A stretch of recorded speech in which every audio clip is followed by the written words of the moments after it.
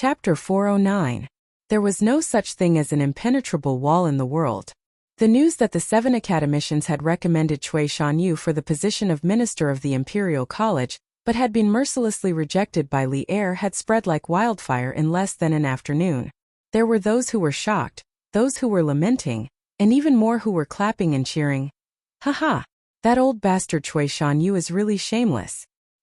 He wants to be the secretary of the Imperial College as soon as he comes back. He really overestimates himself. In the Imperial College, a flat-faced boy squinted his eyes and laughed loudly. It was the end of class, and the previous class wasn't Cui Shanyu's class, so this guy had no scruples and started to act recklessly. He even called Cui Shanyu by his name and called him an old bastard. Haha! So Yuanjin, you're so bold now? If Professor Cui was here, would you still dare to say that? Bah! What's there to be afraid of? Even if that old bastard Cui Shanyu heard it, what can he do to me? He can complain about Li Sai behind his back, but I can't scold him behind his back? I heard that a lot of children pooped in front of Cui Shanyu's house a while ago. Heh, they pooped really well. Sigh, if I had known, I would have pooped too. What a pity. Su Yuanjin shook his head and said with a regretful expression. Kai Yuangung, who had just finished his class, couldn't help but wipe the cold sweat off his forehead when he heard Su Yuanjin's words. He secretly rejoiced in his heart. Fortunately, he didn't agree to Cui Shanyu's suggestion to impeach Li Zixuan. Otherwise, wouldn't he have become a street rat that everyone wanted to beat up? That's right, Kai Yuangung was also one of the 5 professors of the Imperial College. He was older than Cui Shanyu, but he kept a low profile and didn't show off like Cui Shanyu. He didn't think that Li Zixuan's actions in the Imperial College was a big deal, and it even improved the learning atmosphere and learning efficiency of the Imperial College. So when Cui Shanyu came to him, he rejected him. He wasn't afraid of a crooked shadow anyway, and Cui Shanyu couldn't take revenge on him. Haha! Su Yuanjin, do you really want to poop in front of Professor Cui's house? Of course. It's not like you don't know how interesting Li Sai's lectures are, and how many novel ideas he has. He's such a good teacher, but he was forced to leave by that old bastard Cui Shanyu. Fortunately, His Majesty's divine eyes are like torches and saw through this fellow's true colors. Otherwise, if this old thing really became the Minister of War, then wouldn't our days in the future become as boring as before? That's right, if Professor Cui becomes Li Sai, he might really wipe out the new system that Li Sai brought. Hey, what do you mean maybe? That would definitely be the case. Actually, I've long wanted to transfer to the School of Mathematics, but my stubborn old man didn't agree. Fine, even if he agrees now, I won't go to the School of Mathematics. Without Li Sai, what's the point of going to the School of Mathematics? Su Yuanshao shook his head and curled his lips in regret. This fellow was also a weirdo. He actually dared to talk about his own father in public. There was no one else like him. Haha. Actually, Yuanshao, it's not like you don't have a chance. I heard that Li Sai is going to build his own college called Yanhuang College. His Majesty even wants to personally carry a plaque for it. Build his own college? No, what future does the college have? My old man definitely won't let me go. He won't even let me go to the School of Mathematics. If I tell him that I want to go to a private college, my old man will beat me to death. You can't say that. I heard that more than half of the 44 students in the School of Mathematics are going to follow Li Sai to Yanhuang College. His Royal Highness Prince Wei is also among them. Yuanshao, do you dare to say that the college has no future? Now that you mention it, I really want to go. But my old man doesn't buy it. I already told him that even Prince Wei is going to the School of Mathematics, but he just didn't agree. Don't you think that he's a stubborn old man? Haha. If Uncle Su hears you talk about him like that, he will beat you to death. Yanfu, what do you say? Didn't you say that you want to transfer to the School of Mathematics? Are you still going to transfer? In the classroom of the Imperial Academy, Yuan Shua, who was sitting in the middle row on the right, turned his head and asked Chu Yanfu after hearing the students in front of him talking loudly. Sigh. My father agreed 2 days ago, but who would have thought that something like this would happen? Now that Li Sai is gone, the School of Mathematics will definitely not be the lively School of Mathematics that it used to be. Why should I go there? Chu Yanfu shook his head and smiled bitterly. Of course, Chu Suiliang was not a pedantic person. Previously, when Chu Yanfu had brought up the idea of transferring schools, he had seriously considered it for 2 days and felt that going to the School of Mathematics was not a bad idea. He himself had some understanding of Li Zixuan's character. Most importantly, Li Changqian held Li Zixuan in high esteem.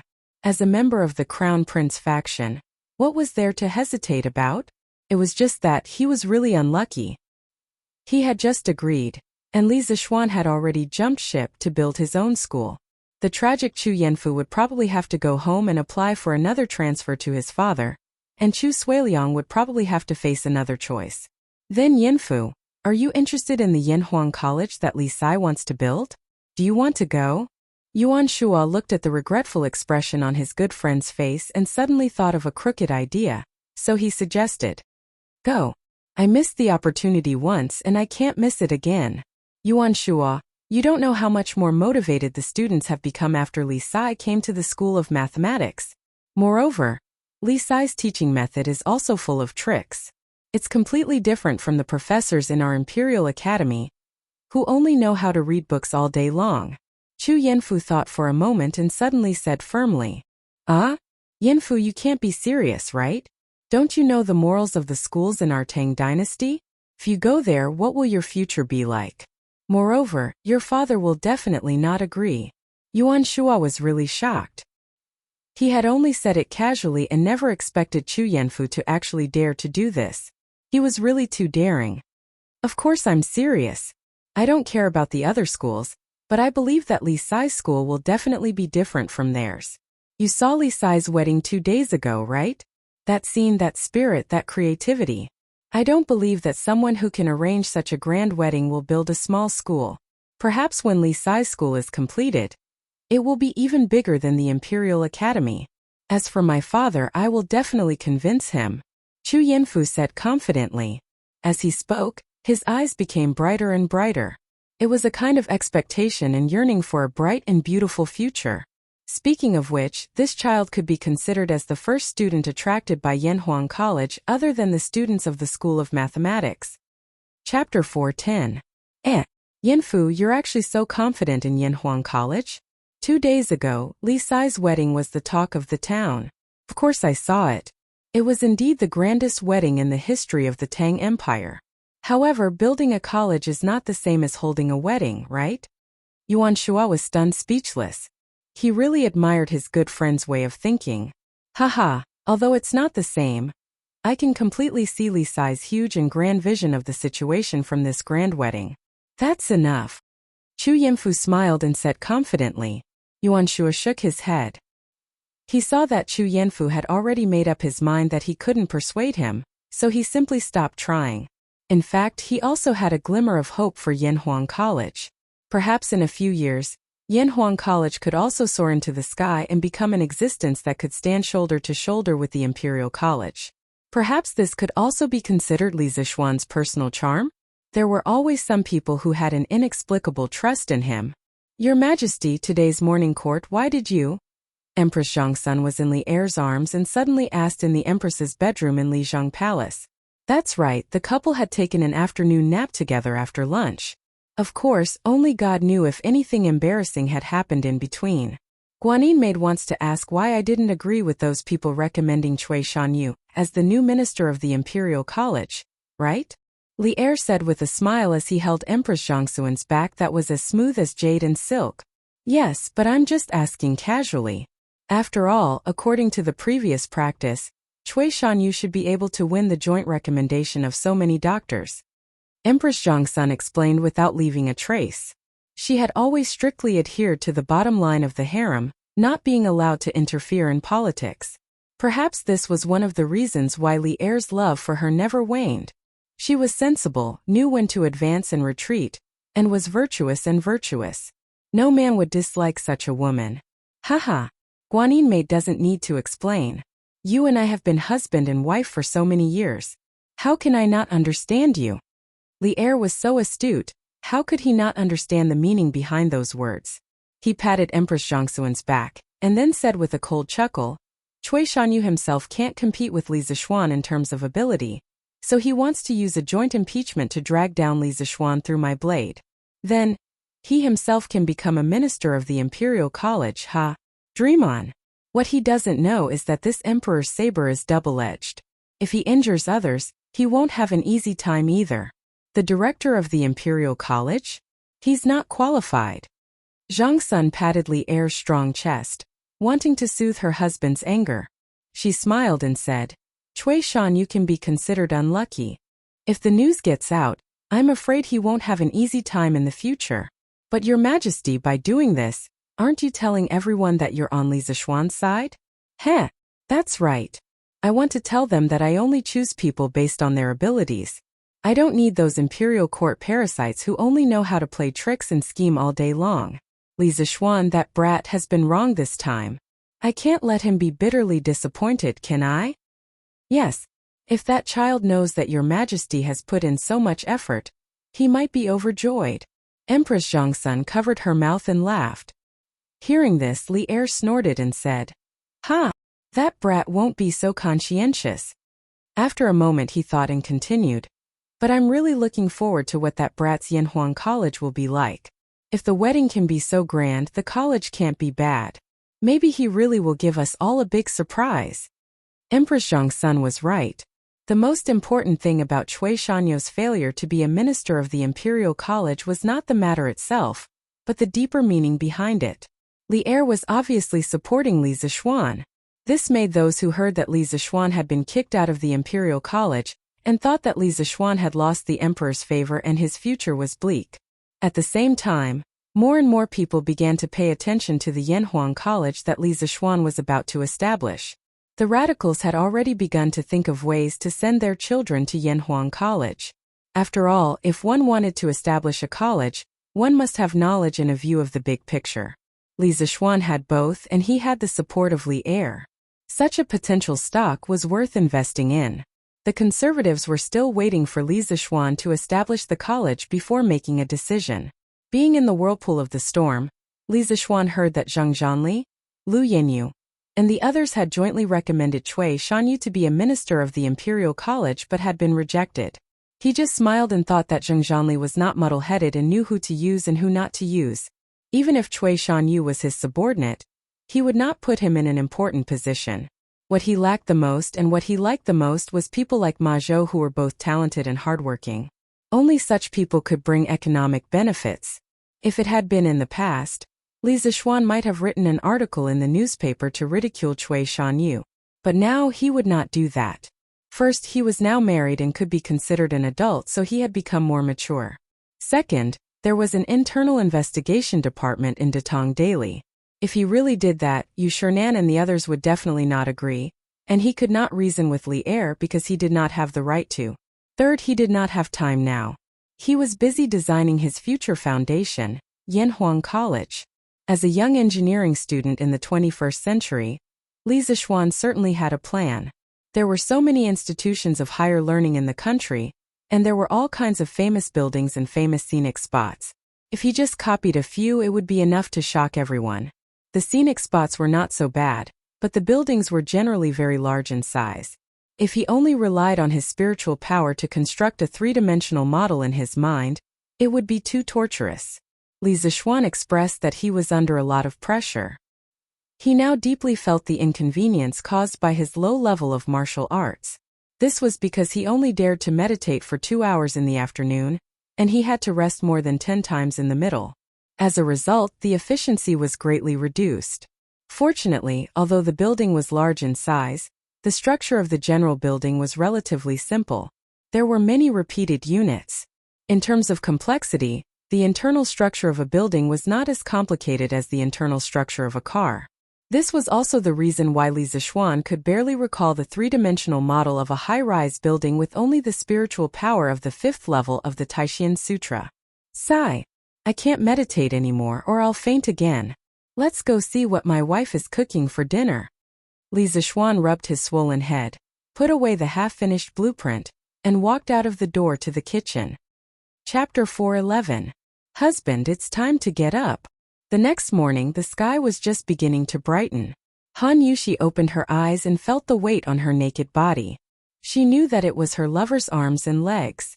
She had recovered from her injuries last night. As newlyweds, the two of them couldn't help but be passionate. When she thought of the complete nonsense last night and the passionate entanglement, Han Yushi couldn't help but blush. Her body went soft, and she didn't even want to move a finger. But when she thought that she had to go back with her husband today, she couldn't help but prop herself up and wake Li Zixuan up. Otherwise it would be too embarrassing if Xiao He and Xiao Shi came over to wake him up. She didn't know that the two little maidservants sleeping in the outer room were still sleeping soundly. Last night, the two of them were tormented by the sounds inside and didn't fall asleep until the latter half of the night. Oh, it's still early. Sleep a little more. Even the emperor hasn't woken up yet. Li Zixuan narrowed his eyes and looked out of the window. When he realized that the sun hadn't come out yet, he couldn't help but grumble. He hugged his wife's hand tighter and closed his eyes to sleep again. Husband. Seeing Li Zixuan's lazy look, Han Yushi was embarrassed and couldn't help but push his arm. She said anxiously, Husband, we have to go back today. If we don't wake up early, we won't be able to make it. Didn't we agree on it last night? Oh, go back. Then I'll get up. In a daze, Li Zixuan remembered that there was indeed such a thing. He hurriedly propped himself up and got up. Suddenly, he looked at the beauty on the bed and teased. Why does my wife look so energetic? No wonder people say that there are only cows that are plowed but no fields that are plowed. You're courting death. The gentle and virtuous Han Yushi could not stand such hateful words. Hearing this, she immediately came over and pinched the soft flesh on Li Zixuan's waist. Who said she wasn't tired? She was also exhausted last night. If it wasn't for the fact that she had to return home to visit her relatives today, she also wanted to stay in bed and not get up. She didn't expect to be teased by her husband like this. Ouch!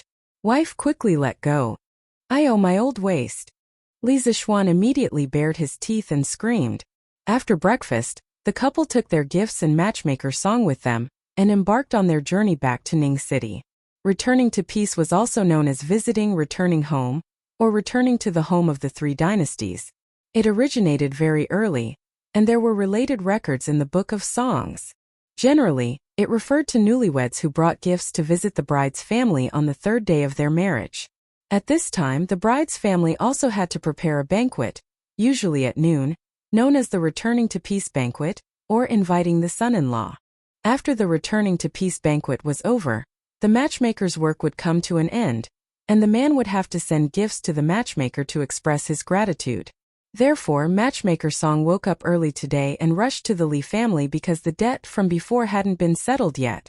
Compared to other newlyweds, Li Zixuan and Han Yushi's Returning to Peace banquet today was slightly more complicated. Their first stop was the Qin Manor, which was what the two elders had instructed them to do yesterday afternoon. After all, Qin Xiong and Mrs. Qin both treated Han Yushi as their biological daughter and helped a lot in this wedding. They also supported the Li and Han families a lot. If the Qin Manor could be considered half of Han Yushi's family, it wouldn't be too much at all. On the contrary, if they didn't go today, it would really be a bit too much. There was no other reason why they chose to go to the Qin Manor first. The main reason was that the Qin Manor was closer to the Li family.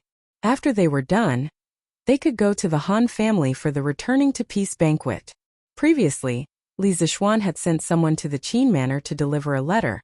So when they arrived at the door, they saw Qin Huayu waiting there. Haha, brother Huayu. Li Zixuan got off the carriage with his wife and quickly walked over to Qin Huayu. He laughed heartily as he greeted him. He hadn't forgotten how his four good brothers had helped him drink on the night of his wedding. Hey, little Xian, you left me and Chumo alone that day. That wasn't very kind of you. Qin Huayu bore a grudge, and punched Li Zixuan in the chest as he joked. Haha, that night your little brother couldn't hold his liquor. Didn't I come to visit you today? Li Zixuan shamelessly spouted nonsense. Greetings, sworn brother. Han Yushi stepped forward and bowed to Qin Huayu. Haha, you don't have to be so polite, sworn sister. Go in quickly. My father and mother are waiting for you. Qin Huayu originally wanted to scold Li Zixuan, but since Han Yushi came over to greet him, he couldn't continue scolding him. He could only lead the couple in front of him into the manor. As expected, Qin Xiong and Mrs. Qin were sitting in the living room, waiting for them. Qin Xiong was wearing a thin black shirt, and his face was flushed. Li Zixuan could feel the heat from his body even from far away. He probably just finished his morning exercise.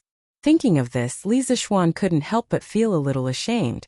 Qin Xiong was already so old, but he still hadn't given up on martial arts. He hadn't gotten up early to practice martial arts in a long time. After he had a wife, he couldn't bear to part with his wife in the morning. Yesterday, when he was recalling the three-dimensional model of modern university buildings, he was still complaining that his mental strength wasn't enough. It seemed that he should hurry up and practice martial arts starting tomorrow. Li Zixuan secretly encouraged himself. Greetings, godfather. Greetings, godmother. Han Yushi didn't have such complicated thoughts. She followed Li Zixuan to Qin Xiong and Mrs. Qin and bowed gracefully. Good girl, get up. Mrs. Qin's face was like a blooming flower. She quickly went forward and pulled Han Yushi to sit beside her. She looked at Han Yushi carefully and couldn't help but laugh when she saw that Han Yushi's face was rosy and full of energy. Yushi, how are you doing in the Li family? Xiaoxian didn't bully you, right? If he really did, tell me. Your godfather and I won't let him off. That's right. The Qin family is your maiden home. Yushi, if you suffer any grievances at Xiaoxian's place, feel free to tell your godfather. Qin Xiong stroked his beard and smiled. Yes. Godsister, if Xiaoxian bullies you, I won't let him off easily either. It was rare to have the opportunity to pretend to be rich in front of Li Zixuan. So Qin Huayu also joined in the fun. Li Zixuan was speechless. It was supposed to be a good gwinning event to visit relatives. How did it become a meeting to criticize him? Thank you, godfather and godmother, for your concern. My husband treats me very well and didn't bully me. Han Yushi quickly explained with a smile when she saw Li Zixuan's embarrassed look. Even though Li Zixuan had just bullied her last night, this kind of private matter obviously couldn't be told to outsiders. Chapter 412. Uncle Qin, are you feeling better? After some small talk, Li Zixuan suddenly asked. Although from another perspective, Qin Xiong was half his father-in-law, Li Zixuan was not used to calling him that, so he insisted on calling him Uncle Qin. Qin Xiong was stunned and said with a smile, much better. Although I'm not as strong as before, I can wield the golden mace for at least an hour now. Haha. This is all thanks to Little Xian's medicinal wine and the blood-stealing life-prolonging technique. Otherwise, with this old man's body, I can only struggle at death's door for 2 to 3 years. The children are all here, and you're still spouting nonsense. Mrs. Qin gave Qin Xiong a reproachful look before complaining to Li Zixuan. Your Uncle Qin just got a little better, and he couldn't stand it anymore. A while ago, he felt that he could wield the golden mace, so he tried it. Once he tried, he didn't know how to wield it. In the end, he couldn't catch his breath and fainted. Luckily, the golden mace didn't fall and hit him. Otherwise, he would be a laughingstock. Huh? There's such a thing? Li Zixuan's eyes widened in shock. Qin Xiong's face turned red in embarrassment. He coughed dryly. Don't listen to your aunt's nonsense. That day, I just haven't used the golden mace for a long time, and I wasn't used to it yet. Now that I've adapted to it, I'm fine, right? I can wield it for an hour now. How old are you? Don't you know how heavy it is? Don't you know how heavy your golden mace is? Mrs. Qin did not give her husband any face and mocked him. Uncle Qin, can you let your nephew see your golden mace? Li Zixuan suddenly asked curiously. In his previous life he had often seen Qin Xiong, the door god, holding a pair of golden maces in his hands. He looked majestic and arrogant. Now that he had the chance to get close to this legendary figure, of course he wanted to see for himself what the golden maces looked like. Haha, what's wrong with that? Huayu, take out your father's golden mace. Oh, wait, you don't seem to be able to carry it. Let's carry it for father. Xiaoxian, wait. Seeing that Li Zixuan was interested in his weapon, Qin Xiong was overjoyed. He laughed and went to another room to get the golden mace. Not long after, Qin Xiong came to Li Zixuan with a pair of golden truncheons in his hands. He said, Here, this is the golden truncheons that have followed this old man to war for more than 10 years. Little Xian, take it." With that, he handed the golden mace to Li Zixuan. Li Zixuan suddenly felt his hands sink. He could not help but raise his eyebrows in surprise. The golden truncheons were only about 2 feet and 2 inches, about 70 to 80 centimeters, long. He estimated that they were at most 20 to 30 caddies. However, after Li Zixuan weighed them, he realized that they were more than 20 to 30 caddies. They must have weighed at least 70 to 30 caddies. In the Sui and Tang dynasties, Qin Xiong's golden truncheons weighed about 20 caddies. However, according to the official history of the Tang dynasties, Qin Xiong's golden truncheons weighed 65 caddies each, for a total of 70 to 30 caddies. Looking at the 2 maces in his hands that were unremarkable in appearance but shockingly heavy, Li Zixuan couldn't help but feel speechless. No one who had just recovered from a serious illness would be stupid enough to take out such heavy weapons for training. This was King playing with one's life. Qin Xiong was really going all out. Luckily, he had only fainted because of a concussion. If he had sprained his back, it would have been troublesome. Haha, little Xian, how is it? My golden truncheons are not bad, right? They are stained with quite a few enemies' brains. Qin Xiong saw Li Zixuan staring at the truncheons in a daze. He thought that this kid was shocked by the truncheons' domineering aura. He could not help but laugh proudly. Brains? Li Zixuan was so shocked that his wrist trembled. He almost threw the truncheons to the ground. During the rescue mission at Mt. Baimang, although he had killed dozens of people, including Flying Snake, he did not use the truncheons to hit people's heads for fun like Qin Xiong. Too disgusting. Cough cough. Uncle Qin, please forgive me for being blunt. You have just recovered some of your blood qi. It is not suitable for you to use such a heavy weapon. You have to know that going too far is as bad as not going far enough. This is especially true for martial arts. My master said that martial arts is a process to stimulate the human body's potential. However, if you do not care about the limits of your body and forcefully increase the burden, not only will your martial arts not improve, but your body will also break down. Li Zixuan thought for a moment and said solemnly, anyone who was sick would have a gradual recovery process. For someone like Qin Xiong, who felt that his body was slightly better, he went straight to the most difficult training method. He was really seeking death. Li Zixuan could not help but feel lucky that he came today. Otherwise, if he let Qin Xiong continue like this, his body's potential would be overdrawn, and it would be difficult for him to recover in the future. Oh? There's such a thing? Why haven't I heard of it? Qin Xiong asked suspiciously. You haven't heard of it because you are ignorant. Are your medical skills better? Or is Xiao Xian's medical skills better? Xiao Xian. According to what you said, does that mean that my master will not be able to use the truncheons in the future? Mrs. Qin was shocked after hearing Li Zixuan's words. She quickly stood up and looked at Li Zixuan. Of course, she could not help but pinch Qin Xiong in the process. Hiss! Qin Xiong grimaced and did not say anything else. Li Zixuan pretended that he did not see their little actions and said seriously, in reply to Auntie, at least before Uncle Qin fully recovers, he should not use such a heavy weapon. That is tantamount to overdrawing his life potential. It won't be too late to use the truncheons after Uncle Qin fully recovers. For now, it's best to use some light weapons to train your body. That will be beneficial to your recovery. Master, did you hear that? I'll let someone take these truncheons away for now. You should change to a lighter weapon in the future. Mrs. Qin turned her head and glared at her husband. Then, without any explanation, she asked the servants to take the truncheons away. Qin Xiong stretched out his hand and said unhappily, but I'm not used to changing weapons. It's better not to practice. Then don't practice if you don't want to. Just rest. Mrs. Qin insisted stubbornly. You. Qin Xiong waved his hand in exasperation. Then he turned to Li Zixuan and said shamelessly, You brat, you took away my truncheons. You have to think of another way for me. It wasn't easy for me to wield a sword and a spear. If I still do nothing every day, I feel like my bones are going to rust. Li Zixuan was stunned speechless.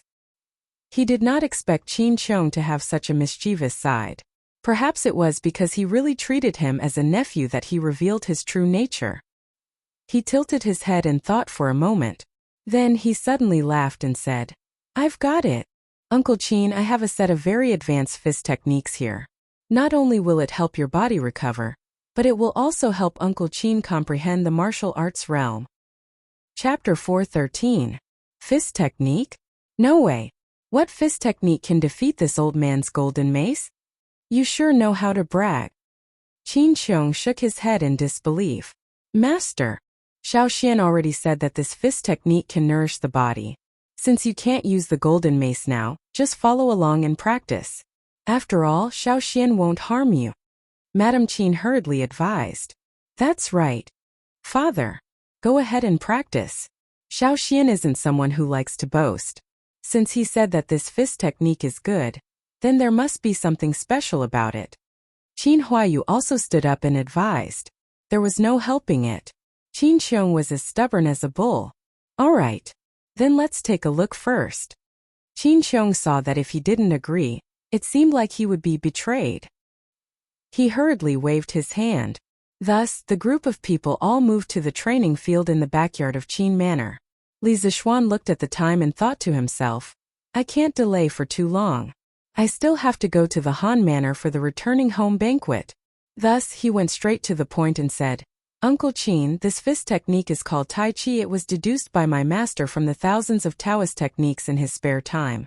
As the saying goes, the great Tao is above Tai Chi, but not high, below the six extremes but not deep, above heaven and earth but not old, above the ancient times but not old. Taiji fist may look ordinary on the surface, but those who have truly grasped its essence can feel its infinite mysteries. If Uncle Qin can grasp its essence and integrate the profoundness of Taiji fist into your Tai Chi technique, I'm sure your martial arts realm will reach a higher level in the future.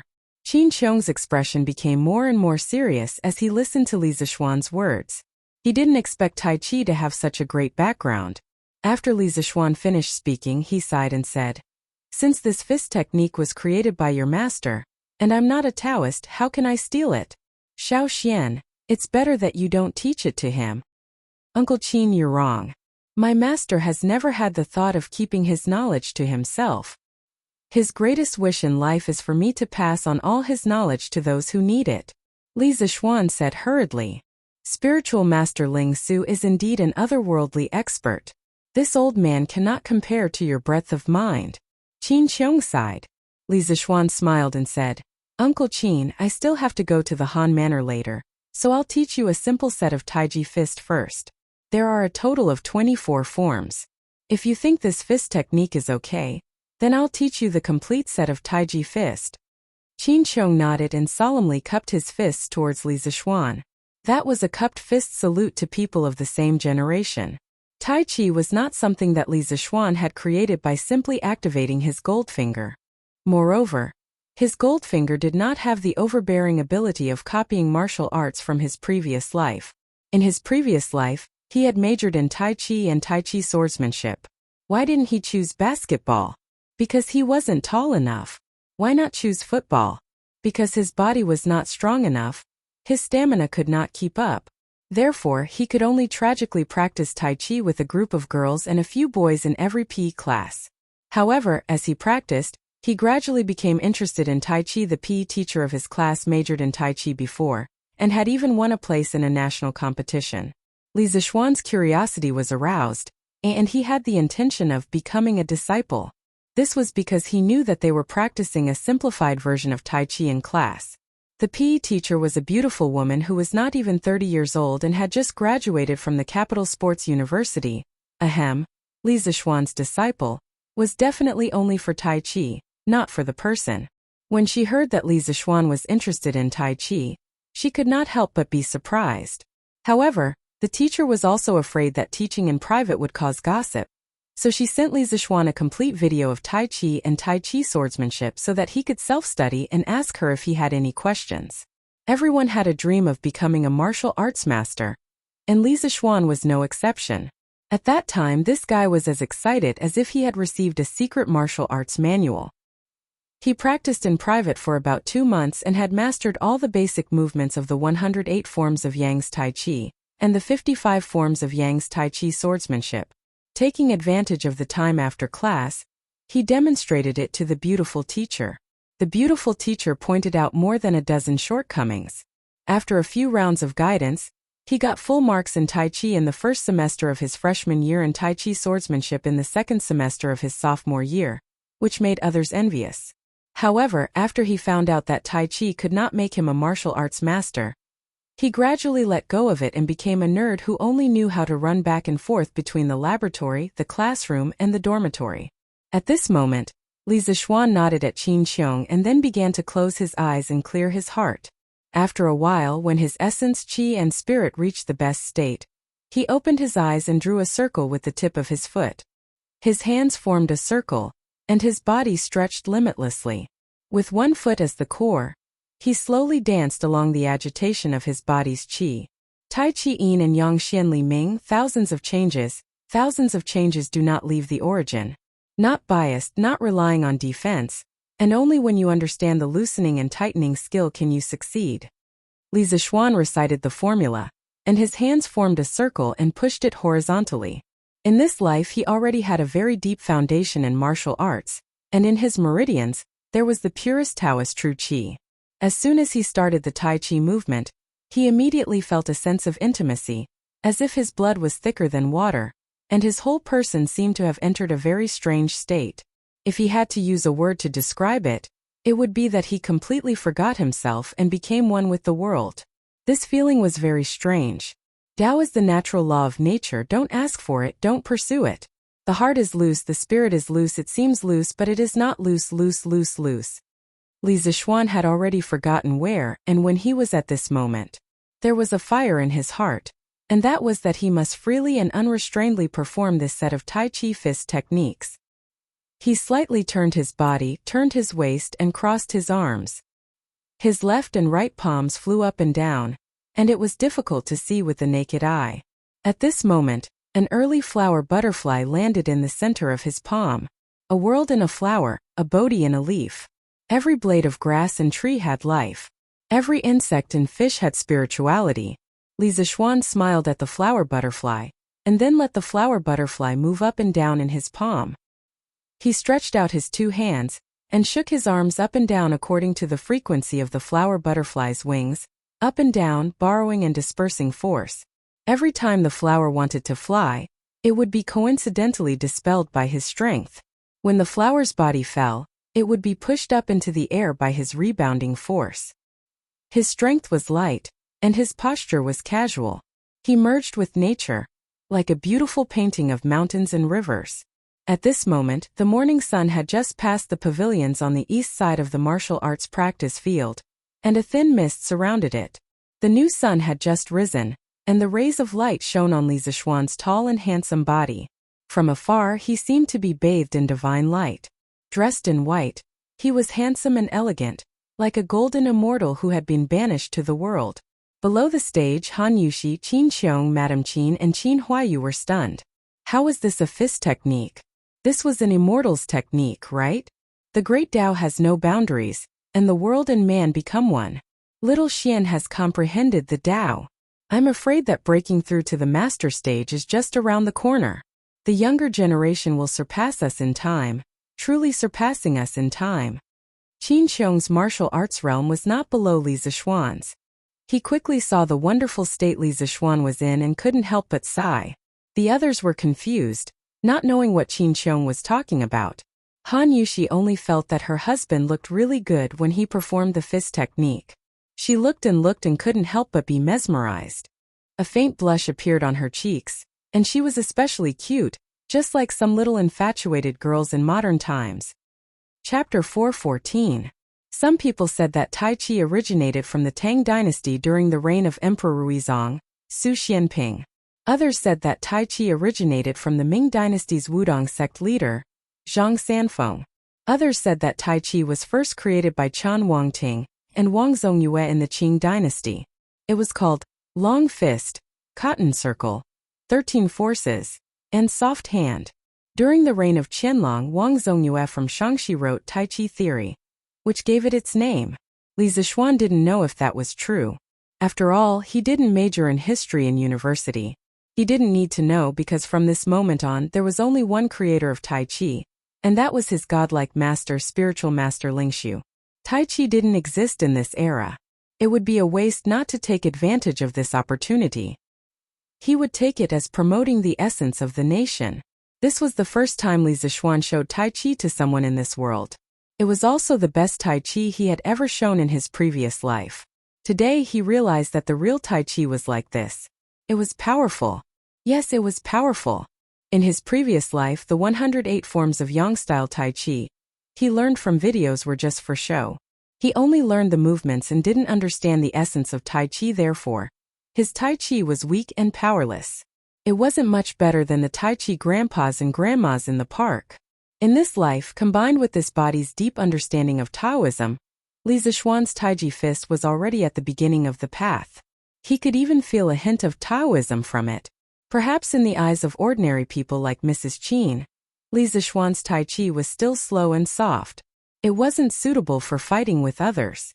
However, in the eyes of a true martial arts expert like Qin Qiong, Li Zixuan's every punch and movement was full of power and beauty.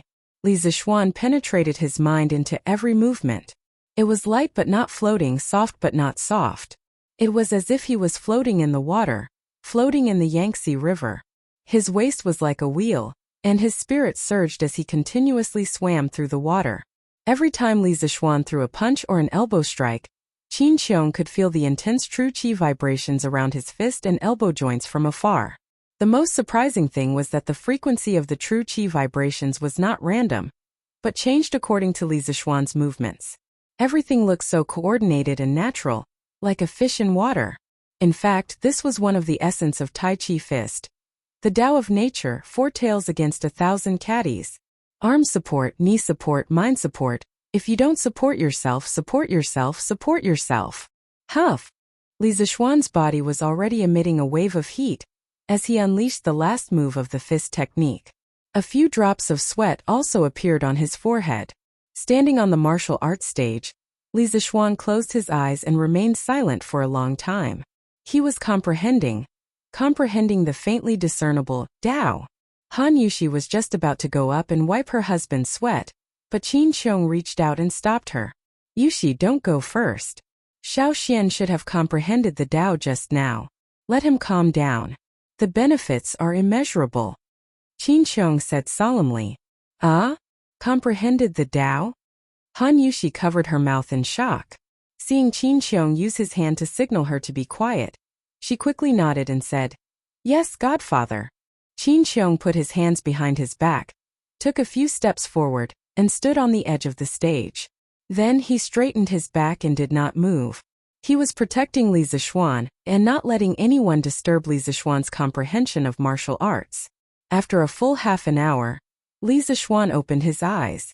He looked slightly excited because just now, he felt that his stagnant realm had loosened a little. For the first time, he had close contact with the so-called Master Realm. It seemed that he was not far away from the Master Realm. This was like having a girlfriend. If the girl's hand was held by you, would she still be far away from becoming your real girlfriend? I'm sorry. I wanted to teach Uncle Qin the body strengthening technique, but I didn't expect to be addicted for a while. Li Zixuan saw Qin Qiong looking at him with a smile not far away. Only then did he remember where he was and what he was here for. He quickly went up and cupped his hands in embarrassment. Haha. It's fine, it's fine. Xiao Xian, you're probably going to break through to the Master Realm soon, right? This kind of martial arts talent is really shocking. I've lived all my life, but I've never heard of such a young Master Realm master in the pugilistic world. The younger generation will surpass us in time. My Tang dynasty is blessed. Qin Qiong patted Li Zixuan's shoulder and laughed with emotion. Haha. Uncle Qin, you flatter me.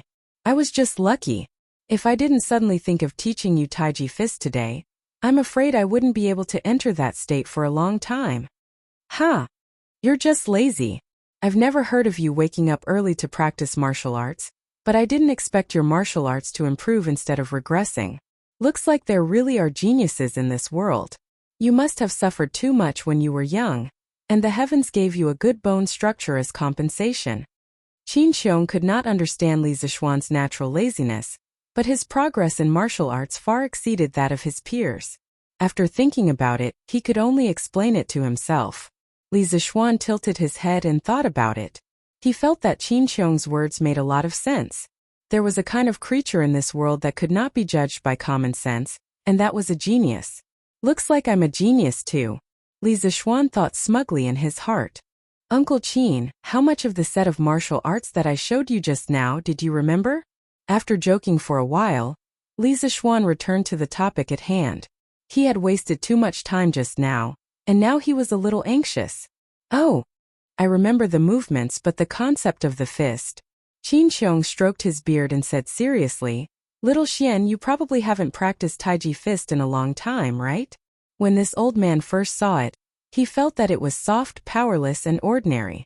But as you gradually improved, this old man realized that each of your punches seemed to contain the charm of Tao. It's not difficult for me to imitate the movements you just did, but I'm afraid it's very difficult for me to execute the concept you just showed. Li Zixuan nodded. Qin Xiong was indeed a martial arts expert who had once entered the Grandmaster realm. Although his strength had declined because of his body, his eyesight was still there. He could see the difficult part of Taiji fist at a glance: fist intent. Fist intent was illusory and had to be comprehended by oneself. The reason why Li Zixuan could understand the fist intent of Taiji fist so quickly was inseparable from his body's 8 years of Taoist culture. At this moment, facing Qin Xiong's question, he organized his words and said, Uncle Qin, it's not difficult to execute that concept, but it's also not difficult to say that it's not difficult either. It all depends on one's own understanding. I can only share my experience with you. Speak. I'm all ears. Qin Xiong said seriously. Li Zixuan said slowly, Taiji is the state before heaven and earth were created, and before the chaos was divided into yin and yang. When practicing Taiji fist, although the body is moving, the heart must be calm, the qi must be restrained, the spirit must be relaxed, the heart must be the command, the qi must be the flag, the spirit must be the commander, and the body must be the driver. Pay attention to it all the time and you will gain something. First in the heart, then in the body. Then in the body you will know how to dance with the hands and step with the feet. As the saying goes, one must give up oneself and follow others. If one fails, one can pull 1,000 pounds with 4 tails. You must know that when one moves, there is nothing that is not moving. When one is still, there is nothing that is not still. When the other party does not move, you will not move. When the other party moves, you will move first. When the other party moves, you will move first. When the other party moves, you will move first. When you rely on others, you must know yourself well. When you turn around, you will be able to follow others. When you stick to others, you will not be behind or in front. Chapter 4:15. After explaining the essence and profundity of Taiji fist to Qin Xiong at Qin Manor, Li Zixuan saw that old Master Qin had practiced it in a decent manner and felt that it was not bad. Then he left with Han Yushi. Thinking of the endless light in Qin Xiong's eyes when they parted, Li Zixuan guessed that the Qin Manor would not be peaceful for the next 2 days. Because the old master had a new toy again, he would probably be having fun. But this way, it was better than letting him play with the more than 130 kilograms of gold.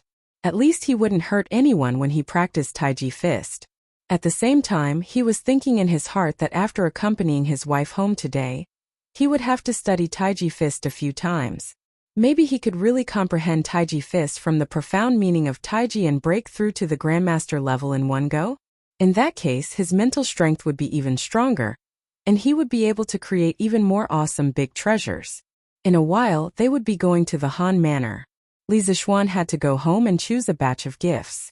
Because they were going to the Qin Manor first, they couldn't bring the gifts for the Han family to the Qin Manor and then bring them out, right? Although Qin Xiong wouldn't mind, it wouldn't look good on his face. Driving the carriage quickly back to the Li Manor, Madame Li had already prepared the gifts. There were a total of 10 carriages with copper coins, snacks, and silk. The 10 carriages were neatly lined up, and the coachmen and servants were all in place. Once Li Zixuan returned home, he immediately set off with the carriages. Previously, Li Zixuan had heard from Han Yushi that Han Lijing had spent all his fortune to give his daughter a dowry. It wasn't that Han Yushi took the initiative to ask for money for her family. She still understood the principle of following the husband after marriage. She only slightly expressed her worries about her father's future in front of Li Zixuan. The rest of the situation was investigated by Li Zixuan himself. Not only did he marry his beautiful daughter that he had raised for more than 10 years to you, but he also gave you all his fortune. After knowing that there was actually such an honest father-in-law in the world, Li Zixuan was really touched, and he didn't know whether to laugh or cry. He didn't lack money now. It wasn't worth it for Han Lijing to do this. Therefore, he discussed with his parents and decided to bring more gifts when he returned home today. On one hand, it was to help Han Lijing's family. He couldn't let his father-in-law not even be able to afford food after marrying his daughter, right? If the news spread, where would the Li family put their face? On the other hand, it was to give benefits to the villagers of the Han family. After all, when the Han family was at its most difficult time, Han Yushi had eaten hundreds of meals in the village. This time she could be considered to have returned to her hometown in glory, right? The family had to have the right to show off. And couldn't be stingy. The Han family was clearly prepared for this. Knowing that Li Zixuan probably brought more than one person today, Han Tianhu invited the 2 village women with the best cooking skills in the village to the house. He was a rough man in the army, so his cooking skills were naturally not good. Then he invited 4 or 5 young men to help move the table, choose the vegetables and wash the dishes. The small courtyard of the Han family immediately became crowded. As Li Zixuan's eldest disciple and brother-in-law, although Iron Egg's feelings were a little complicated, he was still willing to help. He was everywhere in the courtyard, the hall, the kitchen. They're here. They're here. They're here. Uncle Han, young master and big sister Yushi are here. A chubby boy with snot running down his nose came bouncing in, making a big fuss. It was one of Iron Egg's playmates, Erniu. Smack! Slug didn't even have time to ask for a reward before he was slapped on the head. Little brat, you have no respect for your elders. What did I tell you before? You have to call her young madam. Who are you to call big sister Yushi? It was the Niu family's woman, Erniu's mother, Feng Chunmei. She and Lu Yue were considered the village women with the best cooking skills in the village. Today, Han Lijing invited the 2 of them to cook. She had just come out and was about to take some washed vegetables. When she heard her son shouting, she immediately became angry. So she went forward and scolded him. Cough cough. Old Niu's family, why do you have to be like this? Erniu is not wrong. What young madam and young madam? My girl has eaten your family's food before. Come Erniu, come here. Han Tianhu walked over and pulled Snot over. He asked with a smile. Erniu, where are Shaoxian and the others now? Li Zheng. The Niu family's woman wanted to say more, but Han Tianhu waved his hand to stop her. Uncle Han, when Erniu came, young master and the others had already arrived at the village entrance. They should be here soon. Erniu blinked and said, Haha. Good. I'll reward you with a drumstick. Han Lijing laughed loudly. A drumstick appeared out of nowhere and stuffed it into Erniu's hands without any explanation. Erniu was stunned. Then he looked at his mother. Seeing that his mother did not object, he happily took the drumstick and ran out. He must have gone to taste the delicious food with his brother Dainiu. Father. Erniu was right. In a short while, Han Yushi appeared at the entrance of the courtyard holding Li Zixuan's hand. Looking at her old father in the courtyard, Han Yushi's eyes were filled with tears. In just a few days, she had changed from the daughter of this family to the wife of another family. Returning to this small courtyard where she had lived for more than 10 years, the bits and pieces of the past could not help but appear in her mind. It was really a mixture of feelings. Ayo. Daughter, you're back? How have you been these days? Looking at his daughter holding hands with Li Zixuan, how could Han Lijing not have mixed feelings in his heart? It was said that a daughter was the flesh of a father's heart. These words were really not false at all. He resisted the sourness in his eyes and quickly walked closer with a smile. Father. Daughter is very good. Husband and parents-in-law also treat daughter very well. You don't have to worry. Han Yushi said softly. Good, good, good. That's good. Han Tianhu laughed with relief. Son-in-law pays his respects to father-in-law.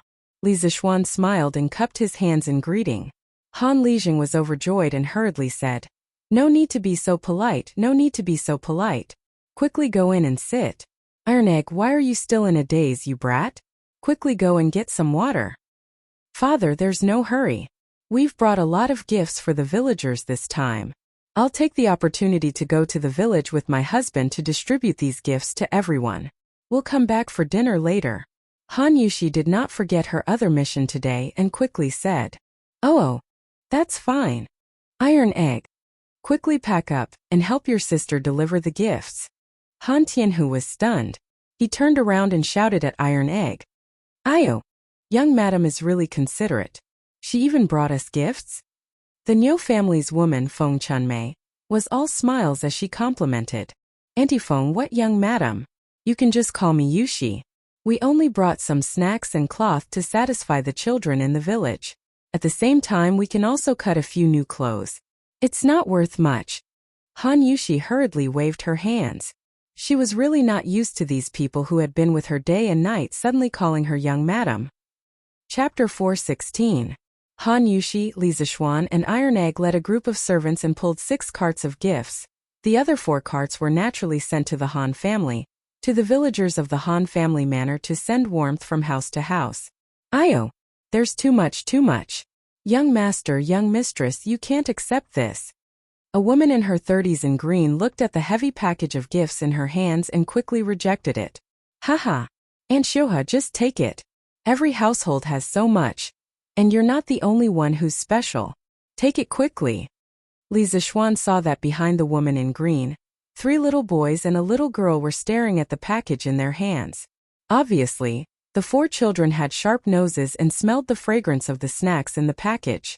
Hence he smiled and pushed the gifts back. He saw himself in the eyes of the children when he was young in his previous life.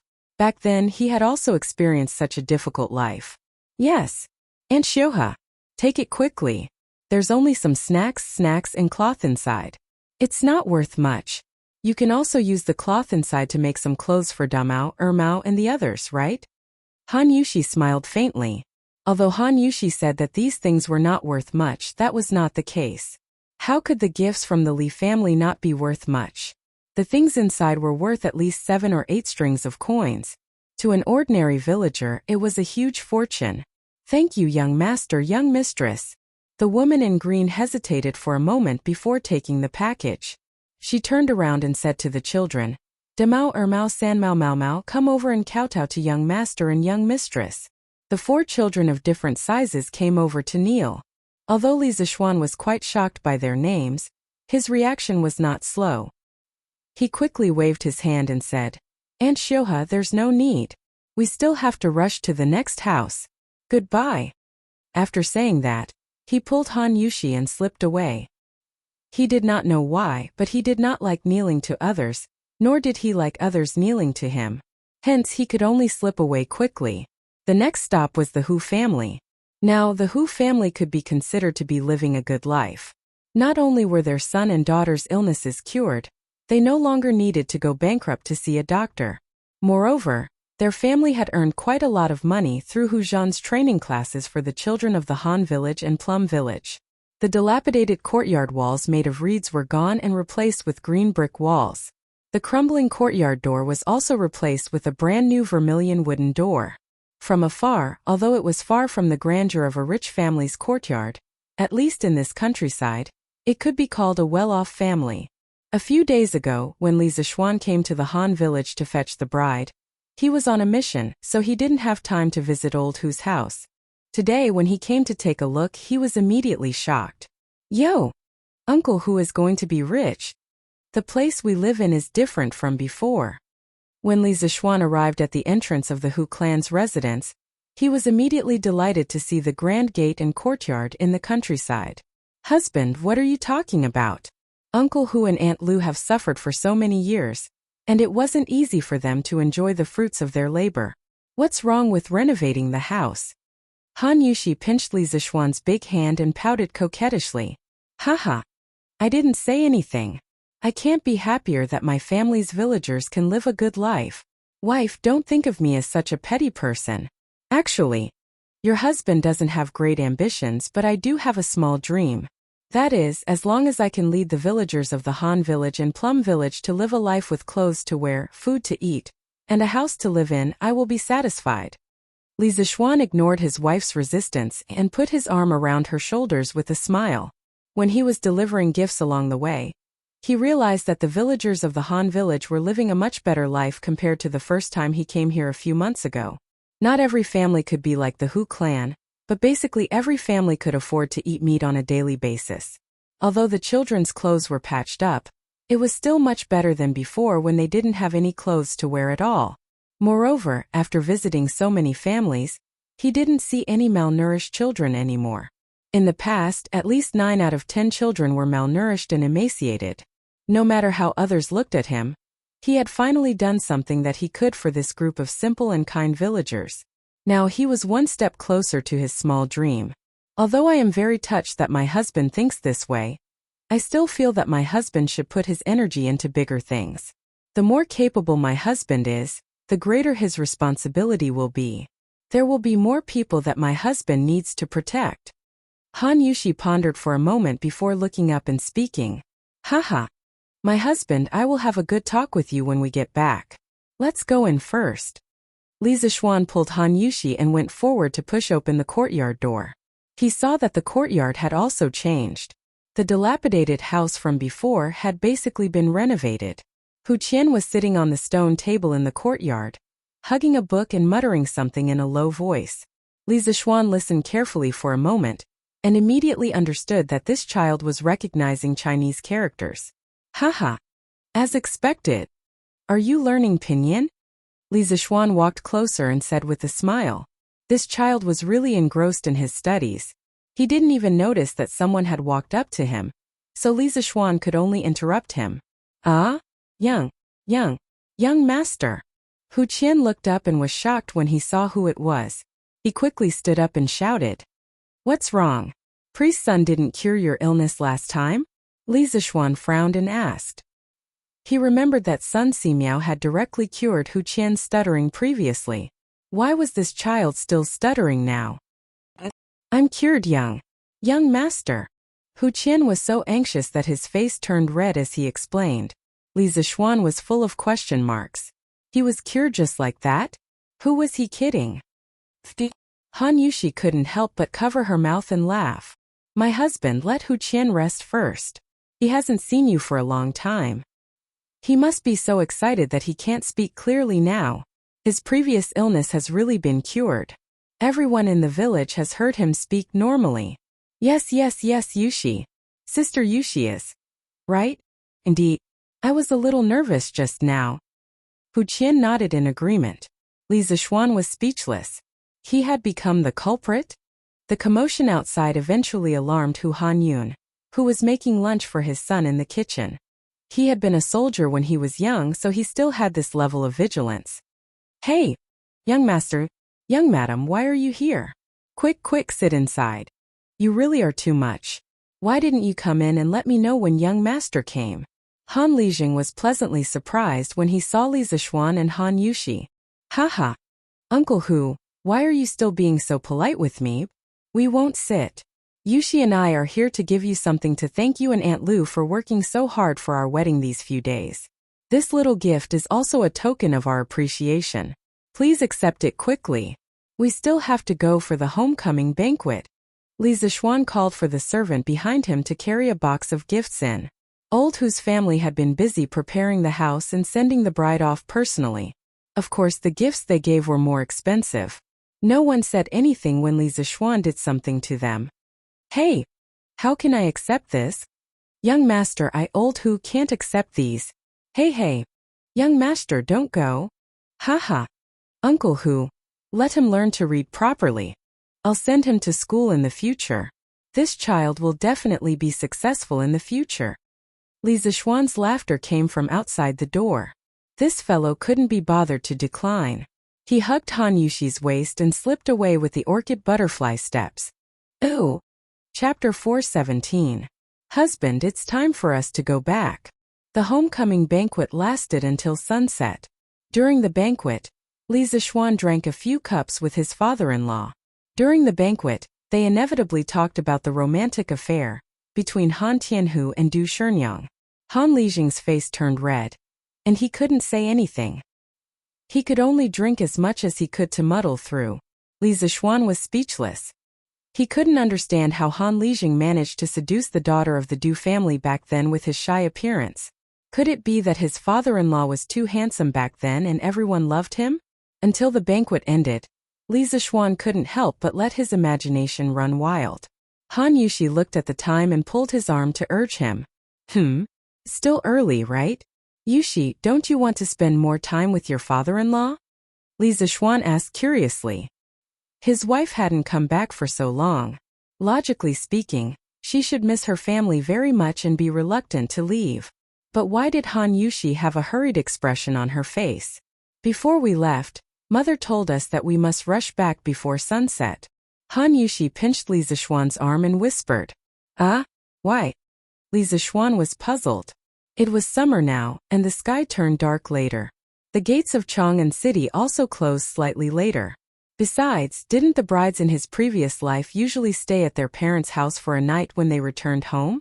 Li Zishuan couldn't understand why his wife was in such a hurry to go back. Why do you have so many whys? Let's just listen to Mother. She didn't know if it was an illusion or not, but Han Yushi's cheeks were flushed red as if she was drunk. She whispered to Li Zishuan, then stood up and said to Han Lijing, Father, I'll go back with my husband first. Otherwise, my mother-in-law will be anxious. Take care of yourself at home. If there's anything, remember to send a letter to your daughter. Haha. Okay. You guys go back. Be careful on the road. Han Tianhu was a little drunk, but he wasn't completely drunk. He stood up and chuckled. Han Yushi nodded and bade farewell to her father with her husband.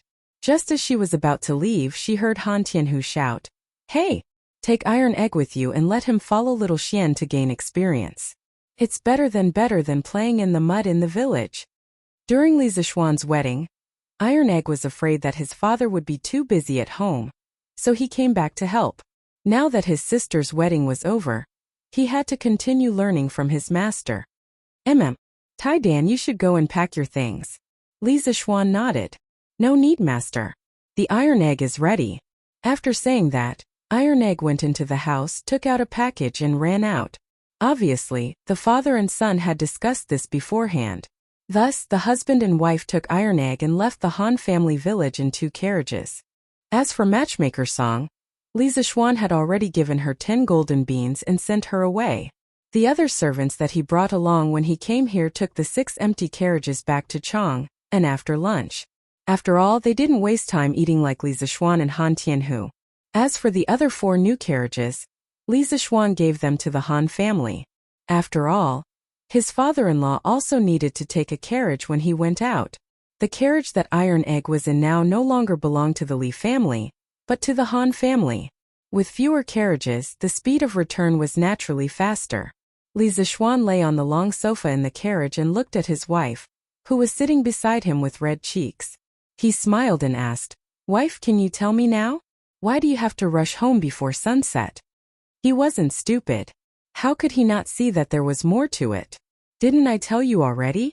It's all my mother's orders.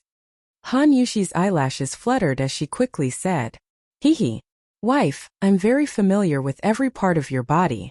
Do you think I can't tell if you're lying or not? Hurry up and tell me. Otherwise, I'll punish you. Li Zishuan squeezed his wife's white and tender hand tightly and laughed mischievously. You're courting death. Sanbao is still outside. Husband, let go of my hand. Wife, if you don't tell me the truth, it won't be as simple as holding hands. Li Zishuan looked at Han Yushi's snow-white dress. Her features were picturesque and flawless. That jade-like appearance really made him a little lustful. Cough cough. If this new carriage could be made as enclosed as a modern off-road vehicle, this fellow might really want to have a car in this wilderness. Han Yushi was embarrassed and wanted to break free from Li Zishuan's perverted hands. However, how could she fight against that little bit of strength? Moreover, looking at Li Zishuan's perverted expression, she was really afraid that Li Zishuan would mess around. Thus, she could only pout and whisper, Mother and Matchmaker Song told me before that if we go home before sunset, it'll be easier to have a boy in the future. As she spoke, Han Yushi's voice became softer and softer. Her head also lowered shyly. Li Zishuan was stunned. He didn't expect there to be such a saying. However, seeing that his wife was so embarrassed, he couldn't tease her anymore. He could only say, "Wife, didn't we agree earlier? We'll have a child in 2 years. Why are you thinking about this now?" But this kind of thing can't be said for sure. What if this concubine accidentally gets pregnant with husband's child? Of course it's better to have a boy. Han Yushi raised her head and retorted. She always felt that the contraceptive method Li Zishuan told her earlier was unreliable. Besides, she also wanted to have a child as soon as possible. Li Zishuan scratched his head. It was indeed unreliable to use contraception based on the safe period. Modern medical institutions had calculated that the failure rate was quite high. It seemed that he couldn't mess around often in the future. Cough cough. Wife, I like both boys and girls. Don't be too pressured. Actually, I like girls more. Girls are so cute and easy to deal with. Seeing Han Yushi frowning and struggling, Li Zishuan hurriedly smiled and comforted her. "Ends? Really?" Han Yushi's eyes lit up as she said happily. "And of course it's true. Oh, but this concubine still wants to have a son." Han Yushi bit her lip and said cutely, "Li Zishuan." Whoosh bang.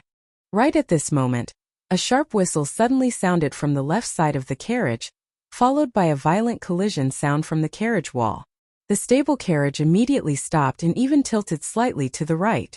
In the end, the huge weight of "Don't Touch Me No. 1" stabilized the carriage and prevented it from flipping over. "Nay nay." Big White, who was outside, let out an anxious neigh at this moment. Li Zishuan was shocked. He turned his head and saw that a large part of the left wall of the carriage had collapsed inwards. A head poked out from the tip of an arrow, and it was shining with a cold blue light. Assassination. Someone wanted to kill him. Chapter 418. Young Master. Young Master. There's an assassin. There's an assassin. Run quickly with young madam. Sanbao. Sanbao will fight it out with him. Sanbao, who was outside, screamed in a panic. Whoosh! Li Zishuan grabbed the wind-chasing sword beside the sofa and flew out of the carriage in a flash. Looking in the direction where the arrow came from, he saw a skinny man in black with disheveled hair and a mask on his face. He was standing on the hillside with a big bow in his hand, staring coldly in this direction. Humph! Which scoundrel dares to block this noble's path? Li Zishuan's face was expressionless as he snorted coldly and shouted loudly. In fact, huge waves were already surging in his heart. The walls of the "Don't Touch My No. 1" carriage were sandwiched between iron plates that were half a foot thick. The person in front of him could actually shoot through the iron plates with just a bow. It was truly shocking. His martial arts realm was definitely above his. There were only a few great grandmaster experts in the world, so he definitely wasn't one. Then, the person in front of him was very likely a martial arts expert who had entered the grandmaster realm many years ago. If it was another carriage today, he and Han Yushi would probably die from that arrow just now. Hee hee. Little brat, you're really afraid of death. You actually sandwiched iron plates between the walls of the carriage? Was it because he had done too many bad things? Since I can't kill you with one arrow, there's still a second arrow. The man in black was a little surprised that his first arrow didn't penetrate the two people in the carriage. At this moment, when he heard Li Zishuan's arrogant words, he laughed sinisterly. He loaded the arrow, drew the bow, and released it smoothly. Then, an arrow shot toward Li Zishuan's glabella like a shooting star. Husband! Be careful! Han Yushi saw the scene outside through the gap of the tightly closed car window, and immediately cried out heartbreakingly. Master! Iron Egg had already jumped out of the carriage. When he saw the thunderous arrow, he ran toward Li Zishuan and shouted with his eyes wide open. Young Master! Be careful! Sanbao and Fu looked hopeless as they cried at the top of their lungs. Humph! The previous arrow was shot because Li Zishuan was flirting with his wife, so he was not on guard. But this time he was on guard. How could he be hit? In the blink of an eye, he unsheathed the wind-chasing sword by his waist and activated the cloud-piercing steps. With a flash, he took the initiative to meet the arrow. Tiz! The arrow and sword clashed, producing a deep sound. Then the arrow was split into two from the center by the wind-chasing sword. Iron Egg. Sanbao. Afu. Use my carriage to take young madam away first. Hurry. You guys are distracting me. Taking advantage of this gap, Li Zixuan turned around and shouted at the three of them. Even though he had blocked the arrow, he still did not have the confidence to win. This black-clothed man's arrow was too fast and too domineering. If this old thief changed his target, Li Zixuan did not have the confidence to save his wife. This place was only 3 or 4 miles away from Chang'an City. He could see the outline of Chang'an City even when he was flying in the sky. He let the others go first on the one hand to avoid distracting himself and on the other hand to call for reinforcements. But young master, husband, I won't leave. All of you shut your mouths and leave. Do you want to kill me? Go to the city and call for reinforcements. Don't waste my time. Sanbao, Fu, Iron Egg, and Han Yushi were not willing to leave. Li Zixuan was so anxious that his forehead was covered in sweat. In his previous life, he had seen some TV dramas where the male lead asked the female lead to leave first when he was in danger. The female lead was always so wishy-washy, and he would scold her for being stupid as he watched because no one would be able to leave in the end. He did not expect that in his second life, he would encounter a similar situation. Fate really made fools of people. In order to avoid being wishy-washy, Li Zixuan, who usually did not lose his temper, could only shout at them in the harshest tone. The 4 of them were stunned by the scolding and immediately became sober. Iron Egg glared and shouted, "Sister! Not only can we not help Master here, we will also harm him. I will take you and leave first. We will come back to save Master later." After saying that, Iron Egg did not wait for Han Yushi to refute. He quickly jumped onto untouchable number 1 and slapped Big White's butt. The carriage immediately started and rushed toward Chang'an City. Sanbao and Fu jumped onto the carriage behind and chased after them. "Husband, if anything happens to you, I will not live alone." The carriage had left, but Han Yushi's last sad vow was left in the air. "Hee. Want to leave? Dream on." The man in black laughed coldly and shot 2 arrows in the direction of the carriage. Li Zixuan saw clearly that one arrow was aimed at the back of Iron Egg's head, and the other arrow was aimed at Sanbao's back. He could not split himself. At this moment, Li Zixuan could only choose to save one person, and he had to make a decision as soon as possible. Otherwise, he would not be able to save anyone. "Sanbao, turn to the side." Li Zixuan shouted and ran toward the arrow that was aimed at Iron Egg. His voice was like thunder. Li Zixuan's roar contained a large amount of true qi, because he realized that the speed of the arrow was probably faster than the speed of sound. He did not know if the sound that contained true qi could exceed the speed of sound, but in order to buy time for Sanbao, he could only give it a try. His attempt was not without reason. The speed of sound transmission was only related to the medium of transmission. In air it was 340 meters per second, and in kerosene it was 1,324 meters per second. His roar just now was because he had added true qi into the air. It was almost equivalent to a new medium. As for the final effect, it was up to the will of the heavens. At the same time, his chasing wind sword had already slashed at the other arrow. As expected, the arrow that was aimed at Iron Egg was split into 2. However, Li Zixuan did not have the time to pay attention to this. He looked directly at Sanbao. The moment the tip of the arrow touched Sanbao's back, Sanbao seemed to have heard Li Zixuan's roar and instinctively turned his body. Sanbao's right shoulder was instantly pierced. "Ah!" Sanbao cried out in pain and covered his right shoulder that was dripping with blood.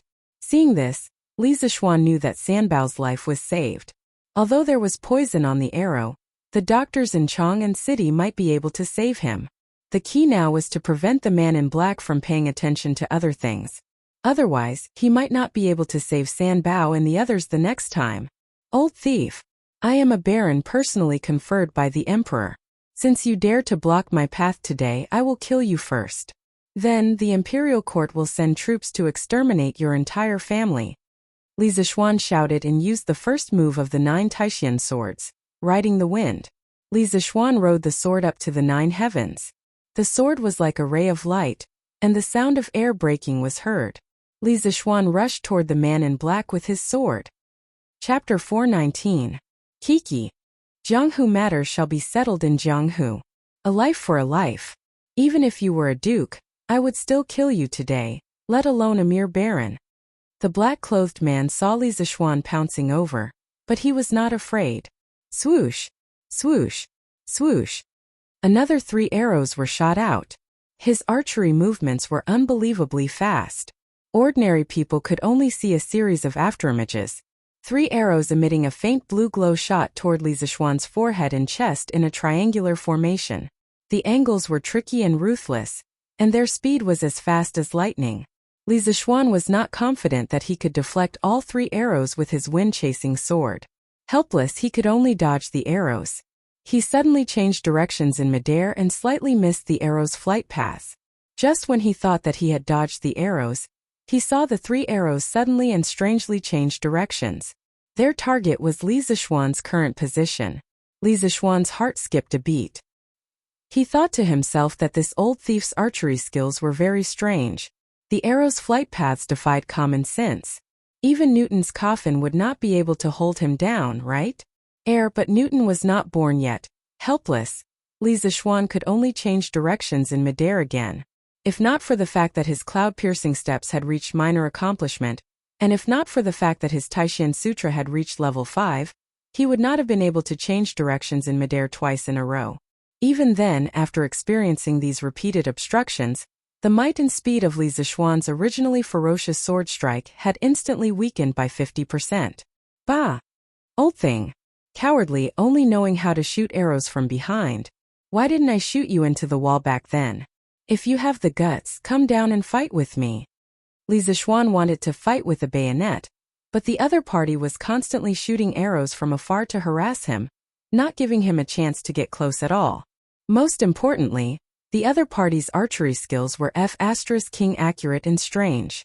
Anyone who encountered such a situation would be annoyed. Thus, Li Zishuan stopped and cursed at the man in black. His sword, which had lost much of its power, couldn't threaten the black-clothed man at all. So, he simply wanted to provoke the black-clothed man to get close to him.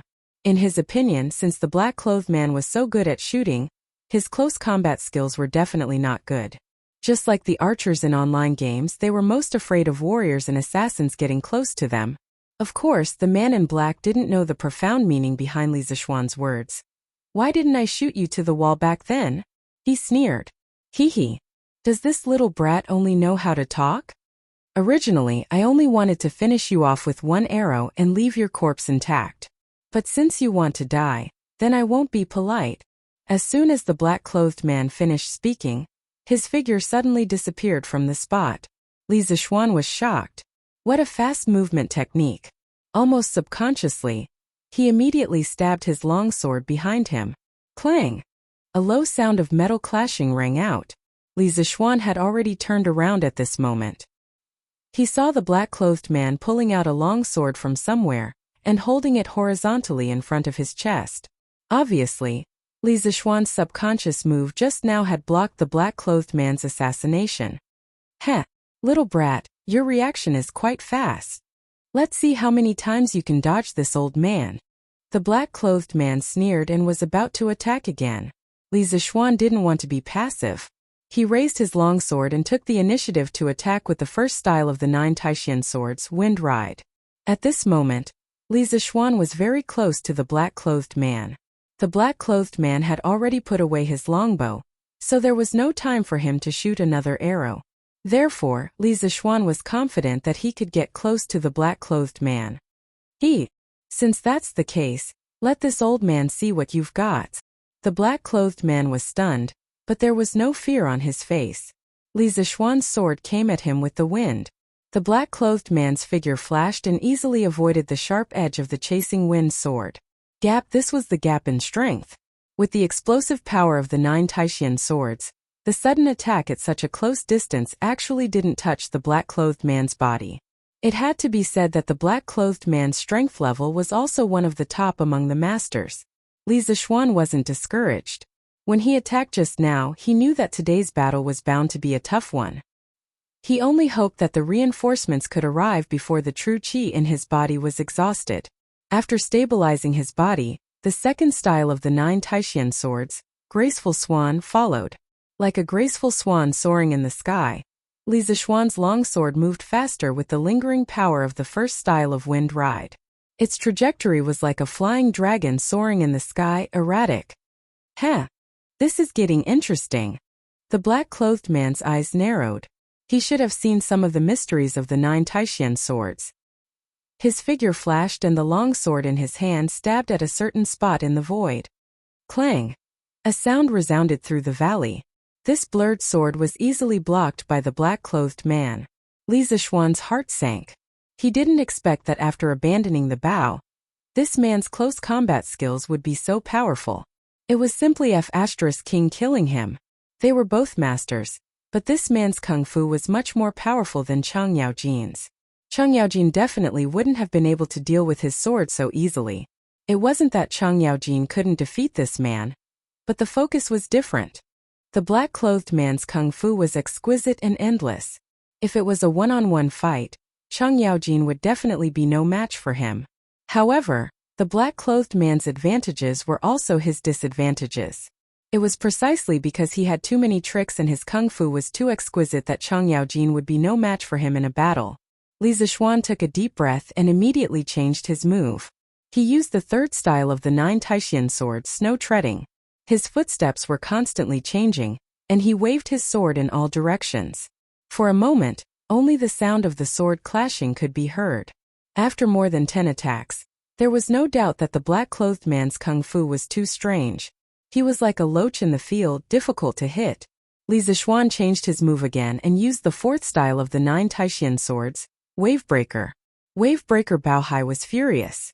His momentum suddenly changed. He stepped on the ground with one foot and his whole body rose into the air. He raised his long sword, bent his waist, and let his whole body bend into a circle. Then he and his sword were like a big wheel with a sharp blade spinning rapidly. It was as if he was riding the wind and breaking the waves, flying towards the black-clothed man. This time the black-clothed man didn't wait in the same place. He held his sword with one hand and circulated his chi to his feet. He quickly disappeared from where he was, and the air around him exploded. He took the initiative to stab at the oncoming human flesh wheel with his sword. His speed was even faster than Li Zishuan's. Clang! Bang! First, there was a shrill sound of the sword, followed by a dull sound of a heavy object falling to the ground. Li Zishuan was sent flying far away by this blow. He broke 2 trees along the way and stabilized himself. At this moment, there was blood at the corner of his mouth, and his hair was disheveled. He was in a sorry state. Obviously, the black-clothed man's attack had seriously injured him. He definitely didn't have the strength to use the fifth style of the 9 Taishan swords again. Hopeless. At this moment, Li Zishuan was really in a hopeless situation. Difficult to deal with. Only now did he realize how difficult it was to deal with the black-clothed old man in front of him. Ooh! Chapter 420. Gotcha! Spitting out a mouthful of blood, Li Zishuan propped himself up with his sword. He was on guard against the man in black's next attack. His body was in a terrible state. He only had less than 40% of his true chi left. His arm had suffered a serious sword wound, and his organs had suffered internal injuries. Not only did the man in black break his sword move, he also took the opportunity to sneak attack him. If he hadn't used his true chi to protect his heart meridians, that palm alone would have taken his life. Even if he was seriously injured, Li Zishuan wasn't willing to sit and wait for death. He didn't want to die in such a cowardly manner. He still had his family and wife who loved him. He hadn't spread his knowledge of engineering across the Tang dynasty. He wasn't willing to die in the hands of this sneaky old man. Yes, in Li Zishuan's eyes, this old man in black was full of vulgarity. Just when Li Zishuan thought that the man in black would follow up with another attack, the sword in the man's hand broke into 2 with a kacha sound. The wind-chasing sword used to be spiritual master Ling Su's favorite weapon. It was forged from an extraterrestrial hammer, and it was not an exaggeration to say that it was a divine weapon that could cut through iron like mud. However, the sword in the black-clothed man's hand was no more than ordinary iron. Although he had broken through Li Zishuan's sword style in that fierce exchange of blows, He could not block the sharpness of the wind-chasing sword. What a pity! This thunderclap sword has been with me for more than 10 years. I didn't expect it to fall in your hands today. It seems that I still underestimated you. You can be proud of yourself for fighting a grandmaster as a chi transformation realm cultivator. I'll take the sword in your hand. Such a divine weapon is like a pearl covered in dust in your hands. As for you, I'll make sure you die without a burial place today. The man in black caressed the broken sword in his hand and looked at Li Zixuan viciously. At the same time, a trace of greed flashed in his eyes. Ha! Old thing. I don't care what kind of demon you are, but today's grudge has been set. As long as I'm alive, I'll definitely kill your family, slaughter your sect, and eradicate the person behind you. When Li Zixuan saw that the black-clothed man's sword was broken, he couldn't help but let out a sigh of relief. Without a weapon, the black-clothed man's threat should be reduced a lot, so he said ruthlessly, "Haha, what an arrogant tone. But you're destined to have no chance." The black-clothed man threw away the broken sword in his hand, opened his arms, and flew over like a great rock spreading its wings. Li Zixuan sneered. He channeled chi into his palm and swung his sword. He did not believe that the black-clothed man's mortal body could withstand the peerless sharpness of the wind-chasing sword. The distance between the two grew closer and closer.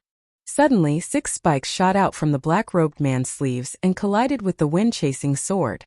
Li Zixuan's spikes did not break as he had expected.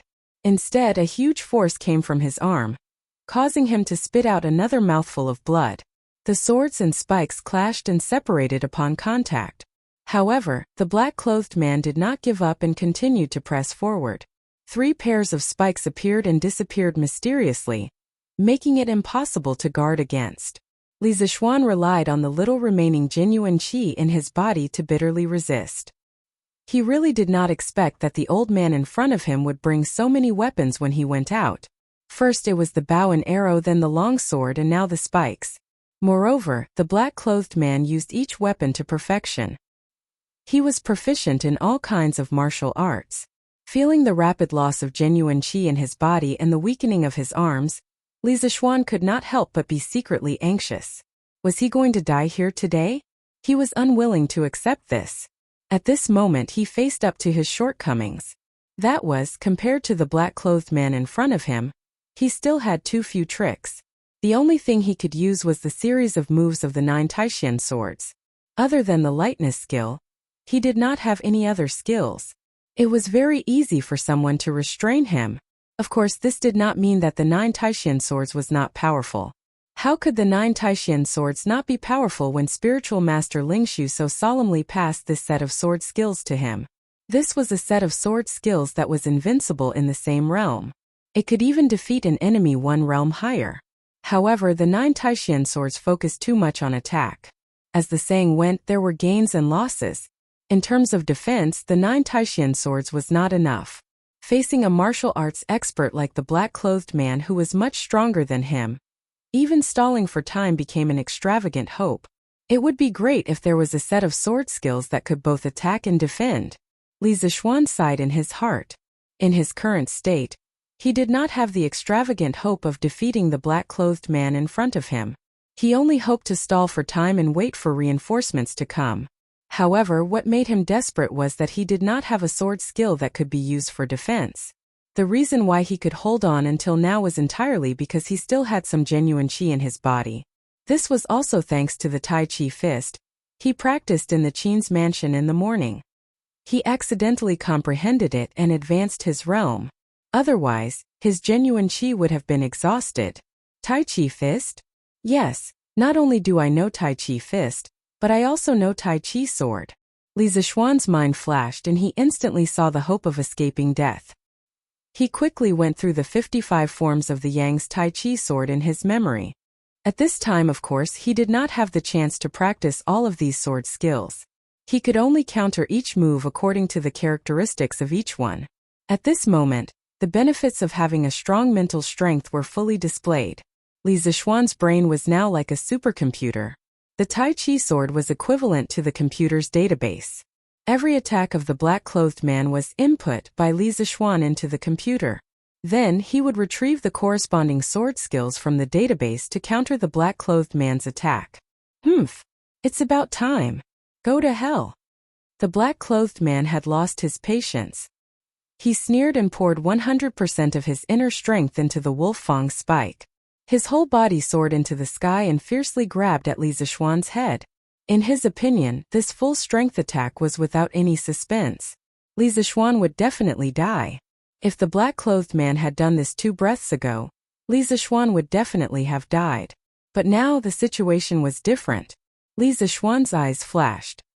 He raised his sword and used the pushing boat with the current. The chasing wind sword was like a magnet that firmly sucked the Wolf-Fang spike. Then, Li Zixuan's wrist moved slightly and twirled the sword twice. The tyrannical force on the Wolf-Fang spike was immediately deflected by Li Zixuan. Sacrificing oneself to follow others, failing to lead, and pulling 1,000 pounds with little effort. This was not only the characteristic of the Tai Chi sword, but also one of the most important characteristics of the Tai Chi sword. They all contain the Tao of nature and the Taoist ideology of going with the flow. The Tai Chi sword was light and agile. It used stillness to drive movement. It used softness to overcome hardness. It avoided the main force and attacked the weak. Most importantly, it saved energy and could also combine attack and defense. This was what Li Zixuan needed the most at this moment. What kind of strange move is this? The black-clothed man saw that his full-strength attack was easily deflected by Li Zixuan. Moreover, the Wolf-Fang spike on his arm did not listen to his command and actually followed Li Zixuan's rhythm. Such a strange scene made him unable to help but exclaim in surprise. Chapter 421. Giddy up! Giddy up! Move aside! Everyone move aside! On the other side, Iron Egg kept slapping the horses, but as it sped towards the Chong and East City Gate, Dabai was quite intelligent. He could sense Bruiser's anxiety, and he could also sense that his master was facing an unprecedented level of danger. Dabai's 4 hooves quickly crisscrossed as he carried "Don't Touch My Number 1" through the streets. The horse-drawn carriage was running at the speed of a war horse, and all of the pedestrians on the road made way for them as they discussed this super war chariot. Whose carriage is this? Why is it running so fast? Look at the style of the carriage. It's the latest "Don't Touch Me" number 1 from the Strange Interest Pavilion. Oh my god, this is Lord Li's carriage. Their "Don't Touch Me" number 1 is heavier than the others. Look at that. There's an arrow in the carriage. Hiss. Did something happen to Lord Li? There's really an arrow. This carriage is running so fast. Something must have happened. Ouch. Look, there's another carriage behind us. It was San Bao and Fu's carriage that was chasing after Iron Egg. Their horses were not as strong as Big White, so they naturally fell behind. At this moment, San Bao had fainted in the carriage while Fu was desperately trying to catch up with the carriage outside. Who are you? Get off the carriage immediately for inspection. The general of Yinqing Gate saw an aggressive carriage heading straight for the city gate. He stepped out from the crowd and blocked the way with his spear as he shouted loudly. Although Chang'an City was open to the outside world and citizens were allowed to enter freely, such a fast carriage could not be allowed to enter. What if it hit and injured pedestrians? Move aside. I'm a male disciple from Lantian County. My master was assassinated in the eastern suburbs. The situation is urgent. Please move aside. Iron Egg rode on Big White without slowing down at all. The carriage rumbled as it charged towards the general of the city. General Lonely, this is indeed the carriage of a male disciple from Lantian County. I've also seen the child in the carriage. He's been living in the Li mansion. A soldier saluted the general of the city and said, "Are you sure?" The general of the city guard asked with a solemn expression. Upon closer inspection, the general's appearance was 70% similar to Dugu Xian's. Furthermore, he showed no fear in the face of the oncoming carriage. It was as if he was confident that he could stop the carriage even if it came crashing down. I'm sure. The soldier glanced at the approaching carriage and said respectfully, "Clear the way. Let them pass." The young general looked at the carriage and his pupils suddenly shrank. He saw the arrow that was embedded in the wall of the carriage. He immediately made a decision in his heart and shouted loudly. At this moment, Iron Egg's carriage also happened to be heading towards them. whistling past. Thank you, General. If my master returns safely, I will definitely reward you greatly. Iron Egg's grateful voice lingered in the air. The earlier he entered the city to call for reinforcements, the more hope his master had of surviving. Of course, he was grateful from the bottom of his heart. He really didn't plan to stop the car just now. If the city guard didn't make it convenient for him, he could only ram his way through. Lu Shenggu, quickly go to the right marshal house and report this matter to General Niu. The young general looked at the carriage that was heading straight into the city and ordered. Yes, General. The soldier bowed and cupped his fists to accept the order. Then he went to the side to lead the horse. Du Zhenqing. The young general thought for a moment and then shouted. This general is here. Ride a fast horse and head to the northern Yamen at top speed. Report this matter to my elder brother and let him decide. Yes, General. Immediately, 2 fast horses whizzed out from Chang'an City's Yanqing Gate and caught up with the carriage not far ahead. With Iron Egg clearing the way, no one stopped Sam Bao and Fu's carriage behind. Fu drove the carriage and headed towards Yongla Lane. Iron Egg drove the carriage in the direction of the Qin mansion. This was because he and Han Yushi knew that apart from Li Zishuan, the rest of the Li family's combat strength was close to zero. Now they could only go to the Qin mansion to get reinforcements immediately. As for going to the palace to ask Li Er for reinforcements, it was simply too late. Godfather. Godfather. Iron Egg brought his sister to the entrance of the Qin mansion. Han Yushi was considered a frequent guest of the Qin mansion, so no one stopped her. She went straight to the front yard of the Qin mansion. Godsister? Why are you here? Please come in. Qin Huayu was in the front hall. He immediately ran out when he heard the sound. Godbrother, bring me to Godfather. Something happened to my husband. Han Yushi said anxiously with tears in her eyes. What? Something happened to Xiaoxian? Godsister, don't worry. My father is in the backyard. I'll bring you there now. Qin Huayu was shocked and said hurriedly. No need. I'm here. Yushi, tell me what happened to Xiaoxian. Qin Xiong happened to come to the front yard. When he heard the commotion, he quickly came over and asked. Godfather, go and save my husband. He met a very powerful expert in the eastern suburbs. Your Majesty, General Dugu requests an audience. He says it's an extremely urgent matter. Ganlu Hall Li Er, who had been busy the whole day, was reading today's newspaper to relax. At this moment, an attendant came in and reported respectfully. Summon. Li Er raised his eyebrows, put down the newspaper, and said in a deep voice. Yes. Summon Dugu Exine for an audience. Greetings, Your Majesty. As soon as the attendant finished speaking, Dugu Exine walked in and bowed. Dispense with the formalities. What's the matter? Li Er heard a hint of anxiety in Dugu Exine's voice, so he didn't beat around the bush and asked directly. Your Majesty, I just received news that Li Xianan was ambushed by an unknown expert in the eastern suburbs outside the city. We don't know whether he's dead or alive. His wife and disciple luckily escaped. They should be at Duki's mansion now to get reinforcements. Dugu Exine cupped his fists and said seriously. What? Li Er's expression suddenly changed. He slammed the table and stood up. Someone actually dared to assassinate a county man at the foot of the emperor. This was looking down on his authority and slapping his face. Impudent. Dugu Exine, immediately lead 500 elite imperial guards out of the city to rescue him. You must protect Li Zishuan's life. Yes, Your Majesty. Dugu Exine immediately cupped his fists and was about to go gather his men. Hold on.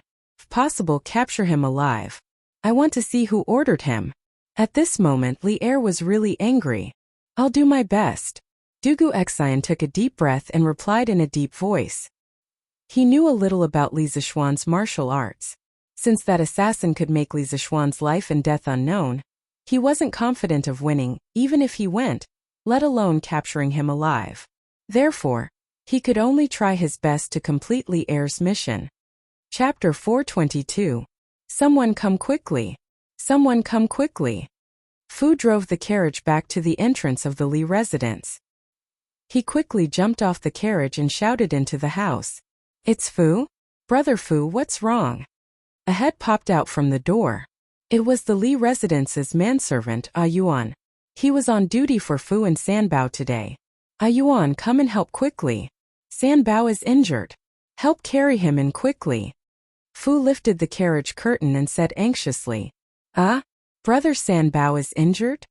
A Yuan was stunned. What are you waiting for? Come and help carry him in quickly. Shui, you come and help too. I have to see master and madam. Yes, brother Fu. Two manservants quickly ran out to carry him. Fu looked at Sanbao anxiously, then ran into the courtyard to look for Li Jingma. Fu, what's wrong? Why is it so noisy outside? Fu was about to enter the east courtyard when he saw Li Jingma and Madame Li rushing out. Plop! Master! I'm sorry. I didn't protect young master well.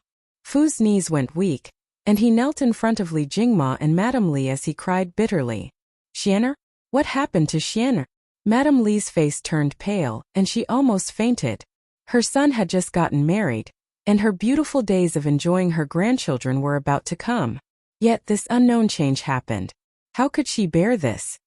Madam, don't panic. Fu, what happened? Tell us quickly. Don't cry and waste time here. Where did Xianer and Yushi go? Why are you the only one back? Li Jingma was someone who had experienced many storms. He first supported his wife and then looked at Sanbao sternly. Master. On our way back, we met an extremely skilled assassin in black.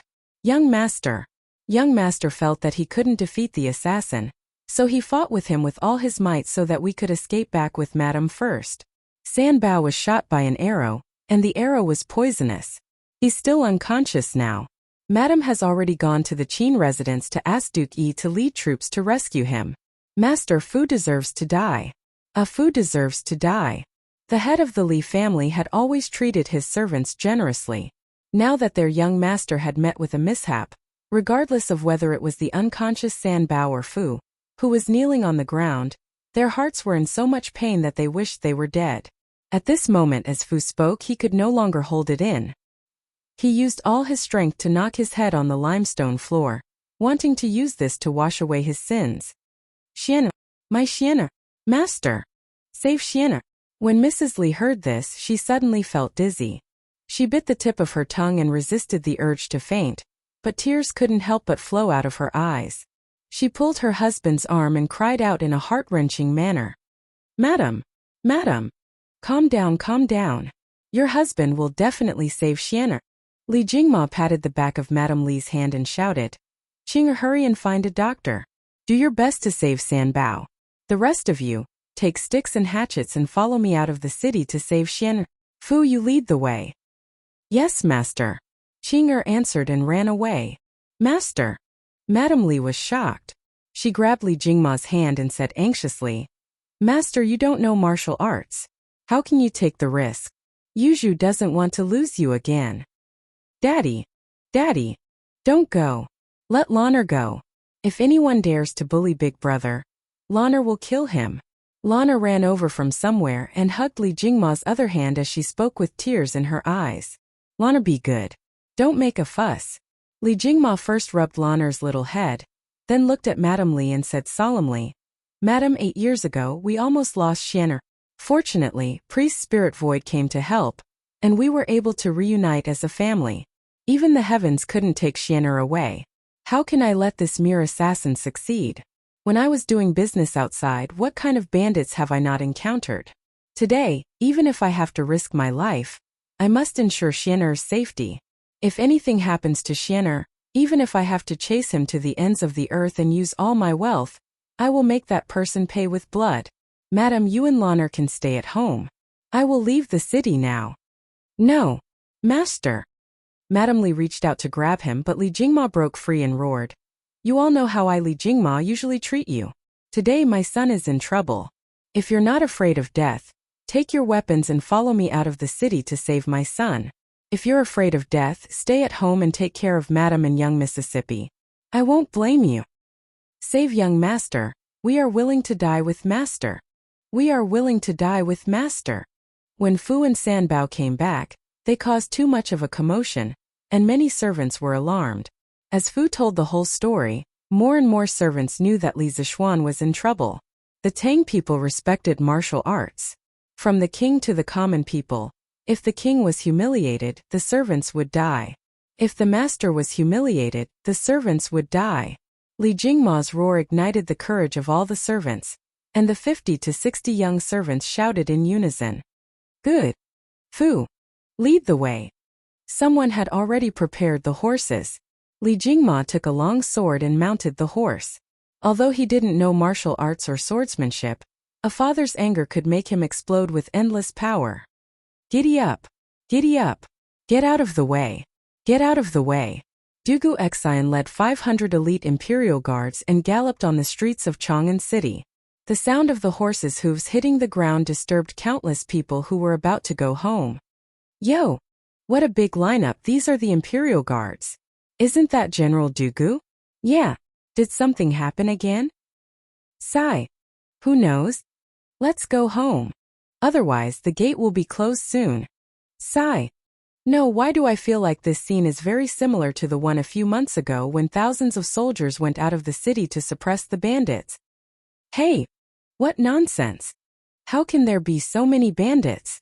The passers-by discussed animatedly, but Dugu Xian didn't care about them. He led the iron egg and galloped toward Yanqing Gate. That's right. He had just gone to Qin Manor to bring the iron egg over to guide the imperial guards.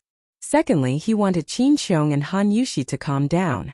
After all, Li Er was very concerned about Qin Xiong's health and didn't want Qin Xiong to take this risk. Fang. Get on the horse. Go to the eastern suburbs with me. When the imperial guards passed through Yanqing Gate, Dugu Xian shouted loudly. He was calling for help. That was because he wasn't confident that he could defeat that black-clothed expert. Yes, big brother. The young general who had put the iron egg on the horse responded and got on the horse, following Dugu Xian to the suburbs. So this person was called Dugu Fang. Judging from the situation, he should be Dugu Xian's younger brother. But why did his voice reveal an unconcealable excitement? Ooh. Chapter 423. Men, prepare a horse for me. In the front hall of the Qin residence, Han Yushi, Madame Qin, and Qin Huayu sat on the bench anxiously. Qin Xiong, on the other hand, kept pacing back and forth in front of the door, looking very anxious. After a moment, Qin Xiong could no longer hold it in and ordered the servant outside the door. Master! But just now, His Majesty. Madame Qin knew what her husband wanted to do, but Dugu Xian had already conveyed Li Er's intentions very clearly. Although Madame Qin was very worried about Li Zishuan's safety, she was also afraid that Qin Xiong's actions would make Li Er unhappy. It's fine. His Majesty is just worried that my body won't be able to hold on, but Xiaoxian is not only Yushi's husband but also my savior. Now that someone is trying to harm him, how can I just stand by and watch? Back then, I could even kill a few rounds in the formation of 10,000 soldiers. Now it's just an assassin. How can I be afraid of him? After Qin Xiong finished speaking, he looked at Han Yushi, who was crying silently beside him, and comforted her. Yushi, don't be too sad. Xiaoxian might not be in trouble now. This kid has always been lucky. Back then, the heavens wanted to take his life, but they didn't succeed. This time, he will definitely be able to turn misfortune into luck. Just sit here for a while. Godfather will bring your husband back in one piece. Thank you, Godfather. Yushi and husband will never forget Godfather's kindness. Han Yushi cried and kowtowed. All right. I'm going now. Huayu, take good care of your mother and godsister. Qin Xiong waved his hand and left. Patriarch. Zhuangqi will go with you. I want to go too. I want to go too, Patriarch. Everyone in the Qin family already knew about the assassination attempt on Li Zishuan. At this moment, when the group of guards saw that Qin Xiong was going alone, how could they be willing to let him go? One after another, they volunteered to follow along.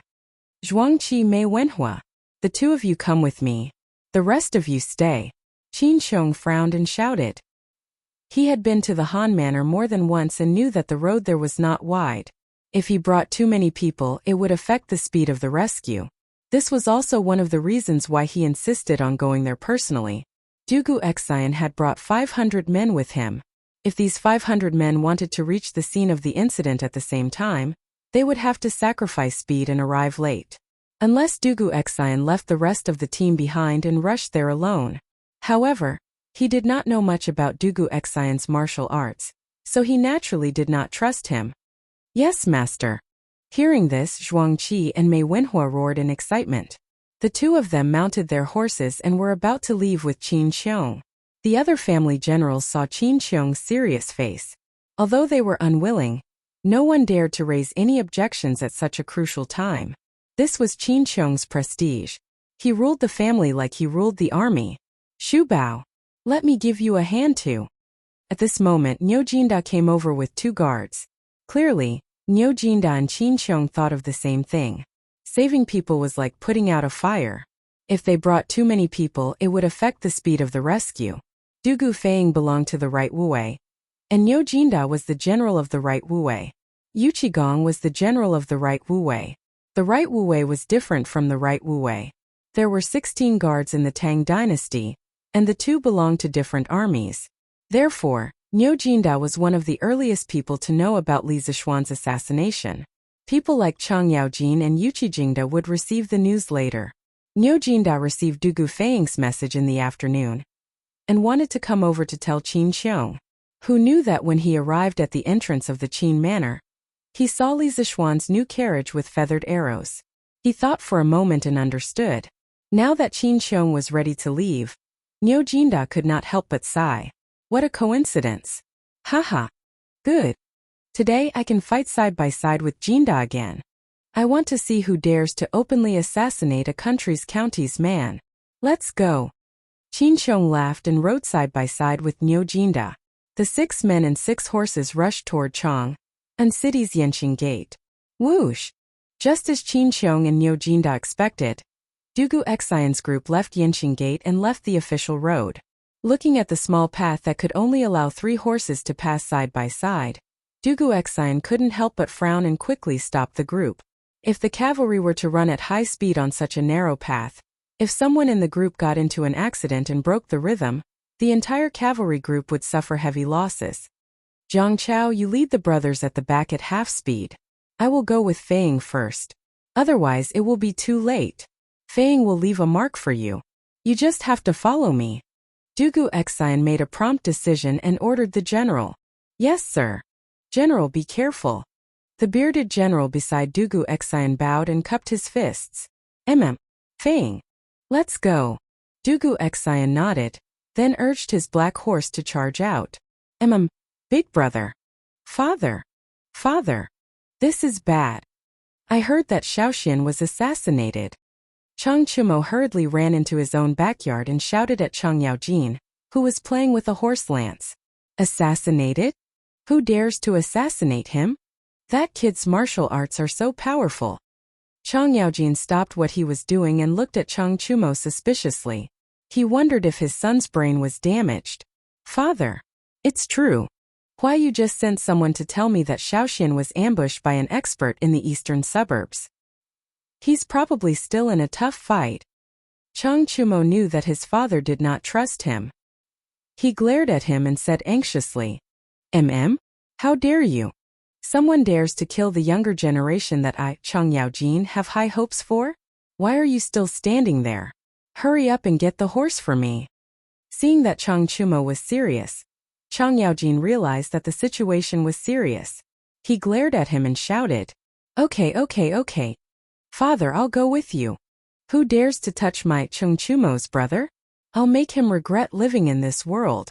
And I just heard from Huayu that Uncle Qin is going as well. Chang Chumo rubbed his fists and said angrily, Go. Hurry up if you want to go. With your insignificant martial arts skills, you'd better know your place. Chang Yaojin waved his hand and said impatiently. Chang Chumo's eyes widened, and his face was full of F***ck. He also felt like he had been dealt a heavy blow. Is this old man even my real father? What are you looking at? Hurry up. Chang Yaojin said unhappily. Oh.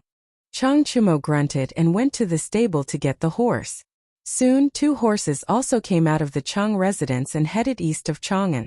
Just like that, Li Jingma, Qin Xiong, Niu Jinda, Dugu Xian, and Chang Yaojin led the 5 rescue teams to the scene of the incident in the shortest time possible.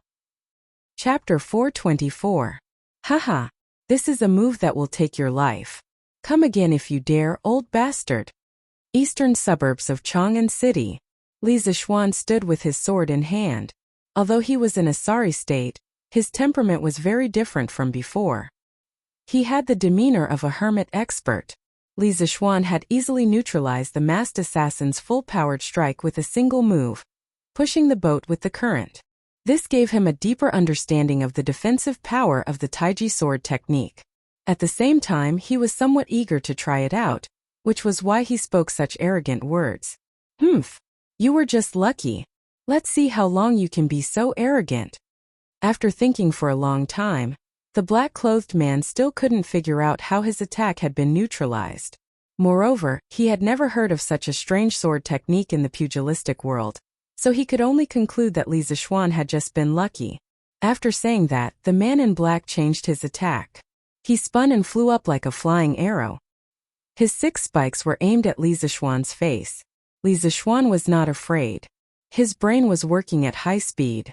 He was analyzing which of the 55 moves of Taiji swordsmanship would be the most effective and effortless. He had limited true qi in his body, so he couldn't defeat the master in front of him. Therefore, he had to calculate every move carefully. Only in this way could he hold on until reinforcements arrived. It was a long story, but all these calculations were done in a flash. When the man in black spikes were less than half a foot away from Li Zixuan's face, Li Zixuan made his move. The 35th move of Taiji swordsmanship. Rhinoceros gazing at the moon. Li Zixuan bent his right leg and took a left step. He drew his sword with his right hand and drew an arc with his left hand, using his finger as a guide and his arm as a support. The 2 swords collided. Without a doubt, the man in black spikes were once again sucked by the wind-chasing sword.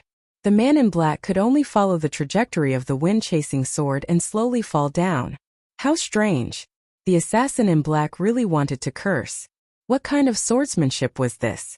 It looked light and powerless, but it was always able to nullify his attacks. Horrifying.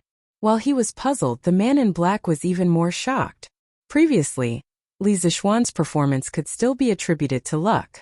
However, the strange sword technique that followed was definitely not a fluke. The black-clothed man's face turned serious for the first time. Although Li Zixuan couldn't see the black-clothed man's face, he could feel it. I've underestimated you. But that doesn't change anything. You must die today. As soon as he finished speaking, the black-robed man disappeared from where he stood. There was no trace of him within a radius of 10 miles. It was as if he had fled. Of course, Li Zixuan didn't think that the man in black had run away. He closed his eyes and used his breath, his hair, and his skin to sense all the movements around him. From the beginning of the assassination half an hour ago until now, the black-clothed man's ghostly movements had left a very deep impression on Li Zixuan. He was also very wary of him. At this moment, the black-clothed man was obviously going to give up on a frontal attack and use his advantage in movement to assassinate him. At this critical moment, Li Zixuan gave up on using his vision to detect his surroundings and switched to using his mind to sense. He wasn't deliberately showing off. It was because he had strong spiritual power. Using spiritual power to sense external objects was much more reliable than using his eyes. Silence. The noisy valley that was previously filled with the sounds of weapons clashing had now become as quiet as the netherworld. Even the chirping of birds and insects could no longer be heard. Tiz. Before the sound arrived, the stab was already there. The sound of a spike piercing through the air came from the upper right. At the same time, the black-clothed man's spike was about to pierce Li Zixuan's glabella. Li Zixuan also moved. The moment the black-clothed man moved, he had already sensed the fluctuation of spiritual power. At this moment, he had already calculated the appropriate moves. Taiji Sword Technique 38. Phoenix spreads its wings. Li Zixuan stepped back and circled his sword. He fell to the ground on his back to avoid the sharp edge of the spike. His body and the ground were at a very extreme angle. His left hand formed a sword finger to support his body. Then his right hand held the sword up and sucked the spike. Following that, Li Zixuan's entire body rotated 180 degrees around the center of his feet. Borrowing the lift from this rotation, His entire body actually soared into the air like a phoenix spreading its wings. Carrying the Wolfang's spikes, he launched a probing counterattack at the black-clothed man. The black-clothed man was even more shocked. Li Zishuan had been passively taking hits at the beginning. Now, he could actually counterattack. Was he using himself to practice his swordsmanship?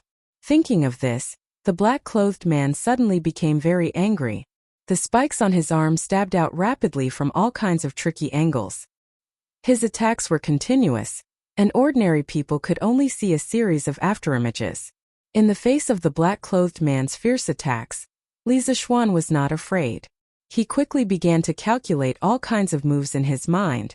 He had learned the 55 moves of Taiji sword technique and used it flexibly. He was playing with new moves. Taiji sword technique 28. Meteor chasing moon. 35% of true chi remaining. 66% of spiritual power remaining.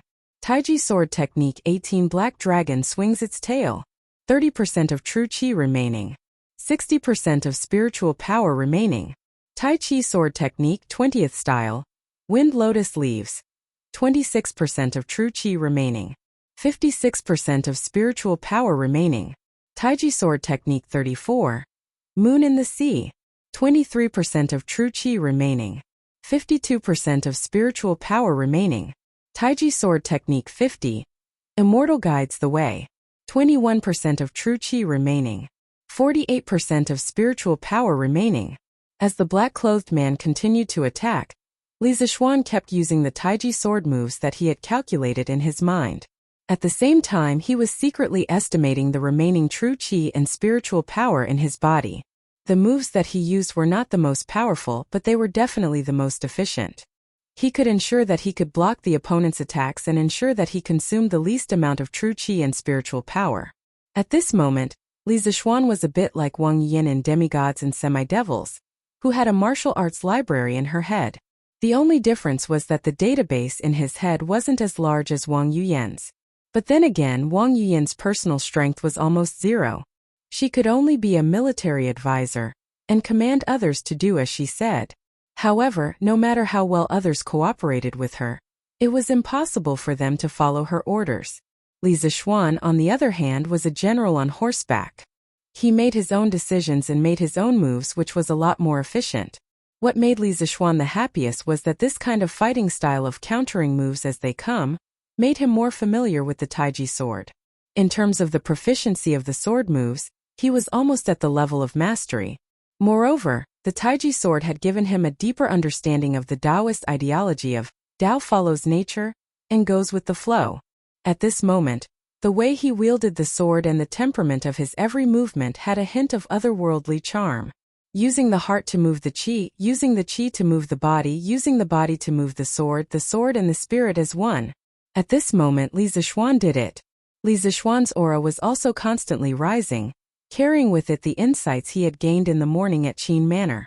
At this moment, Li Zishuan faintly showed signs of making a breakthrough. The most direct manifestation of this was that every time he used a sword move, the amount of true energy he lost in his body decreased.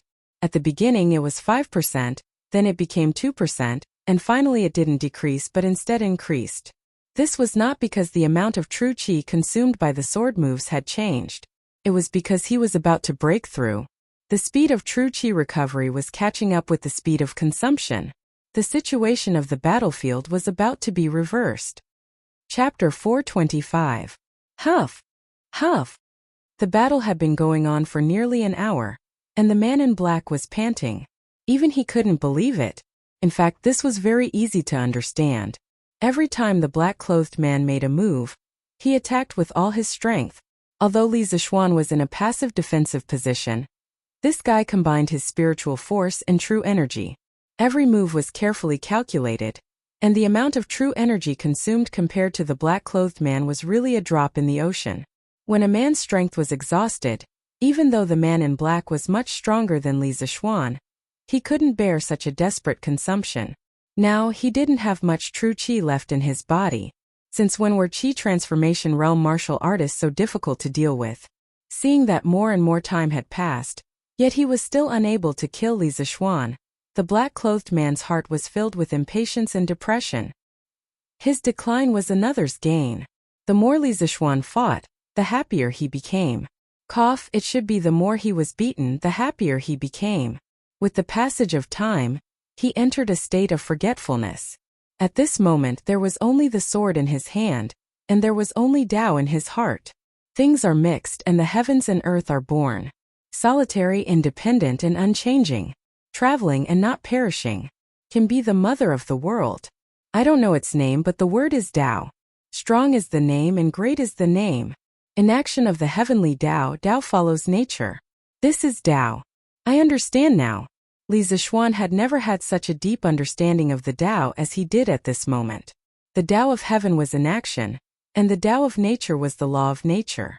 These 8 words perfectly explained the meaning of the Tao. Inaction did not mean not doing anything, but rather going with the flow. Just like now, he was completely following the man in black's moves, borrowing strength to fight strength. Boom! A loud sound was heard. Li Zishuan's mind suddenly flooded with countless mantras of the great Tao. The true qi in his body began to churn wildly like a tornado. Not only did it wreak havoc on his meridians, but it also crazily absorbed the qi outside.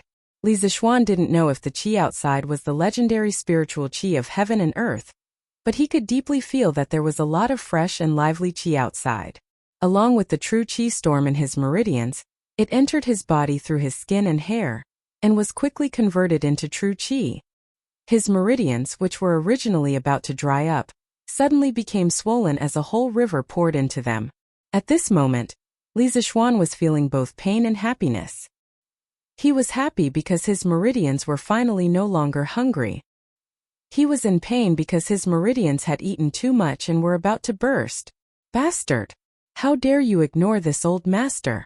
Sensing the sudden change in Li Zishuan's aura, the black-clothed assassin, who had been through this before, naturally understood that Li Zishuan was about to break through in front of him. Humiliation. This was an undisguised humiliation. 7th cultivator of true blood palm.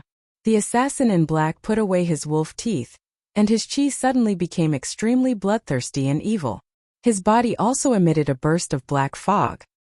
His palms were constantly crisscrossing, and a moment later, there were 2 masses of black fog attached to his palms. Go to hell. Although the assassin in black's face became a little pale, he didn't care. With a grim smile, he gathered all the true qi in his body. His body was like a stream of light, shooting toward Li Zishuan. Li Zishuan suddenly felt a sense of danger. He felt a fatal danger from the assassin's hands. Obviously, the black fog was highly toxic. However, he was at the critical moment of breaking through, and was only 1 step away from the Grandmaster realm. He was not sure if he could deal with the assassin's ultimate move. He wanted to retreat, but the assassin in black had locked all his escape routes. He couldn't retreat. He wanted to raise his sword to defend, but no matter how exquisite the Taiji swordsmanship was, how could it block the assassin's invisible poisonous fog? F***ck. I just broke through. Am I going to die in the hands of this wretched old man? Li Zishuan really wanted to curse the heavens at this moment. Was this not a joke? Whoosh! Whoosh! Whoosh! At this moment 3 4-leaf flying daggers were spinning in the air at a very high speed. Because they were so fast, the sound of them breaking through the air could be heard clearly. The 3 flying daggers arrived first. Before the assassin in black's palms touched Li Zishuan, they were about to cut his back. At this moment, if the assassin in black didn't stop, it was hard to say who would die first between him and Li Zishuan. However, it was certain that both of them would definitely die. The assassin in black was here to kill today, not to die. Of course, he didn't want to die together with Li Zishuan. He turned around quickly in the air, and the wolf teeth in his arm popped out in an instant. Bang bang bang. The assassin in black easily knocked down the 3 flying daggers. What a fast movement technique. It was Dugu Feiying and Dugu Xian who rushed to the battlefield. Seeing that the assassin in black was about to kill Li Zishuan in one fell swoop, Dugu Feiying crouched on the horse, took out 3 flying daggers from his calf, and shot them toward the assassin's back. He wanted to use the besieging way to save Zhao's strategy. Although Dugu Feiying expected that the 3 flying daggers wouldn't be able to kill the assassin in black, he didn't expect the assassin in black to deal with it so easily.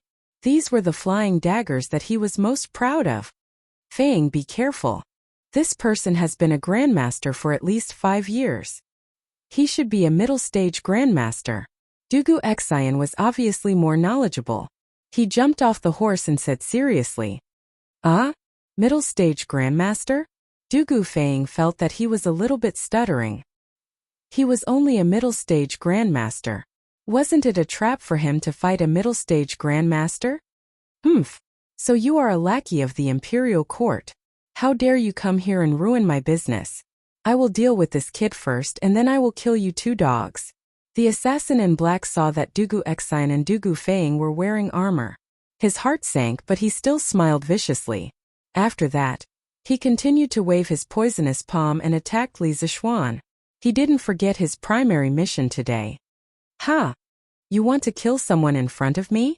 Don't even think about it. Dugu Xian sneered. He quickly took out the longbow on his back, knocked an arrow, and shot it at the back of the assassin's head. At the same time he said to Dugu Fang beside him, "Fang, do it quickly. Li Xiannan seems to be breaking through at the last minute.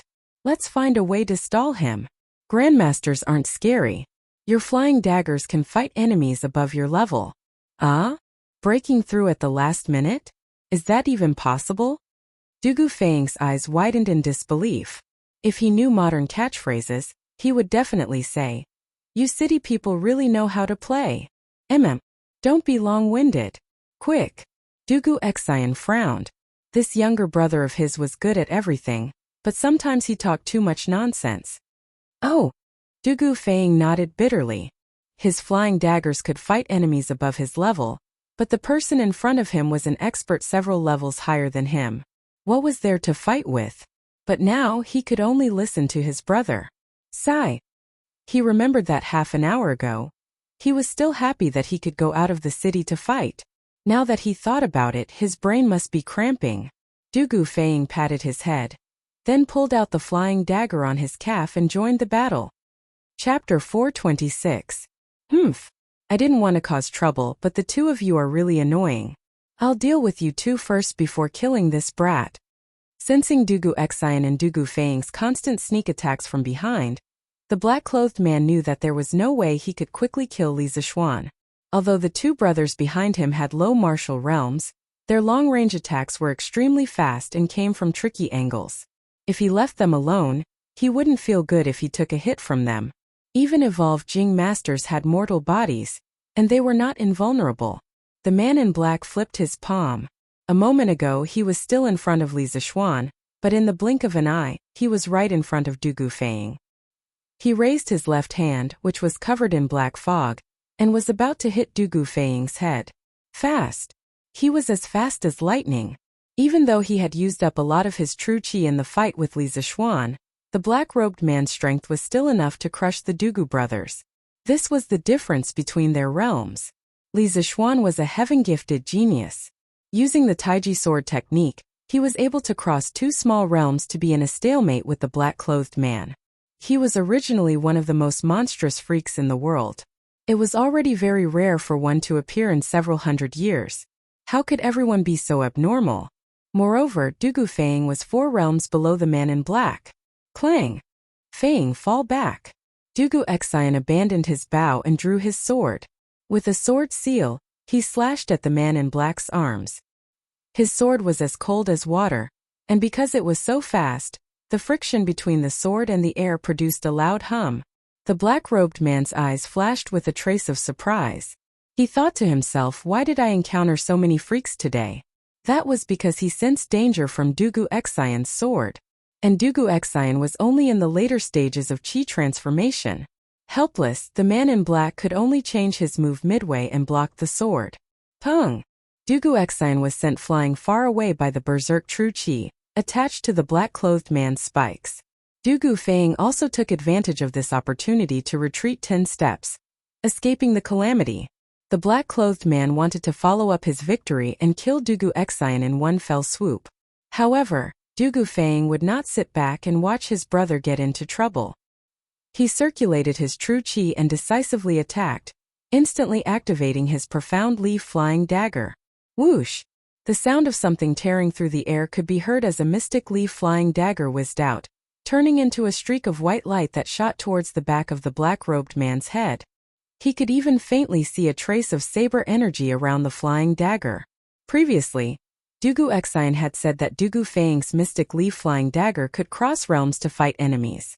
Now, it seemed that his flying dagger technique was truly outstanding. At the very least, no one below the Grandmaster realm could use dagger chi. Aggrieved. Right now, the black-clothed man's heart was filled with endless grievances. A dignified Grandmaster realm expert actually couldn't kill two small fries in the chi transformation realm. One of them was fighting in close combat while the other was harassing from a distance. Their cooperation was flawless, making them invulnerable. For a moment, the black-clothed man was trapped in a quagmire and felt very uncomfortable. Not far away, Iron Egg held the wind-chasing sword and stood in front of Li Zishuan. He stared at the battle without blinking, guarding against the black-clothed man's counterattack. Although he was far from being a match for the black-clothed man, he could still use his body to block a wave of attacks and buy Li Zishuan a few breaths of time at a critical moment. At the same time, he was also watching this rare battle between grandmasters. After learning from Li Zishuan for so long, he had learned everything that he needed to learn. However, he was still unable to draw qi into his body and enter the ranks of martial artists. Now that he had the opportunity to watch such a high-level battle, Iron Egg hoped that he could learn something from it and use it to break through. When Li Zishuan saw that Dugu Xian had brought people to rescue him, he was slightly relieved. Therefore, he sat down cross-legged on the ground and focused on breaking through to the Grandmaster realm. Now, his face was a little twisted, and his forehead was sweating slightly. This was because of the pain. The violent true qi continued to wreak havoc in his meridians. It was quite comfortable at first, but towards the end, Li Zishuan felt as if he was going to explode. He used the sixth stage of the Taishian Sutra in an attempt to straighten out the true qi in his body. At the same time, he was also savoring the truth of the great Tao that he had just comprehended. The aura around him was gradually rising and, of course, his expression was also becoming more and more painful. Ah! Boom! Just when the Dugu brothers were about to collapse, Li Zishuan suddenly opened his eyes and let out a loud roar. His entire body soared into the sky, and his violent aura swept across the entire battlefield. Everyone couldn't help but be shocked. Iron Egg, who was the closest to him, couldn't withstand the sudden burst of true qi and was sent flying dozens of feet away. A trace of blood flowed from the corner of his mouth. Grandmaster Realm. Li Xiannan has broken through to the Grandmaster Realm. Dugu Xian was inexplicably shocked. At the same time, he couldn't help but feel unusually happy. With the addition of a Grandmaster expert, the situation on the battlefield would definitely be different. Grandmaster Realm. Oh my god! How old is this Li Xiannan?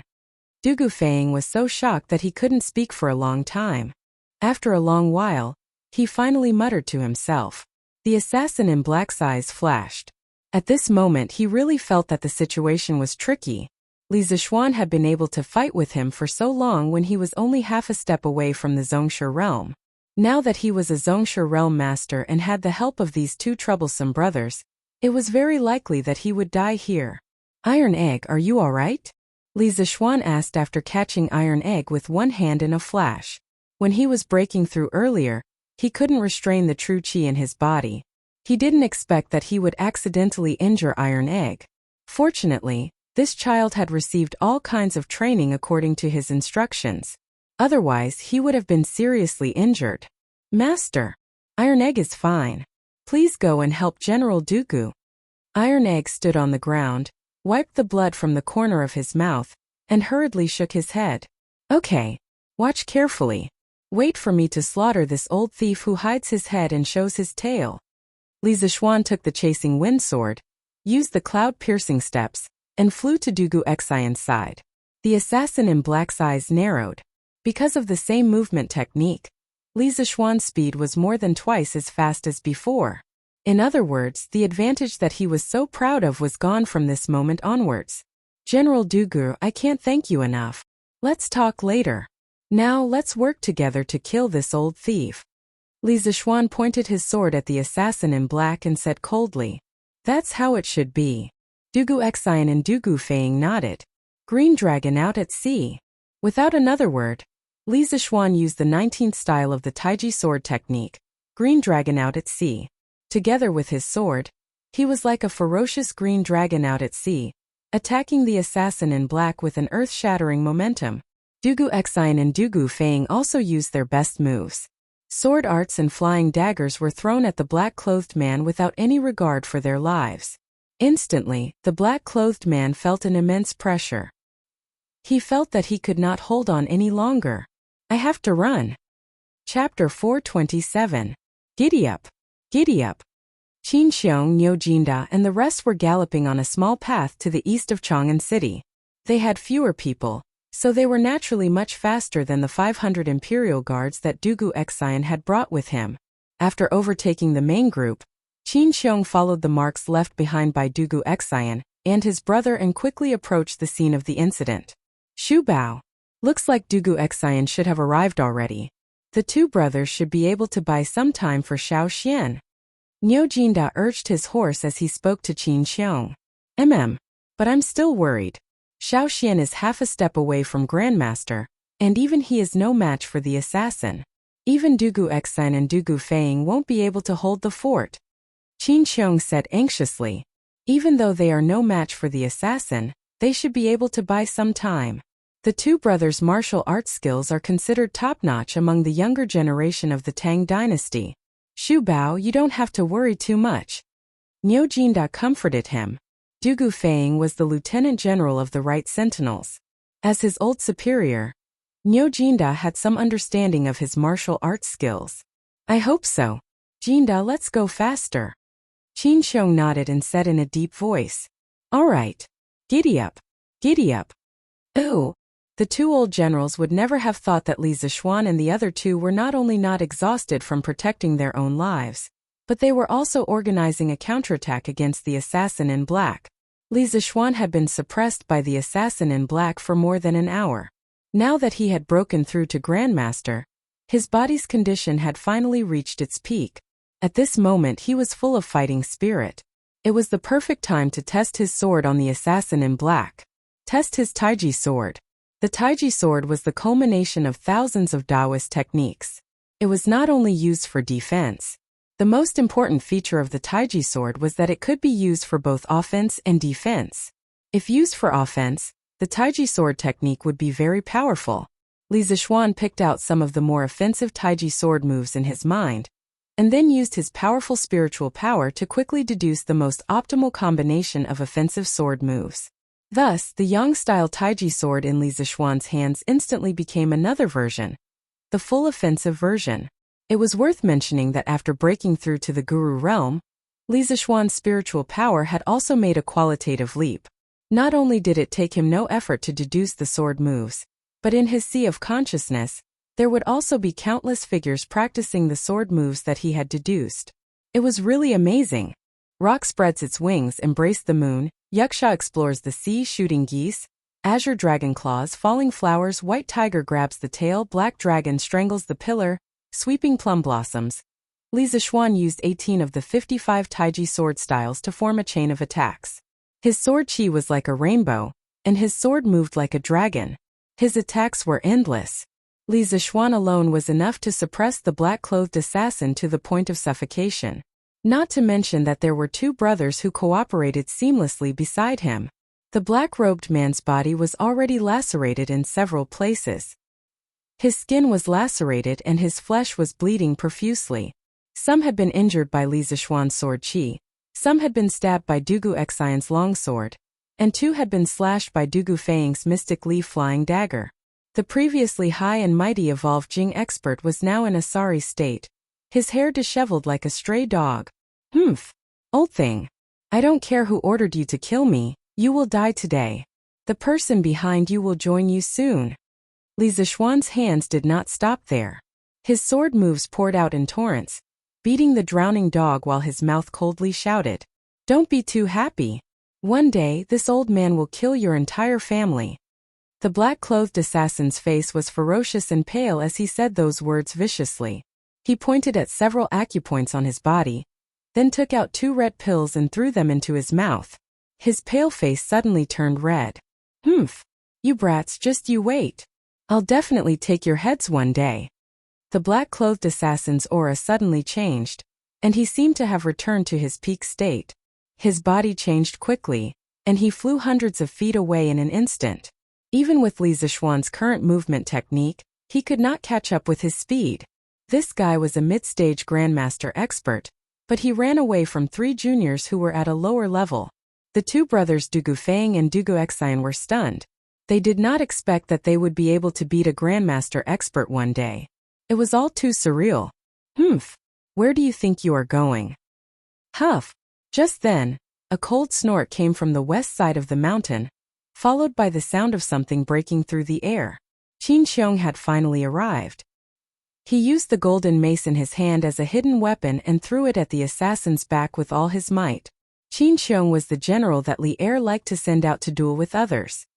His bravery, his battle strength was naturally evident. In the early days of the crusade against Lu Wuzhou, Dou Jianda, and other warlords, Qin Xiong had single-handedly saved Li Er's life more than once. Among all the generals in Tang, Qin Xiong's combat strength was definitely one of the best. That was why he was called the Door God in the future. Qin Xiong's all-out throw was heavy and powerful, moving forward courageously.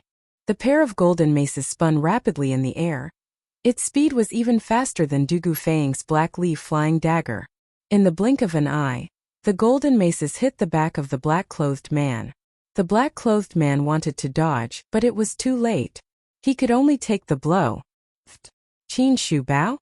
The assassin who was already injured staggered and spat out a mouthful of blood after being hit by Qin Xiong's heavy blow. At the same time, he recognized the person who attacked him. Great General of the Left Wei Qin Shu Bao. Li Zixuan was overjoyed. He wanted to give chase because the assassin's words had touched his bottom line. He had to eliminate the source of the problem. "Hee, you want to kill me? Dream on." Blood rain of 7th cultivator of true virtue. Seeing Li Zixuan charging at him, the assassin's eyes flashed with ruthlessness and determination. His cheeks puffed up as he spat out a mouthful of black blood at Li Zixuan. The blood mist seemed to have a life of its own. Not only did it not fall, but it also spread in the air. It was extremely strange. Shaoxian retreat. This blood is poisonous. Qin Xiong was shocked. He urged his horse to gallop over while shouting loudly. When the assassin showed his determination, Li Zixuan had already sensed that something was wrong. Even a rabbit would bite when provoked. Moreover, the assassin was a grandmaster. He would definitely have some tricks up his sleeve. Therefore, the moment the black-clothed man spat out the blood mist, Li Zixuan had already retreated rapidly. The speed at which the blood mist spread was ultimately unable to match the speed of his movement technique. After retreating several hundred feet, Li Zixuan stopped in his tracks. Dugu Xian and his brother's reactions were not slow either as they retreated far away. "Hee, I will definitely come back. Today's revenge will be doubled in the future." The black-robed man took advantage of this gap and flew away. His sinister words were left in the air, along with a large cloud of black blood mist. Chapter 428. Zhuangqi Mei Wenhua, you two go after him and find out where this assassin came from. Be careful. Seeing that Li Zixuan had left the blood mist and the assassin was nowhere to be seen, Qin Xiong quickly turned around and gave his orders. These 2 family generals were old soldiers who had followed him on many expeditions. Although they had retired from the battlefield, they still had the ability to search for enemies and scout them out. "Yes, sir. Master." The 2 of them cupped their fists and galloped away, circling around the black blood mist and heading in the direction that the assassin in black had escaped. "Zhaopeng Wudong, you two go as well. See if you can help." Niu Jinda also gave his orders to the 2 guards beside him. "Yes, sir." The 2 elite bodyguards cupped their fists in acknowledgement and urged their horses to catch up. "Shu Bao, looks like your body is almost fully recovered." Niu Jinda had seen that blow from the mace just now. The current Qin Xiong had at least 70% of his peak strength. This made Niu Jinda both shocked and delighted. "Hee, this is all thanks to little Xian. Let's go and see him." Qin Xiong chuckled and took the lead to gallop towards Li Zixuan, Dugu Xian and the others. Greetings, General Qin and General Niu. Dugu Xian and Dugu Feiying quickly cupped their fists and bowed. Uncle Qin, Uncle Niu, you're here. Li Zishuan cupped his fists and smiled. Hee. This time it's all thanks to the two of you coming in time. Otherwise, little Xian's life might have been in danger. Qin Xiong smiled warmly and patted Dugu Xian's shoulder. Dugu Xian was flattered. Qin Xiong was a war god of the older generation in the empire. Although he was no longer as famous as he used to be, he was still the idol of the empire's younger generation. Now that this legendary figure was speaking to him so warmly, how could Dugu Xian not be surprised? He tugged at Dugu Feiying beside him and cupped his fists together. General Qin, you're too kind. This is just my duty. I dare not take credit for it. Besides, even if we didn't come, I'm sure Li Xianan could have dealt with that assassin alone. Haha. General Gudu, you don't have to be so humble. If you guys hadn't arrived in time, even if I could have dealt with it, it would have been very difficult for me. Moreover, I probably wouldn't have had the chance to break through this time. I, Li Zishuan, owe you and your brother a favor. Li Zishuan cupped his fists and thanked him sincerely. Dugu Xian and his brother hurriedly declined. Only then did Qin Xiong and Niu Jinda look at Li Zishuan. They felt the great change in his aura. Of course, the two old generals knew that it was the aura of a supreme power master. They were shocked speechless. They had never seen or even heard of a supreme power master who was less than 15 years old. Little Xian, you've broken through to the master stage? Qin Xiong widened his eyes in disbelief. Niu Jinda also stared at Li Zishuan without blinking. Yes, I had some enlightenment in the desperate situation. Coupled with the enlightenment I had at Uncle Qin's residence this morning, I was lucky enough to have a breakthrough. Li Zishuan nodded and smiled. Being able to enter the master stage so quickly was also beyond his own expectations. Li Zishuan knew what kind of person he was. Not only was he undisciplined, but he was also very lazy. He was not cut out for martial arts at all. He had thought that it would be amazing if he could break through to the master stage within 2 years. He did not expect to break through so quickly. Perhaps this was just like the saying, the more you care about something, the more you can't get it. The more you don't care about something, the more you send it to your doorstep. The great Tao of inaction and the ability to maintain a calm heart had unexpectedly allowed him to become a legend. Luck? If there's really such luck, then who knows how many martial artists in the world would be willing to be lucky like you. Your words are really infuriating. Niu Jinda almost vomited blood when he heard Li Zishuan's arrogant words. Which of the martial artists in the world did not train hard for decades to reach the master stage? In the end, this guy in front of him just said luck. And it was equivalent to decades of hard work and hard work. It was really infuriating to compare oneself to others. Hee. Li Zishuan scratched his head embarrassedly. Just as he was about to say something, he saw hundreds of people coming from the west. The leaders were Chang Chumo and Chang Yaojin, followed by black-armored soldiers. Behind them were dozens of commoners dressed in ordinary clothes. Li Zishuan's position was higher, so he could see everything clearly. Wasn't the person behind his father? Isn't that Ah Fu and the rest beside him? Why is my father personally taking the field? Li Zishuan was touched and sad at the same time. His parents had sacrificed too much for him. Even though this body had changed into a modern soul, Li Zishuan felt that he still had the obligation to be filial to his parents. Besides, Li Zishuan and Mrs. Li's love for each other had made him forget that he was an outsider.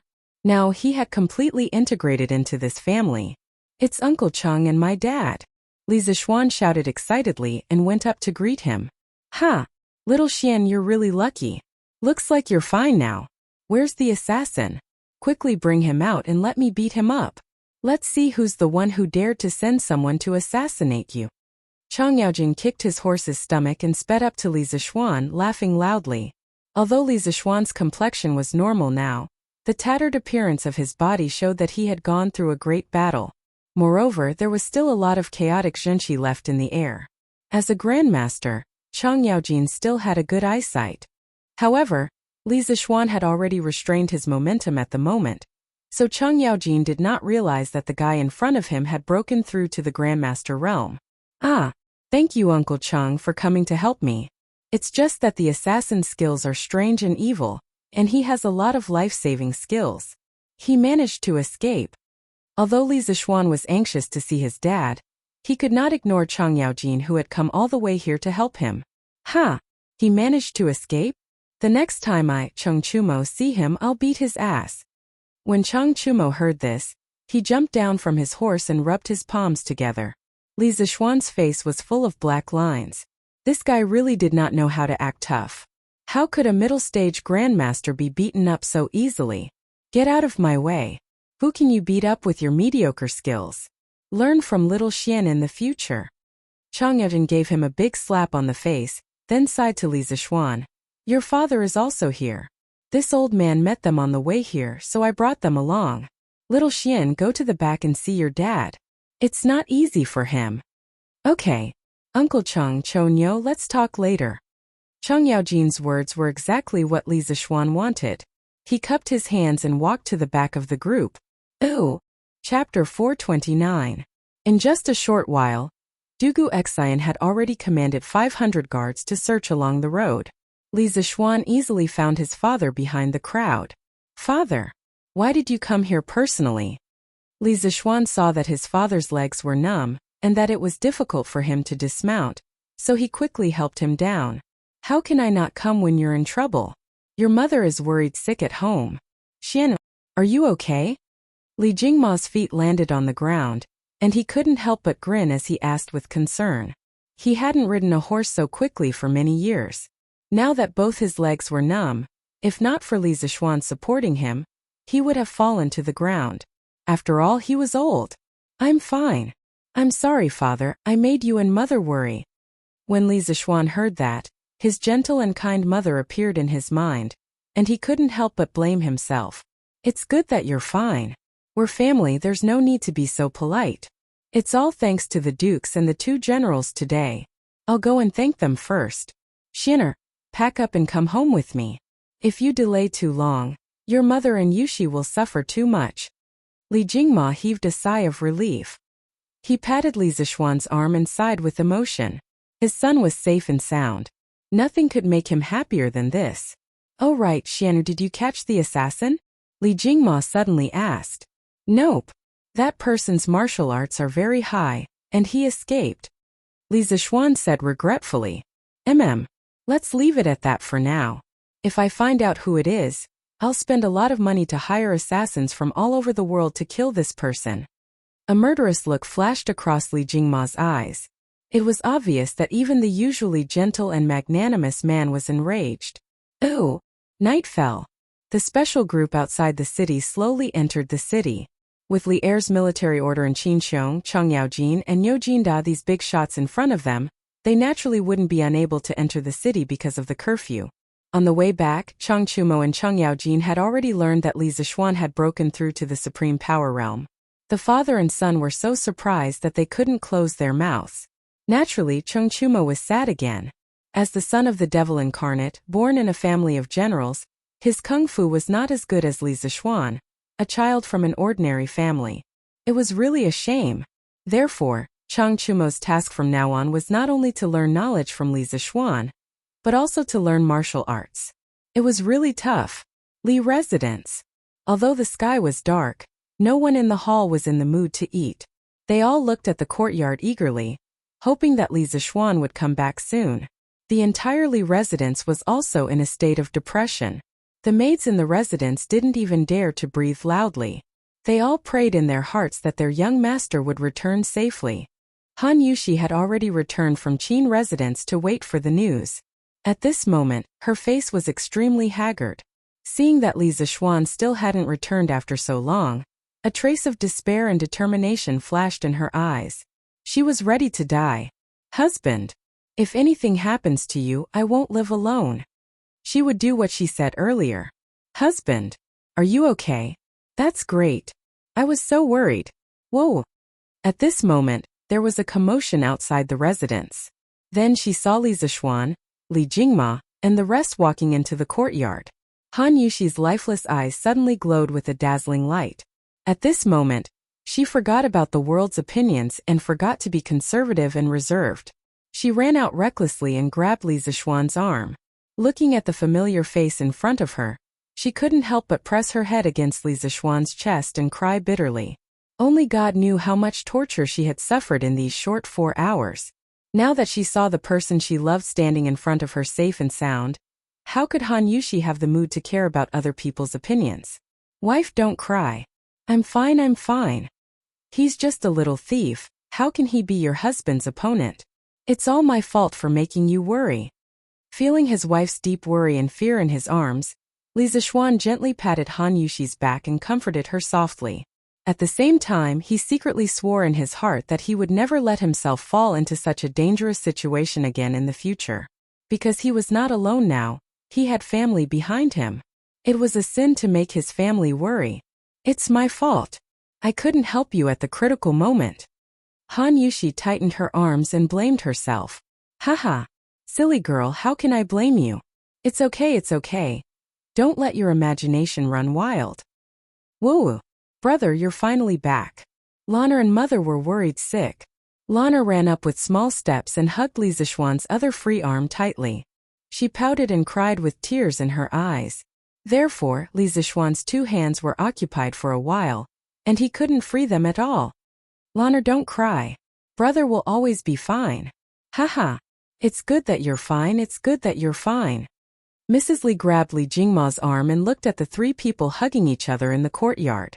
She sighed with relief. Although she also wanted to go over and see if her son was fine, she resisted because she didn't want to disturb the warmth of her son and daughter-in-law after surviving a disaster.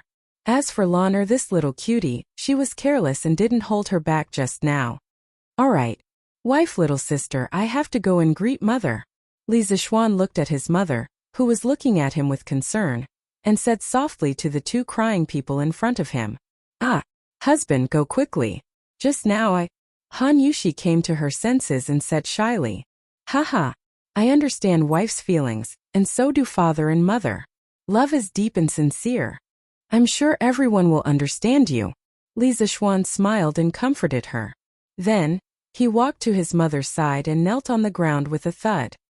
He said solemnly, Father and mother are already old, and it's time for them to retire, but I made father and mother worried and tired. I'm unfilial. Son, get up quickly. Get up quickly. What are you doing? It's not your fault that such an accident happened. As long as Xianer is safe, what does it matter if mother and father are worried about you? Mrs. Li's nose twitched as she quickly pulled Li Zixuan up and said lovingly. Alright. Since you're back safely, eat quickly and rest early. Xianer just went through a battle, so he must be tired. Li Jingma waved his hand and said with a smile. Then he turned his head and announced loudly. Fu, go and inform the kitchen that there will be enough food and wine tonight. Everyone in the residence can eat and drink to their heart's content to celebrate my son's safe return. Yes, thank you, old master. Fu happily agreed and hurriedly made arrangements. Thank you, old master. The servants in the residence cheered and thanked him. Chapter 430. Ganlu Hall. The hall was still brightly lit. Li Er held his hands behind his back and paced back and forth in front of the dragon table. His brows were already furrowed into a knot. Today's sudden assassination attempt on Li Zixuan caused a strong sense of vigilance to rise in his heart. With a different position, one's perspective on a problem would naturally be different. Li Er, who had taken the throne through a coup, could see from this sudden assassination that there were still many unstable factors in the Great Tang that he governed. To dare assassinate a county official in broad daylight, the person behind this was definitely not a small figure. The most important question now was whether or not Li Zixuan had been killed. Li Er naturally regarded this rising star of the empire with great importance. He even had the faint intention of preparing talents for Li Changqian. Li Zixuan had never disappointed him. He had repeatedly performed miraculous deeds, and solved many of Li Er's urgent needs. Moreover, his intention of establishing an academy, promoting education, and enlightening the people happened to coincide with Li Er's original plan. The aristocratic families had developed for nearly 1,000 years. Wise rulers could all sense the threat that the aristocratic families posed to the imperial court. Ever since the founding of the Great Tang, when Li Yuan was on the throne, the imperial court had begun to intentionally exclude and expel the aristocratic families. After Li Er ascended the throne, The imperial court's intention to weaken the aristocratic families became even more obvious. The reason why the 5 families and 7 nobles still had such status was not because they had much power in the imperial court. It was entirely because they had always held the right to explain the Confucian classics, the right to learn. At the same time, they were also known for their strict family customs. At this time, people often said that they hated not marrying the daughters of the 5 families, and were not willing to marry a princess because the daughters of the 5 families and 7 nobles had excellent family upbringing. The daughters of the 5 families and 7 nobles could all be called model ladies. This saying made Li Er, who had always boasted of being the ruler of the world, very angry and helpless. Transcendent academic status and high reputation among the people were the greatest advantages that the 5 families and 7 nobles had. It was precisely because of this that countless scholars and wanderers of the Jianghu were always willing to rely on the aristocratic families, hoping to use the aristocratic families as a platform to rise up in the future. It was also because of this that Li Er didn't dare to be too aggressive, even when dealing with aristocratic families. This was because if the aristocratic families were forced into a corner and used public opinion to go against him, he would also be very passive. If they wanted to completely destroy the foundation of the aristocratic families, they had to destroy their popularity among the people and their academic authority. The Imperial College could have shouldered this responsibility, but it seemed that the results were not ideal. This was because much of the knowledge imparted by the Imperial College was based on the Confucian classics passed down by the aristocratic families. At present, Li Zixuan's engineering studies in Yanhuang College had become the most crucial pieces in his plan to keep the great clans in check. Even if engineering studies ultimately failed to surpass Confucianism and the great clans, Li Zixuan's many engineering talents would be enough to raise the Great Tang's military and national strength to a whole new level. It was truly a win-win situation. Therefore, at this moment, a nameless assassin appeared. Li Er was quite angry in his heart.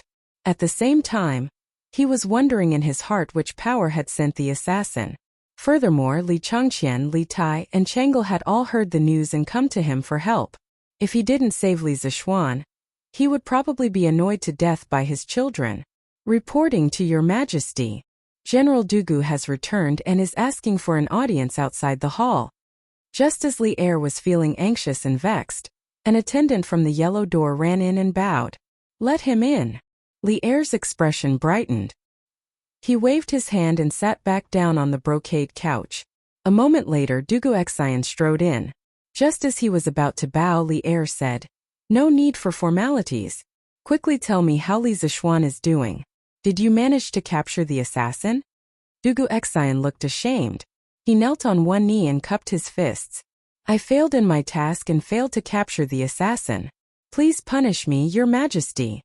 When Dugu Xian said, "I failed in my task," Li Er's heart couldn't help but skip a beat. He thought that Li Zixuan had been killed. He was stunned and wanted to confirm it again. "How is Li Zixuan?" "Your Majesty, Li Xiannan is fine and has returned home." General Qin, General Niu, and General Cheng also participated in this rescue mission. Phew! Li Er heaved a huge sigh of relief.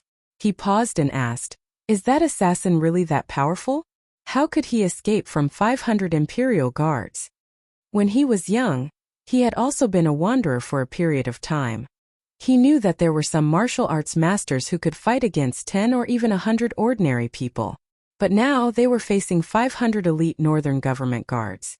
He really did not believe that there was anyone in the world who could defeat them with their own bravery.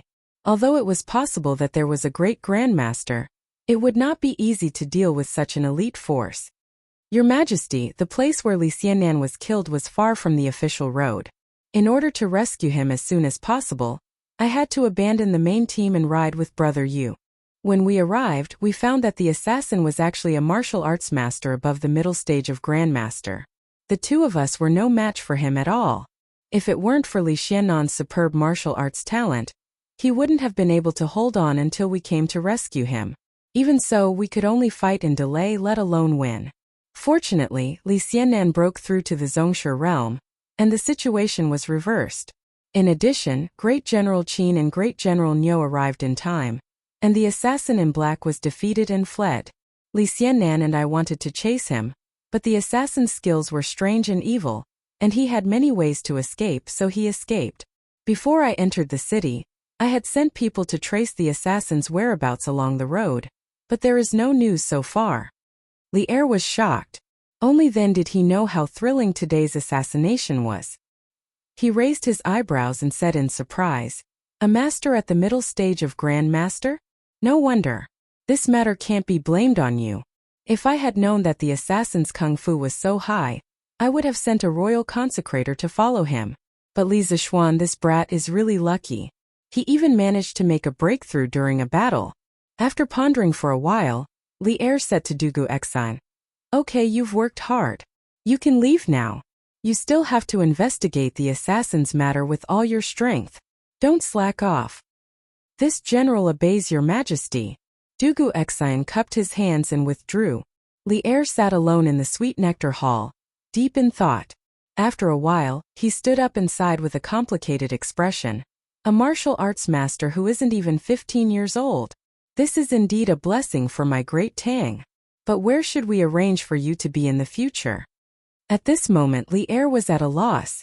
Outside the hall, several palace maids ran off in 3 different directions. Not long after, Li Changqian, Li Tai and Princess Changel all received news of Li Zishuan's safe return. The 3 of them all breathed a sigh of relief and calmed down. Chapter 431. Li Residence. Li Zishuan went to the servants' quarters at night to visit San Bao, who was in a coma. In the evening, the family had invited a famous doctor from Chang'an City to treat San Bao. The poison on the black-clothed assassin's arrow was not an uncommon poison. It was just a very common mental paralysis drug. The old doctor they hired quickly identified the type of poison. In addition, San Bao was sent back in time, so the poison was not too deep. After some treatment, her life was no longer in danger. At this time, San Bao had already woken up, but his body was still a little weak. Li Zishuan comforted him gently and asked him to rest early. Then he returned to his room. "Husband, does it hurt?" "Cough, don't think too much." This couple was just applying medicine. Han Yushi looked at the few hideous wounds on Li Zishuan's back and felt sorry and guilty. Thinking of the critical moment just now, when this man in front of her risked his life to let her go first, her heart instantly melted. The hand that was applying medicine for Li Zishuan also became very gentle. It was as if a breeze had brushed past his skin, itchy. "Haha. It doesn't hurt, it doesn't hurt. It's just a small injury. Wife, you don't have to be so careful. Your gentleness is making me itchy." Li Zishuan wasn't stupid. Naturally, he felt the self-blame of the beauty behind him. He quickly smiled and comforted her. In fact, the breakthrough just now had almost healed most of the injuries in his body. There were a few deep wounds that didn't bleed. It was just that they hadn't healed yet. With his current physique, even if he didn't apply medicine, he would recover on his own in a few days. But how could Han Yushi sit by and do nothing? Once she returned to the room, she quickly helped Li Zishuan take off his clothes. Li Zishuan almost mistakenly thought that his wife had changed her temperament and became more proactive. "How is this a small injury? Husband, why don't you cherish yourself so much?" Han Yushi said with red eyes. "Hee. It's really nothing. If you don't believe me, husband will prove it to you later." Li Zishuan joked. "Husband, why are you still thinking about that at a time like this? Lie down." Han Yushi said angrily. Oh. Only then did Han Yushi focus on applying medicine to Li Zishuan. After a while, she let out a sigh of relief, then took a white cloth and carefully bandaged the wound. "That's enough, husband. Take a seat first. This concubine will get some water for you to soak your feet." Han Yushi put away the remaining ointment and white cloth and walked out without any explanation. "Sigh. Wife, there's no need." Li Zishuan was just about to say that there was no need when Han Yushi had already gone out.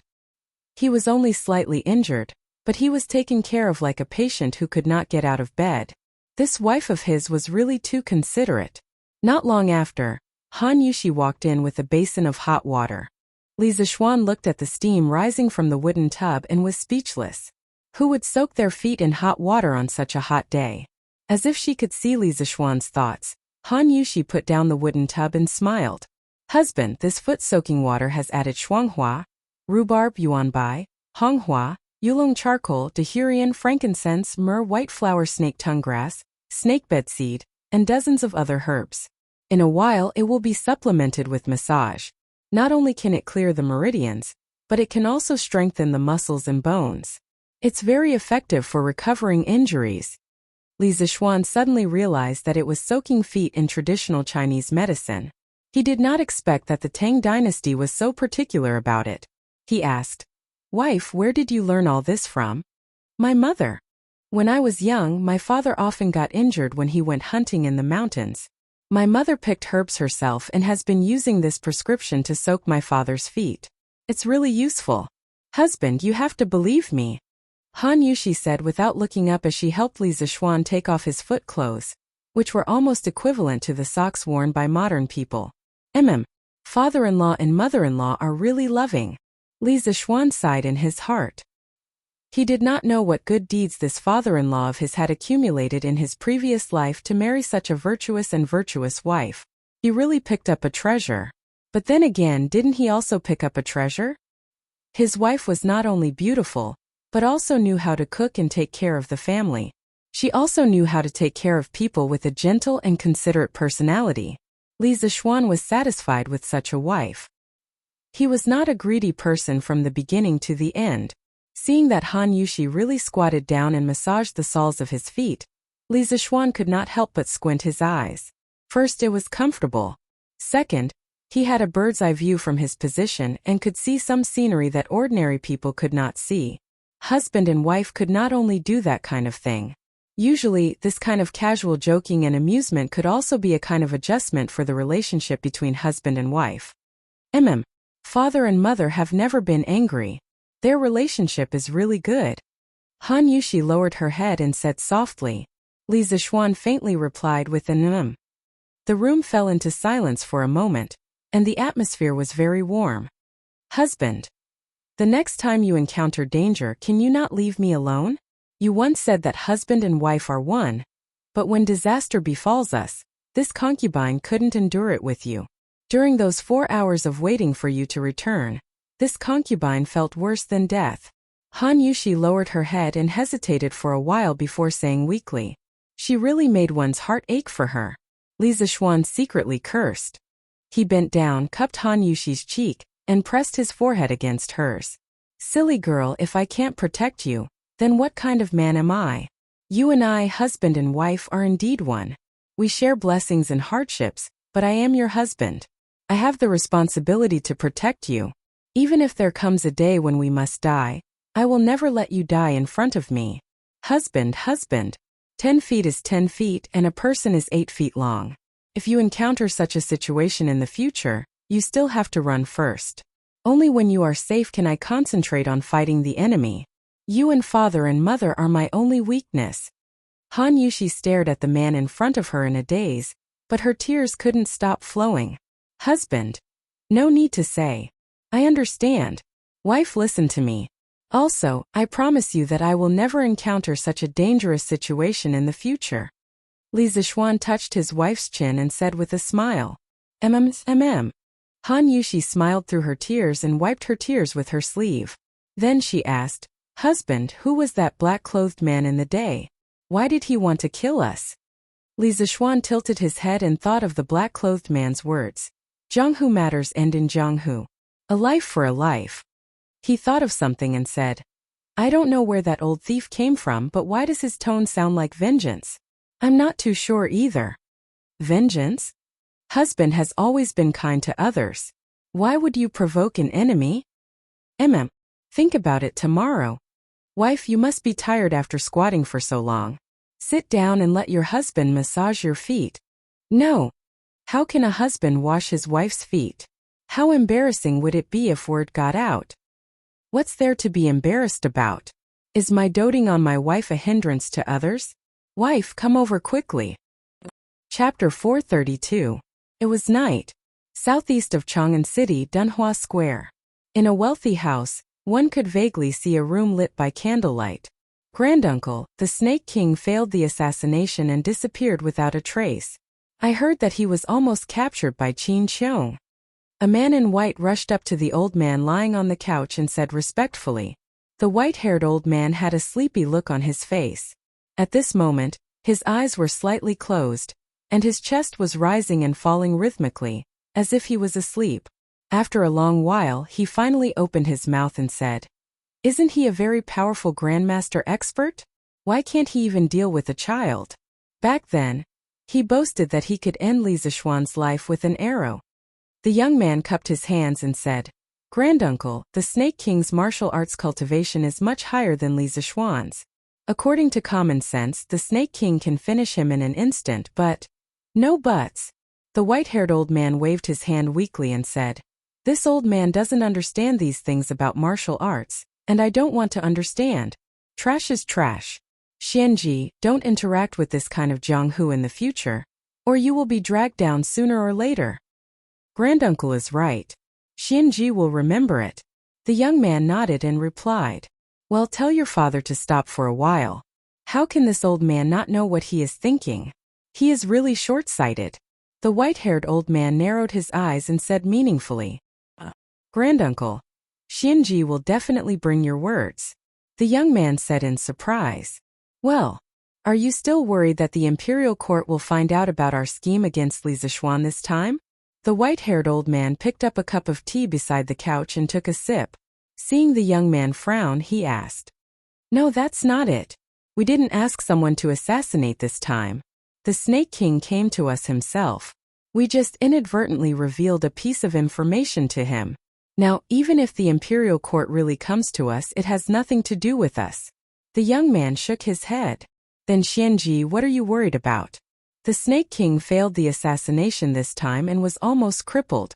I am worried that he will hate us because of this." The young man frowned and said uncertainly, "Humph, how dare he? You're just a nobody from the Jianghu, yet you want to be a mayfly trying to shake a tree?" The white-haired old man opened his eyes wide and snorted. Then he thought for a moment and said, "This old man didn't have much hope in this assassination. It was more or less a test. It would be better if they could kill him, but if they couldn't, it would only mean that they couldn't deal with Li Zishuan by force. Therefore, they could try to use the civil way in the future. We can't stand out like a bird in the eye of the storm. But we can't let that brat destroy our foundation." The young man said in a daze, "Granduncle, where did this come from?" "Haha, that's your business. Xianji, you've been witty and smart since you were a child. You're much better than your father. I think highly of you. Think about it carefully. Once I think of a good idea, I'll tell Granduncle. The future of the clan depends on you youngsters." The white-haired old man chuckled. This old fellow was quite a hands-off shopkeeper. The young man wiped his sweat and hurriedly said, "Thank you, Granduncle. Xianji will seriously think of a way." "Okay, go ahead." The white-haired old man waved his hand and said, "Yes, Granduncle, rest early too. Xianji will take his leave." The young man cupped his hands and left. The white-haired old man on the couch was silent for a while. Then he sighed and said, "It's time to talk to those old fellows. These people are short-sighted. If I don't give them some pointers, I don't know when they'll understand. Moreover, this matter isn't just about our family." The next morning, Li Zishuan was woken up early in the morning because someone from the palace came to ask him to attend the morning court. "It should be related to the assassination yesterday, right? Great. I'll go take a look and see what Li Er can say. I'm considered a member of the imperial court, right? Old Li is also responsible for being assassinated near Chang'an City." Li Zishuan's heart was extremely daring as he fantasized. Under the care of Xiaohe and Xiaoxi, Li Zishuan washed up and put on his court attire. Then, he ate a few mouthfuls of food and sat in the carriage to go to the palace. Dugu Xian had also taken away the arrows from the carriage yesterday. According to him, bows and arrows were considered restricted weapons among the commoners, especially the strong bow that the black-clothed assassin had used yesterday. It was likely that it had come from some armory. It was not the first time Li Zishuan attended the morning court. He was familiar with it. After entering the palace and arriving at the square in front of Taiji Palace, Li Zishuan realized that almost all the officials were present. He was considered late. He did not expect that after being a good student and obedient for a lifetime in his previous life, he would become a little lazy and bad after coming to the Tang dynasty. After chatting with Cheng Yao Qin Qiong and a few other military veterans, a chamberlain came out and shouted, "Officials, please enter the palace for the morning court." The clamorous civil and military officials immediately quieted down. They lowered their heads and strode into Taiji Palace with the imperial edicts in their arms. Li Zixuan's current position was a little awkward. Everyone knew that he had resigned from his position in the imperial college. Now, he only had the title of Prince of Lantian County. Looking at all the civil and military officials in the imperial court, he was the only one who came to the morning court with only a title and no actual position. Previously, Li Er had promised to give him the title of Crown Prince Jean Shi, but it was not time yet. Looking at the days, it seems that today is the Imperial College's day off. In that case, Li Er might be here to promote him in front of the court officials? Li Zixuan was slightly stunned. Then, he thought of something and walked to his original position, which was one row behind Kong Yingda. Since the new Imperial College official had not taken office yet, no one would say anything if he stood there. Reality proved that no one would say anything. After a round of greetings, the morning court session began. The first half of the session had nothing to do with Li Zixuan. It was all about the big shots arguing with each other or reporting about work. They talked about how the summer flood season was coming, and they had to strengthen the river defenses. They talked about how some official had acted improperly or neglected his duties, etc. In any case, Li Zixuan didn't care about this matter and just stood there with his eyes closed, quietly waiting for Li Er to call him. After some time, Qin Chong bowed and said, "Your Majesty, I have something to report." "Please speak, Minister Qin." "Your Majesty, yesterday, Prince of Lantian County was assassinated by a black-clothed expert in the eastern suburbs of Chang'an. In broad daylight, right under the emperor's nose, such a shocking thing happened. Where is the dignity of the imperial court? This old subject beseeches your Majesty to conduct a thorough investigation and bring these audacious people to justice. Otherwise, the officials will only be in a state of panic and lose interest in the imperial court." Li Zixuan was energized. Qin Qiong was going to stand up for him. Chapter 433. Qin Qiong's words caused an uproar in the court. Some knew about yesterday's assassination, but most of the court officials did not know. After all, Li Zixuan and his group only returned to the city at night. Assassination was indeed a big taboo in the officialdom. There were not many officials who were not afraid of death. It was fine to use normal political means to exclude political opponents, but it was not okay to use assassination. This would cause public anger. Your Majesty, Duke Yi's words are correct. Assassinating a county official in broad daylight is truly shocking. This kind of villain must be severely punished. Moreover, we must interrogate him to see if there is anyone behind him who ordered him to do so. If there is, they must be severely punished. Fang Xianling stepped out and said seriously, "I second the motion. Punish the villain and find out who is behind this." Zhang Sun Wuji also stepped forward and cupped his hands. This was a matter of principle. As the head of the civil officials, he had to stand up and express his attitude. Since Fang Xianling and Zhang Sun Wuji had said so, what else did the other officials have to hesitate? One by one, they began to accuse the assassin and the mastermind behind the scenes. What was originally a peaceful morning court had suddenly turned into a denouncing assembly of civil and military officials. "Where is Magistrate Hua?" When the officials were almost done, Li Er looked down and asked in a deep voice, "I am here. I am guilty." Inhua Wenjie, who had met Li Zixuan once before, came out and bowed to ask for forgiveness, sweating profusely. The officials of Chang'an County and Wanyan County and Chang'an City, as well as Lantian, Xinfeng, and more than 10 other counties outside the city were all under the jurisdiction of the magistrate. With such a major public security incident, he, as the magistrate, naturally had an important responsibility. Speaking of which, it could be said that Li Zixuan was his nemesis. Previously, Li Zixuan had brought Li Changqian out to play. Because Chao Rui had eyes but failed to see and actually wanted to make a move on the crown prince, the Eastern Palace guards had dragged him over. Li Changqian had personally criticized Wanyan County's governance issues. At that time he had been scared to death. He did not expect that in just a few months Li Zixuan not only had a title, he, a rank 3 magistrate, did not have a title. It was really infuriating. But he also caused an even bigger incident. Hua Wenjie secretly said. Bitter. Although this matter could not be blamed on Li Zishuan, he still felt bitter in his heart. Of course you are guilty for such a villain to appear in the capital. However, I will give you a chance to atone for your crimes. You must catch the assassin within 10 days. Even if you can't catch him, you must at least find out where he came from. Li Er's hawk-like sharp gaze pierced Hua Wenjie's sweaty face as he ordered in a deep voice. This old subject accepts the decree and thanks you for your grace. Hua Wenjie had a bitter expression on his face. Li Er's mission was extremely difficult. He had heard a little about yesterday's assassination attempt. Even Guru Xian was unable to deal with the martial arts expert.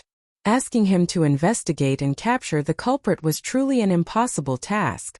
We will have Guru Xian lead a group of Imperial Army soldiers to assist you in your investigation. No matter how powerful that assassin's martial arts are, he cannot be allowed to get away scot-free. Li Er understood Hua Wenjie's difficulty and added, Many thanks, Your Majesty. Hua Wenjie clasped his hands in thanks and then withdrew. Li Er thought for a moment and said, There is another matter today. There is one more matter today. Li Zishuan has submitted his resignation from his post at the Imperial College. However, ever since we ascended the throne, we have always prioritized talents. Talented and virtuous people must be put to good use. Li Zishuan's paper machine, unique culture, and the Great Tang Dictionary must be known by all of you. These things are extremely beneficial to the education of the people of our Great Tang.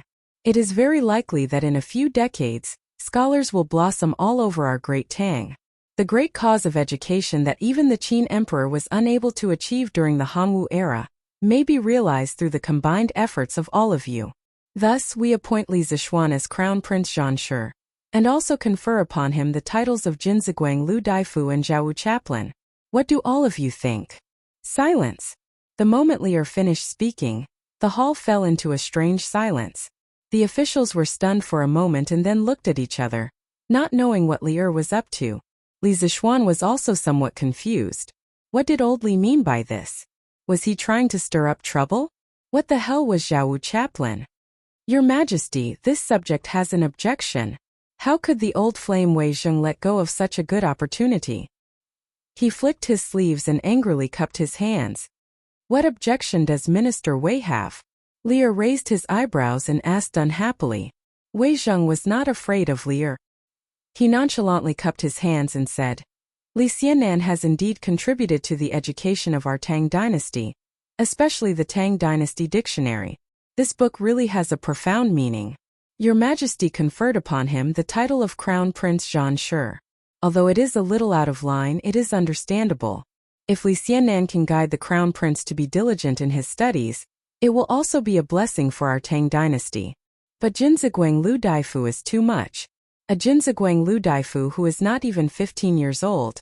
Not only does it not exist in our dynasty, it has never appeared in all of the dynasties. Li Xianan is indeed talented, but this subject believes that it is not advisable to rush the seedlings to help them grow. In addition, Li Xianan has not made any contributions in the military. Why would Your Majesty confer upon him the title of Zhaowu Chaplain? Although this is only a rank 6 military officer, it is unreasonable to confer upon someone who has nothing to do with it. I implore Your Majesty to reconsider. Although Wei Zheng's argument was not intense, it was reasonable. Even Li Zishuan himself felt that this old fellow's words were reasonable, not to mention the other ministers. Minister Wei's words are reasonable. This old subject also implore Your Majesty to reconsider. Fang Xianling stepped forward and cupped his hands in agreement. This subject agrees, Your Majesty to reconsider. Zhang Sun Wuji also stepped forward and cupped his hands in agreement. Bullshit. Old Wei Zheng, what nonsense are you talking about? When the other ministers also wanted to step forward to agree, Chang Yaojin stepped forward and pointed at Wei Zheng and scolded. Just because Xiao Xian is young, you say that he is not worthy of this Jinziguang Lu Daifu? What a joke. Since when did the imperial court choose officials based on age? Why don't I old Chang know about this? His Majesty just said that it is based on ability. You have read more books than me, old Chang. Do you understand that it is based on ability? Do you know what it means to be based on ability? Chang Yaojin was aggressive and his spittle was all over Wei Zheng's face. The worst thing was that this old fellow ate garlic in the morning and Wei Zheng almost fainted from the smell. Chungjijia, don't go too far. What this old man said is reasonable and reasonable. It is based on the facts, not the person. Don't try to twist words and force logic in this hall. Wei Zheng wiped his face and took a few steps back in anger. Li Zixuan saw this scene from behind and suddenly felt an inexplicable sense of humor. Do you understand that it is based on ability? Do you know what it means to be based on ability? Why did he feel that Chang Yaojin's accent was a bit like a northeastern man's? Ooh. Chapter 434. Heh. I'm twisting words and forcing logic? Chang Yaojin chuckled and took 2 steps forward. If you say I'm twisting words and forcing logic, why don't you tell me how I'm twisting words and forcing logic? Let's not talk about Dr. Jinzi Guanglu for now. I'll talk to you about the Zhaowu chaplain. Didn't you just say that Xiaoxian hasn't made any contributions and isn't worthy of the Zhaowu chaplain position? So what if I did? Did I say something wrong? Wei Zheng covered his mouth and nose, took 2 steps back, and confronted Chang Yaojin. Heh, let's not talk about military contributions. Let's talk about martial arts. Xiaoxian just broke through yesterday and became the youngest martial arts grandmaster in our Tang Empire. I know you don't know what a martial arts grandmaster is, so let me put it this way. There are only 15 martial arts grandmasters in our Tang Empire's military, and these 15 people are all veterans who have led their own armies into battle. Xiaoxian broke through to the martial arts grandmaster realm at the age of 20. Do you know what this means to our Tang Empire? It means that even if we old generals are too old to ride horses or pick up swords and spears, our Tang Empire's younger generation will still have people who can lead the army into battle and protect our country. Heroes don't care about their age. We generals have always spoken with strength. Among the generals of the older generation, there are only a handful who can defeat Xiaoxian in martial arts. Let alone a mere Zhaowu commandant. If Xiaoxian is willing to join the army, when this old Chang goes north to fight the Turks, I will definitely give him a vanguard position. Chang Yaojin had wanted to get Li Zixuan into the military for a long time. Now that Li Er had given him such a good opportunity, how could he not cherish it? At this moment, this old fellow seemed to be possessed by a deity. Although his tone was a little aggressive, his words were reasonable and did not pester endlessly. After he finished speaking, everyone in the general's camp looked at Li Zixuan. Some were shocked, some were stunned, and some were envious. No one would have thought that there would be such a young martial arts grandmaster in the world. Other people might not be able to reach the martial arts grandmaster realm, even after decades of hard work. But this young man who was not even 15 years old. How ironic. Good. Jijia's words are great. Your Majesty, this old subject believes that Li Zixuan's character and martial prowess are impeccable. He is completely worthy of the title of Zhaowu Commandant. Many of the Tang Empire's generals are aging like this old subject. If the Tang Empire wants to continue to prosper, it must begin to cultivate a batch of outstanding youths. Only then can we avoid a shortage of talents in the army. This time Qin Xiong didn't persuade Chang Yaojin not to be unreasonable. Instead, he stood up and supported Chang Yaojin's point of view. This old subject also agrees. Such a young talent must have a place in the ranks of our great Tang's generals. Yuqi Jingda was moved by Qin Xiong's words and also stood up to agree.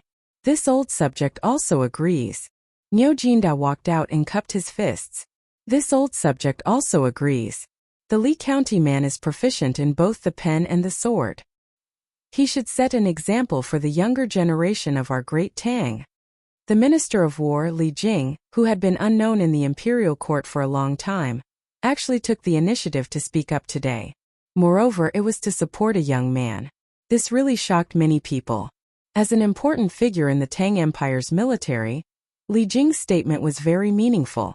This meant that the Tang Empire's military group, led by Li Jing, was willing to accept a talent like Li Zixuan. The other generals with lower EQ also came to a realization. Today, Li Er didn't just want to give Li Zixuan the title of an official. He also wanted to test whether the military was willing to accept Li Zixuan as a newcomer. Li Er's seemingly absurd reward had a deep meaning behind it. Thus, a large group of generals instantly knelt down in front of Li Er and said loudly, "This subject agrees." Li Er sat at the top and nodded in relief. His action today was a last-minute idea last night. In accordance with the principle of making the best use of people, naturally, he, as the emperor, would make use of as much ability as Li Zishuan had. Thinking back, when Li Er first learned that Li Zishuan was the disciple of immortal Lingxiu, he had thought of putting Li Zishuan in the military to gain experience. However, the plan couldn't keep up with the changes. Li Zishuan's profound knowledge was no less than his martial arts accumulation. Li Er first put him in the Imperial College to teach and educate people. He really didn't expect that he had made many achievements in the academic field. Yesterday, when he heard that Li Zishuan had broken through to the Grandmaster level at the young age of 20, Li Er couldn't help but think of his original intention. In addition, what Qin Qiong said was indeed reasonable. The Tang Empire's military was indeed in a state where there was a shortage of young people. Looking at the next generation of all the generals, there were only a few who had made a name for themselves. The rest were mostly ignorant and incompetent people who wandered around the brothels. There was no one who could compare to Li Zishuan. Most importantly, Li Zishuan had always had a good relationship with the military. It was relatively easy to integrate him into the military.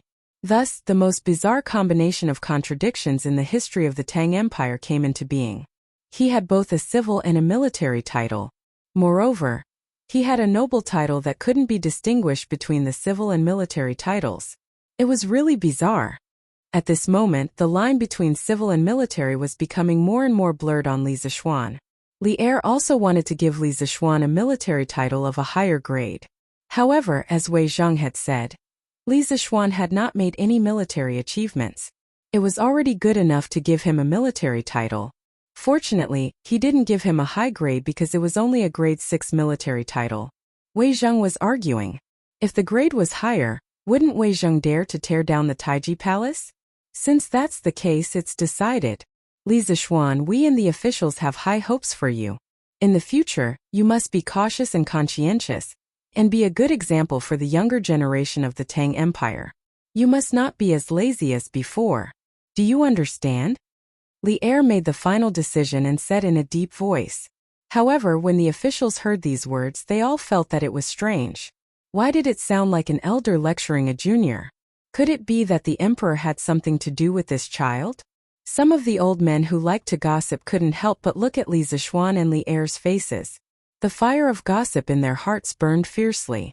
Ah? Your Majesty, I haven't agreed. I accept the decree and thank you for your kindness. Thank you for your guidance. Li Zishuan was dumbfounded. F*ck, this group of people discussed and discussed, but they didn't ask for his opinion. What the hell was this? He actually didn't want to accept this military title. As the saying goes, it's easy to get in but hard to get out. Although the grade of the Zhaowu chaplain was low, the significance it represented was not low at all.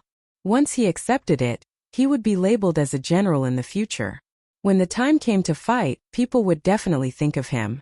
Li Er's move was really sinister. Li Zishuan felt that he had been tricked. Just as he was about to say that he didn't agree, Li Er's sharp gaze swept over him. Li Zishuan immediately changed his words because he saw a strong sense of danger in that gaze. Damn it, a wise man knows better than to fight when the odds are against him. I'll take it first. Ooh. Chapter 435. Li Zishuan's unwillingness to accept a military post wasn't because he was cowardly or unwilling to go to the battlefield to protect the country. When the Great Tang needed him, he would naturally be duty-bound to go to the battlefield. However, the Great Tang had so many awesome generals that they didn't need him at all.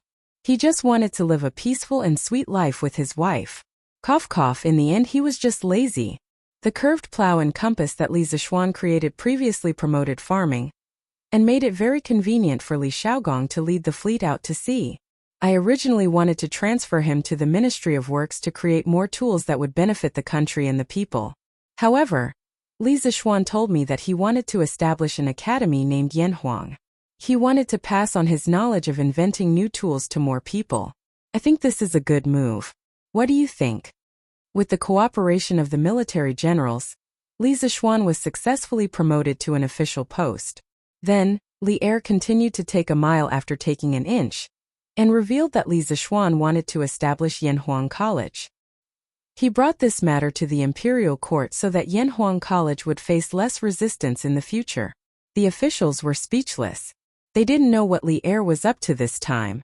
Why was he talking about establishing an academy out of the blue? In this era, people didn't have a high and mighty impression of academies. It was more like they were short and poor. Thus, many officials wanted to support it but didn't know why. Even if they wanted to oppose it, they didn't know why either. But then again, in today's imperial court, Li Zishuan's matters really came one after another. This brat was about to become the main character of the imperial court. Your Majesty, I'm afraid the national treasury doesn't have any money left to establish an academy for Li Zhanshe. At this moment, an elegant white-haired elder in purple stepped forward and cupped his hands. It was the current Minister of Civil Affairs, Xiao Yu. Yes, that's right. At this time, the Ministry of Revenue wasn't called the Ministry of Revenue. It was called the Ministry of Civil Affairs. In the beginning of the Sui dynasty, it was called Duji. In the third year of founding emperor, it was changed to Min Division, and the dynasty followed suit. In the 23rd year of Zhengguan, which was actually the first year of Yonghui, it was changed to the Ministry of Revenue. In the first year of Mingqing, it was changed to Duji. In the second year of Longshua, it was changed to Si Yuan Taichangbo. In the first year of Xianheng, it was reverted to the Ministry of Revenue. In the first year of Guangzhai, it was changed to Diguan Shangshu. In the first year of Shunlong, it was reinstated. Xiao Yu's wife was Empress Dugu's niece. Li Yuan was Empress Dugu's nephew. Li Yuan and Xiao Yu's wife were cousins. Back when the two of them were officials in the Sui dynasty, they had a very good relationship. Therefore, not only did this guy do well in the Sui dynasty, he was also the Minister of Civil Affairs and the Prime Minister. He also did well in the Tang dynasty. He was once again the Prime Minister and the Minister of Civil Affairs. Xiao Yu was the only Prime Minister of the previous dynasty, who was still active in the center of power until Zhengguan's death. However, there were also 6 ups and downs. That is, 6 times he had to pay his respects to the Prime Minister, 6 times he was removed from his position as Prime Minister, and even his title of nobility was stripped and he was exiled from the capital. However, the Prime Ministers of the Tang dynasty weren't very valuable. At least, they weren't as powerful as the later generations. That was because the Tang dynasty implemented a group of Prime Ministers system. During Gaozu's time there were 16 Prime Ministers. During Taizong's time there were 29 Prime Ministers. During Gaozong's time, there were 47 Prime Ministers. During Wuzhou's time, there were as many as 78 Prime Ministers. Therefore, the power of a Prime Minister at this time wasn't as great as people thought. However, although that was the case, it was still very impressive to be able to become a Prime Minister. After all, he was an extremely powerful official. Minister Xiao, you're overthinking. All the expenses for the construction of Yanhuang College will be borne by Li Zishuan. The imperial court doesn't need to pay a single cent more. Li Er chuckled. In his heart, he thought that it was fortunate that Li Zishuan was rich. Otherwise, it would have taken a lot of effort. When Xiao Yu heard that, he was slightly stunned. Then, he looked at Li Zishuan suspiciously. He wondered if there was something wrong with this unlucky kid's brain. Why would he want to spend money to build an academy? Then I have no objections. Xiao Yu clasped his hands and replied. As the Minister of Civil Affairs, he only needed to manage the purse of the Great Tang. Whether Li Zishuan opened an academy or not had nothing to do with him. He just felt that it wasn't worth it for this child to spend his own money instead of living a good life. In any case, Xiao Yu, who had lived through 3 dynasties, couldn't understand such a decision. Then, does anyone else have any objections? Li Er asked the others. Most of the others had the same thoughts as Xiao Yu. They simply didn't care about Li Zishuan's Yanhuang College. Since it didn't concern them, they didn't care. Thus, no one stood up to object. Seeing that no one objected, Li Er chuckled and made a big move. Good. Since no one objects, then I shall appoint Li Zishuan as the Yamacho of Yanhuang College, and I shall be the honorary president of Yanhuang College. As the ancestors of the Han people, everyone in the Central Plains can be called the descendants of Yan and Huang. In the future, no matter rich or poor, as long as you are a descendant of Yan and Huang, you will be able to enroll in Yanhuang College. Although Yanhuang College doesn't need a single copper coin from the national treasury, The 6 ministries of the imperial court must provide convenience to the Yanhuang College within their means during the construction process. They must not obstruct it on purpose. I need Yanhuang College to nurture a batch of talents that can make the Great Tang even stronger. Have you all heard me clearly? Buzz. As soon as Li Er finished speaking, Wei Zhengfang Xianling, Zhang Sun Wuji, Xiao Yu, and the other important officials of the imperial court were all dumbfounded. They didn't expect Li Er to trick them. He was really too shameless. According to what Li Er said just now, Yanhuang College wasn't a lowly private college at all. It would become a genuine government-run college. Oh no, it should be a royal college. If they had known that Li Zishuan would play like this, they definitely wouldn't have agreed to let Li Zishuan establish Yanhuang College so easily. But now Li Er obviously wanted to act shamelessly, so it wasn't easy for them to change their minds. Kong Yingda's legs trembled. This was the first time he heard that Li Er wanted to be the president of Yanhuang College. This made him feel a sense of crisis. He walked forward and cupped his hands. Your Majesty's action seems inappropriate. In this way, where will the Imperial College be placed? The other officials also focused their attention. What Kong Yingda said was indeed a very serious problem. Since Li Er attached so much importance to Yanhuang College, as the holy land of Confucianism, what should the Imperial College do? The problem now involved the battle of orthodoxy. As the orthodox school, Confucianism had been deeply rooted in the people's hearts. It could be said that all the civil officials in the hall benefited from Confucianism. They wouldn't allow Li Er to abandon Confucianism and seek refuge with other schools of thought. Of course, Li Er knew the seriousness of this problem. He said seriously, "Haha, Official Kong, you worry too much. The Imperial College has been sending a large number of talents to the Imperial Court all these years. Its position is unshakable. Confucianism is still the orthodox school of thought of the Great Tang, and the purpose of Yanhuang College is only to nurture a group of talents who are good at construction. The two don't conflict." Ooh. Chapter 436. Inside the Taiji Palace. Li Er purposely explained that the purpose of Yanhuang College was to provide talents for the Ministry of Works. Those defenders of Confucianism who were ready to jump out and attack Li Er finally gave up, and the establishment of Yanhuang College was officially approved. Li Zishuan took a deep breath and secretly gave old Li 32 likes in his heart. If he had been the one to say it, he definitely wouldn't have been able to say it so perfectly. Li Er had helped him solve a big problem. That's right. Not only was Li Zishuan unwilling to have a conflict with Confucianism, but Li Zishuan was also unwilling. Engineering hadn't even sprouted yet. How could it go head-to-head with Confucianism, which had been developing for thousands of years? Any new thing needed to be low-key and wretched in the beginning. After the establishment of Yanhuang College, the long morning court session finally ended. The civil and military officials all left the main hall and returned to their homes. Li Zishuan saw a familiar figure in front of him and hurriedly chased after him. Minister Yan. Minister Yan. He was chasing after Yan Lide. When Yan Lide heard someone calling him, he stopped in his tracks and turned around with a smile. Li Zhansher, congratulations on your promotion. Now that Li Zishuan had been promoted to Crown Prince Zhansher in terms of rank, he was on par with him, the Minister of Works. This made Yan Lide's heart feel very complicated. Don't make fun of me. Brother Xiaoning and I are good brothers. You can just call me Little Xian. Li Zishuan choked. This Li Zhansher didn't sound nice. Previously, when others called him Li Sai, it didn't sound nice either.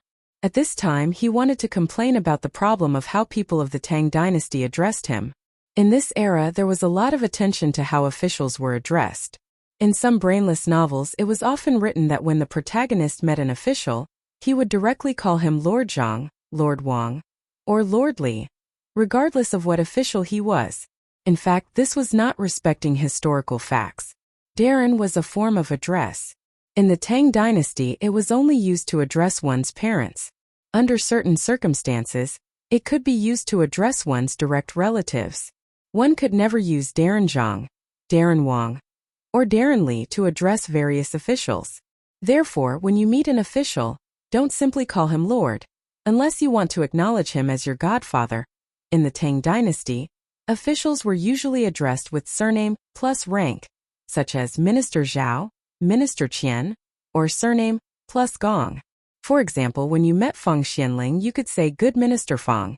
And when you met Wei Zheng, you could say Lord Wei. Therefore, when one really transmigrated to the Tang dynasty, if one intended to greet every official as Lord, this kind of lazy method would not work. The one who was addressed as Lord would caress your head and smile without saying anything. If your real Lord were to hear it, he would probably be so angry that he would beat you with a stick.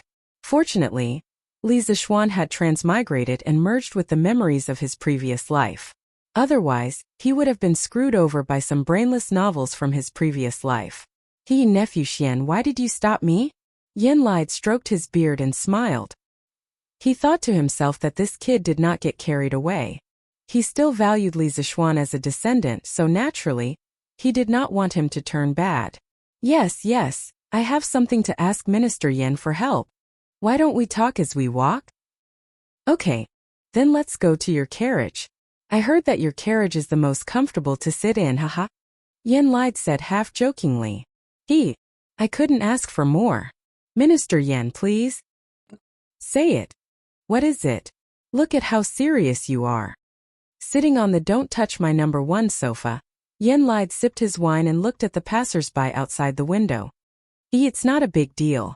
Uncle Yen, you also heard in the Imperial Court that this kid's Yanhuang College is about to start construction. This kid has poured a lot of effort into this college, so naturally we have to strive for perfection in the construction. That's why I wanted to invite you over to check it out. After all, in terms of construction skills, if Uncle Yen is second, no one in Great Tang would dare to say that they are first. Li Zishuan continued to climb up the pole, trying to curry favor with him and flattering him one after another. You brat, don't flatter me. Yen Lide scolded in a joking manner, then stroked his beard and pondered. His Majesty previously said that the 6 ministries of the Imperial Court should do their best to cooperate with the construction of Yanhuang College. Nephew Xian, this old man should agree to your request, but as the Minister of Works, I don't usually have much time. How about this? I'll ask Xiaoning to bring a group of specialized craftsmen to help you later. Anyway, the two of you are already familiar with each other, so it'll be convenient for you to communicate. Although Xiaoning doesn't specialize in construction, he's still quite familiar with it. If this old man has time, I'll personally go and take a look. If there's any problem, you can come and find me at any time. Li Zishuan said happily. Yes. Then I'll have to trouble Uncle Yan. Yen Lide pointed at Li Zishuan and laughed. You brat. It would be great if Xiaoning could learn from you how stuffy he is. Not only are you married, but you've also been promoted. When will that child Xiaoning be as worry-free as you? Li Zishuan rubbed his nose. Was Yen Lide saying that he was too unrestrained and unrestrained, so he got himself a wife? However, it wasn't good for Yen Xiaoning to only know how to study mechanical mechanisms all day long. Compared to him, Yen Xiaoning was more like an otaku. Xiaoning will definitely find his own happiness. Sigh. Actually, this nephew of mine isn't worry-free now. Yesterday, my parents were almost scared out of their wits. Li Zishuan said in a muffled voice. That was just an accident, but you have to be more careful in the future. As long as that assassin isn't caught, you can't let your guard down. Yen Lide said solemnly. Yes, this nephew of yours understands. Oh, have you finished drawing the blueprint of Yanhuang College? Let this old man see if there's any difficulty in building it. Yen Lide thought for a while and suddenly said, I've been a little busy recently, so I haven't finished it yet. But this nephew of yours will definitely finish it in 2 days. In 2 days? How much did you draw before? 10%, probably less than 5%. Li Zishuan thought for a while and said, Oh, then your Yanhuang College is really small. How many buildings could an ordinary person draw in 2 days? Therefore, Yen Lide naturally thought that Yanhuang College was small. However, he didn't know that when it came to drawing blueprints, Li Zishuan had never been an ordinary person. The breakthrough yesterday made him, who was already not an ordinary person, even more extraordinary. He was even a little IMBA. 2 days later, this nephew of yours will invite Uncle Yin over to take a look. You'll naturally know then. Li Zishuan chuckled. He didn't explain any further and invited her. Okay. This old man will bring Xiaoning over to take a look in 2 days. Chapter 437. Li Zixuan sent Yan Lai to Eternal Peace Square beside West City in a carriage after finally reaching a strategic cooperation agreement with Yan Lai, the most awesome architect in Great Tang. He then leisurely returned home. The one driving the carriage today was Afu. San Bao was still recuperating. Li Zixuan entered the manor and wanted to visit San Bao. Even though his injuries were already healed yesterday, he still had to visit her. This was a matter of attitude. Who knew that at this moment Lanner would rush over and say, Brother, you're back? Quickly go and take a look at Iron Egg. His body is so hot and he looks like he's in pain. Mother and sister-in-law are worried sick. Li Zixuan was stunned and thought to himself, what's wrong with Iron Egg? Could it be that the release of true qi when he broke through yesterday still left Iron Egg with an internal injury? Thinking of this, he carried Lanner and rushed to Mingyue Pavilion with cloud-piercing steps. Ah Fu, who was at the side, only saw a blur in front of her eyes and her young master disappeared. Iron Egg, what's wrong with you? Don't scare sister. Mingyue Pavilion. Iron Egg sat cross-legged on a huge rock beside the pond. His entire body was red and his eyes were closed. He clenched his teeth and looked like he was in great pain. His entire body looked like it was burning. Madame Li was anxious and helpless at the side. She had already asked her maid to find a doctor. Han Yushi was beside Iron Egg and anxiously wiped his sweat with a cold towel while calling out to him. But Bruiser couldn't speak at all. He felt that if he spoke, he would faint from the pain. He felt as if his blood was boiling, and something was running around inside his body. This caused his meridians to feel waves of pain. If he didn't concentrate on dealing with this pain, he might lose consciousness. Bruiser was a bit confused. He didn't have the strength to deal with this pain. Wife, move aside, let me take a look. Li Zixuan flew to the side of the huge rock and felt a weak true qi vibration. He immediately pulled Han Yushi away and sat behind Iron Egg. Husband, you're back. That's great. Look at Iron Egg. He became like this after his morning exercise. Han Yushi said excitedly as if she had seen her savior. Wife, don't be anxious. Let me take a look first. Li Zixuan held the Iron Egg's back with one hand. A wisp of Taoist genuine qi, as thin as a needle tip, entered the Iron Egg's meridians and began to flow slowly. You actually have true qi? Li Zixuan raised his eyebrows and exclaimed, Husband, how is it? Little Xian, what happened? This child has been in pain for a long time. Han Yushi and Mrs. Li hurriedly went forward and asked. Li Zixuan withdrew his true qi, stood up and said, Mother, Yushi, Iron Egg is fine, he is just about to break through. This kid's hard training for the past few months wasn't in vain. Breakthrough? Wasn't he sick? Look at Iron Egg's expression. He seems to be in pain. Mrs. Li said in disbelief. Han Yushi also looked at him anxiously. Li Zixuan smiled and said, Mother, people who practice martial arts break through realms like this. Iron Egg's current pain is something that many people can't even ask for. You and Yushi can go about your business first. Let me take care of this. If there are too many people, it will affect Iron Egg's breakthrough. Don't worry, Iron Egg will definitely be fine. Although Mrs. Li didn't understand the common sense of martial arts practitioners, she still understood the general meaning.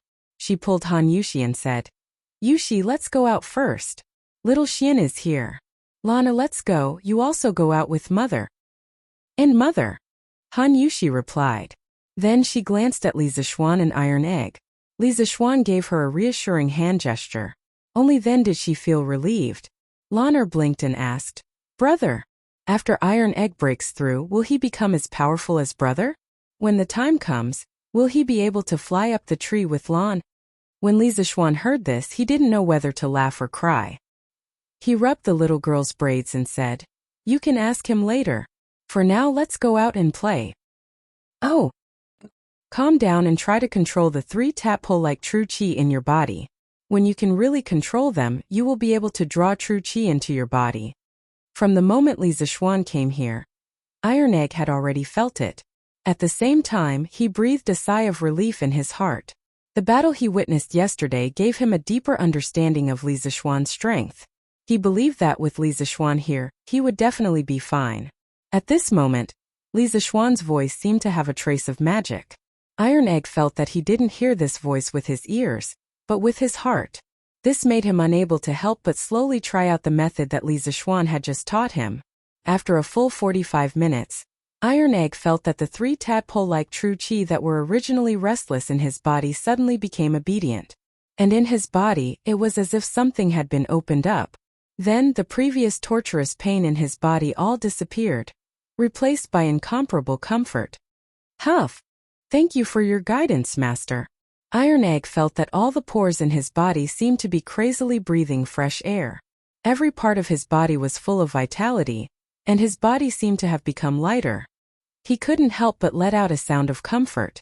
After a while, he remembered that Li Zixuan was beside him, so he hurriedly greeted him. Haha. It's good that you're fine. By the way, how did you suddenly break through? Li Zixuan asked curiously. Logically speaking, Iron Egg's speed of drawing true qi into his body was definitely not fast. There were many people in the world who were faster than him. Li Zixuan was just very interested in the reason why this child suddenly broke through. Iron Egg thought for a moment and said, Master, when I was lying in bed last night, I couldn't help but recall the battle between Master and the black-clothed assassin in the evening. Even when I was asleep, I couldn't help but recall it in my dreams. This morning, I did my morning exercises according to Master's plan as usual. I didn't expect that when I was running, I suddenly felt my blood boiling halfway. My body also started to hurt. Oh, I see. Iron Egg, you can give it a try. Let's see if a warrior who can draw true qi into his body is much stronger than before. Li Zixuan patted the back of Iron Egg's head and said with a smile, Yes, Master. Iron Egg responded excitedly, then ran to an open area, ready to show off his martial arts skills. All children love to play. Bruiser didn't have much time to play because he had been urged by Li Zixuan for a long time. Now that he had officially stepped into the ranks of martial artists, how could he not use his martial arts to play and make a fuss? How could that be justified? Chapter 438. Master. My strength is more than 3 times greater than before, and my speed is also faster. Now, I can finish my morning run in less than an hour. Li Mansion Mingyue Pavilion. Iron Egg ran to Li Zixuan and said excitedly. He had just played a few moves in the yard to test his strength and speed.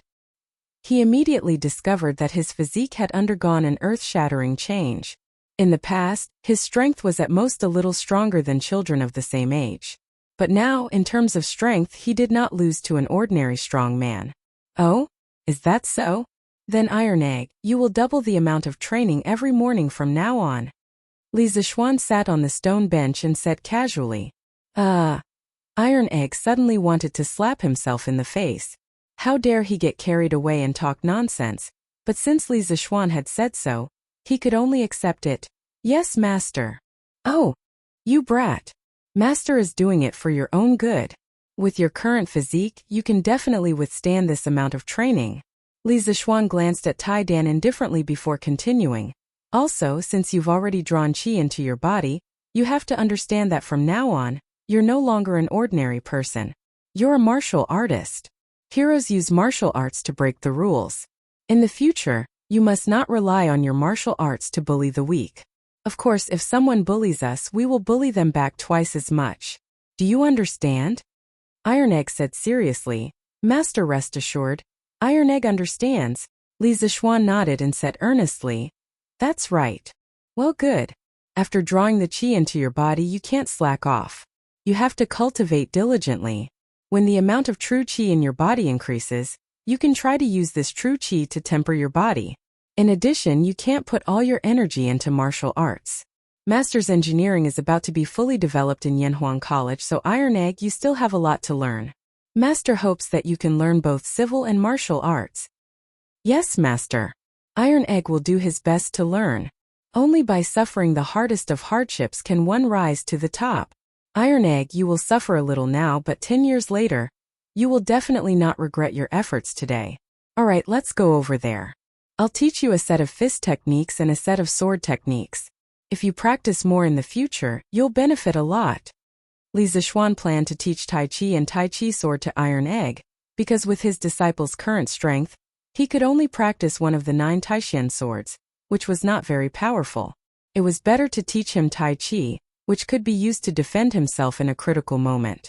Besides, now that Iron Egg had true Chi in his body, he should be able to practice Tai Chi more easily. Thank you, Master. Hearing this, Bruiser cheered excitedly. He had been waiting for this day for a long time.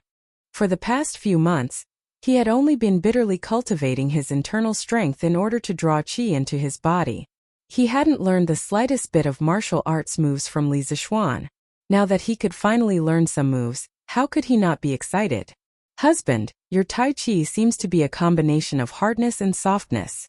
Can I practice it? It was almost noon by the time he taught the complete version of Yang's Tai Chi and Tai Chi sword techniques to Iron Egg. Today happened to be a good day for his promotion, so the lunch was very rich and lively. After lunch, the couple returned to the west courtyard for a break. Han Yushi suddenly asked. Li Zixuan was surprised and said, "Why do you ask? Do you want to be a martial arts master like me?" No. Han Yushi looked a little embarrassed and said, "I just want to learn some self-defense skills. If I encounter any accidents in the future, I won't be a burden to you, master." Oh, Li Zixuan nodded. It was difficult for Han Yushi to become a master since she had just started practicing martial arts at her age. After all, her body had already been fixed, and there was no martial arts that could help her get started easily. However, Tai Chi should be quite suitable for people who had no martial arts foundation to practice. If my wife wants to practice, of course you can.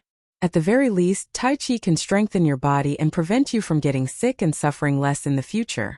Well, how about this? Starting tomorrow morning, I'll get up early every day to practice Tai Chi with my wife and Xiao He and the others. Li Zixuan's eyes lit up and he blurted out. He suddenly thought of his wife's weak body. It would be very dangerous for her to give birth in the future, because the medical conditions in this era were too poor. If anything happened during the birth, it would all depend on fate. He was not an obstetrician in his previous life. Of course, there was no good way to deal with this kind of situation. The only thing he could do was to give Han Yushi some martial arts foundation in advance. When her body was better, it would be much less dangerous for her to give birth. If it were not for the fact that he did not have any Nigong mental cultivation methods suitable for women, he would have taken Han Yushi to practice Nigong. Yes. I don't have anything to do in the morning. But can you get up early every day? Han Yushi nodded happily. Suddenly, she looked at Li Zixuan suspiciously and asked, "Hey, wife, you're looking down on me. As long as you don't make your husband too tired at night, your husband will definitely be able to get up early in the morning." He. Li Zixuan said naughtily with a cheeky smile. "Ah, husband, how can you be so shameless?" Oh. In the afternoon, Li Zixuan was in the study. He spread out the rice paper and prepared to draw the architectural design of Yanhuang College with peace of mind. After all, the construction of Yanhuang College was really tight on time and the task was heavy. In the past, he might have been a little lazy, but today, Li Er took this matter to the imperial court and announced it in public. He had to pay more attention to it. As soon as he started to draw, he heard someone report that Qin Qiong and Cheng Yaojin were here. Li Zixuan hurried to the front hall. "Xiao Xian, do you have any idea about the assassin yesterday?"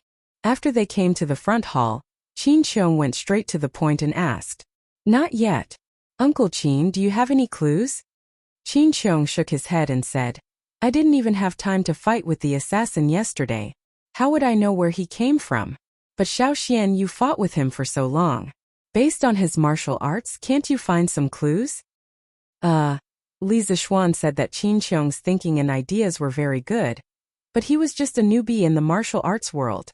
He said gloomily, "Uncle Qin, although I've learned martial arts for so many years, the number of times I've fought with others can be counted on one hand. I really can't tell the other people's martial arts apart from them." Chang Yaojin and Qin Qiong looked at each other speechlessly. They didn't expect that there would be such a weird martial arts master in the world. Qin Qiong was silent for a while, then said, "Xiao Xian, it seems that you don't have enough combat experience. If you have time in the future, you can go to the army to gain experience. Also, there is no lack of martial arts experts among the generals of the Tang Empire. You can also go and ask for advice. Lack of combat experience is very disadvantageous. Ooh. Chapter 439. In the main hall of the Li residence. Qin Xiong's words made Li Zixuan fall into deep thought. Compared to the two veterans in front of him who had experienced hundreds of battles, he was indeed a fledgling brat. Although he was now a martial arts grandmaster, his actual combat experience was really too lacking. Yesterday, he was able to entangle with the black-clothed assassin for so long purely by luck. But how could there be so much luck in life? Uncle Qin is right. When the time comes, I'll have to trouble you to introduce this nephew to them. Li Zixuan cupped his hands and said, Haha, you don't need to go through so much trouble. If you want to find someone to fight with, just come to me. Cheng Yaojin patted his stomach and laughed. Qin Xiong was speechless. Cheng Yaojin didn't act like an elder at all. After the three of them laughed for a while, Qin Xiong returned to the topic. Xiaoxian, I've heard of the move that the assassin used when he escaped yesterday. Li Zixuan paused for a moment and said, Uncle Qin, are you talking about the blood rain of 7th cultivator of virtue? Yes. Qin Xiong stood up and said with his hands behind his back, It is said that there is a rare poisonous snake in Miaojiang called the snake of 7th cultivator of virtue. It has 7 heads and is extremely poisonous. As long as one of its heads bites, it will immediately kill. The assassin's last move, the blood rain of 7th cultivator of virtue, was probably practiced with the blood of this poisonous snake. Moreover, the snake of 7th cultivator of virtue's movement speed is also extremely fast. The assassin's technique is strange like a snake demon. Combining these 2 points, I guess that his origin is likely to be an evil Jianghu cultivator related to the snake of 7th cultivator of virtue. Li Zixuan's expression gradually became dignified. He pondered for a moment and said worriedly, That is to say the assassin is from Miaojiang? Li Zixuan, who had read countless modern web novels, had a deep fear of Miaojiang. No matter how good one's kung fu was, there was no way to deal with the strange invisible poison. Not necessarily. Qin Xiong shook his head and said, I only said that the snake blood he used to practice came from Miaojiang, but I didn't say that he was also from Miaojiang. As far as this old man knows, the people of Miaojiang usually don't come out into the world. They rarely come in contact with the outside world. Although a poisonous creature like the 7 cultivator of virtue snake is rare, it doesn't mean that there aren't any native hunters in the Miaojiang who sell it to the outside world. Li Zixuan felt that it was reasonable. He nodded and asked, Uncle Qin, do you know of any sects in Jianghu that use the poisonous blood of the 7 cultivators snake to cultivate? Qin Xiong had obviously thought about this question a long time ago. He shook his head and said, I'm not sure. Although this old man is skilled in martial arts, I have never traveled in Jianghu. As far as this old man knows, those famous sects would definitely not have people who practice such vicious martial arts. I think this assassin should be from an unknown remote sect, or perhaps he doesn't belong to any sect at all. Back then, Qin Xiong's father, Qin Yi, had passed away a few days after Qin Xiong was born. Most of Qin Xiong's techniques were self-taught according to the Qin family's techniques. Later he joined Yang Lin, the king of mountains of the Sui dynasty, and became Yang Lin's godson. Yang Lin had personally taught him martial arts many times, so on the road of martial arts, Qin Xiong could be considered to have had the guidance of a famous teacher. However, his martial arts skills were all used on the battlefield, so he didn't know much about the sects in Jianghu. What are the famous sects in Jianghu today? Li Zixuan was really curious about this. In his memory, spiritual master Ling Su had not taught him about this common knowledge of the martial arts world. Ha! You brat, you don't even know this, and you call yourself the disciple of an immortal. Chang Yaojin sneered and immediately began to despise Li Zixuan for being ignorant and inexperienced. Then he explained, currently, the 3 most prosperous sects in Jianghu are the Celestial Master sect of Longhu Mountain, the Shaolin Temple of Mount Song, and the Taibai Sword sect of Qinchuan. The first 2 are equally matched in strength, and no one can say that they are stronger than the other. The other sects are led by these 3 sections. You brat, you could be considered lucky back then to be able to enter the Celestial Master sect to cultivate, and even become the personal disciple of spiritual master Ling Su. All the martial artists in the world can't help but be envious. Hee hee. Li Zixuan awkwardly scratched his head. Then he suddenly remembered the twin of the Tang dynasty that he had read in his previous life, and asked tentatively, "Then has Uncle Chang heard of Xi Hang Jingzhai?" If there really was a Xi Hang Jingzhai, then he really wanted to see the legendary fairy Shi Feishuan. Of course, he didn't have any thoughts about her, but purely admired her. After all, Shi Feishuan should be almost 30 years old by now, right? Xi Hang Jingzhai? What's that? I've never heard of it. Chang Yaojin picked his nose without caring about his image and shook his head. Then have Uncle Chang heard of the Jingnian Zen sect, the Yin Sunflower sect, the Flowery sect, the Devil Image sect, the Butian Pavilion, and the Flying Horse Ranch? No. Then have Uncle Chang heard of the Wudong sect, the Amei sect, the Chuanjin sect, the Qingcheng sect, and the Huashan sect? No. Little Xian, where did you hear about these sects? Chang Yaojin's expression became more and more strange. The names of these martial arts sects that Li Zixuan mentioned sounded very real, and didn't seem to be fabricated at all, but why hadn't he heard of any of them? Could it be that he was too ignorant and inexperienced? Chang Yaojin began to doubt his life at this moment. Ugh! It's nothing. I just saw it in an unknown novel. It's all nonsense. Cough cough. Nonsense. A trace of embarrassment also appeared on Li Zixuan's face. The current martial arts world seemed to be a little different from what he had imagined. Why did it feel so withered? Yes, it was withered. In fact, the Tang dynasty could be considered as the origin of martial arts, but it was only the origin. The Shaolin Temple was the most prominent example. According to historical records, the Shaolin Temple was built in the Northern Wei dynasty and flourished in the Tang dynasty. However, the prosperity of martial arts began in the Song and Ming dynasties.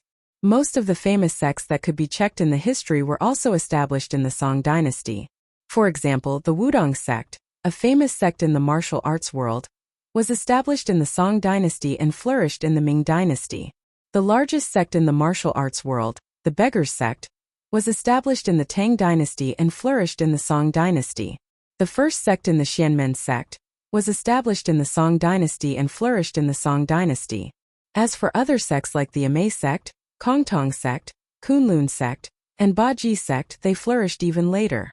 This was also one of the reasons why the historical background of modern martial arts novels was mostly concentrated in the Song and Ming dynasties. After all, if one didn't write about these sects when writing martial arts novels, wouldn't it be overshadowed? Of course, the decline of the martial arts world in the Tang dynasty was also related to the background of this era. After the Tang dynasty was founded, there was too much centralization of power, which was not conducive to the development of the martial arts world. The imperial court of the Song dynasty did not care much, and the political environment in the Middle and Late Ming dynasty was still relatively relaxed. This provided a very good soil for the flourishing of the martial arts sections. The end of the Song dynasty, the beginning of the Ming dynasty, the Tumu fortress, and the chaos at the end of the Ming dynasty also gave the modern martial arts novelists a lot of good opportunities to make a big deal out of it. Looking at the dynasties before the Song dynasty, there were still relatively few martial arts sects of a large scale. Chapter 440. Alright.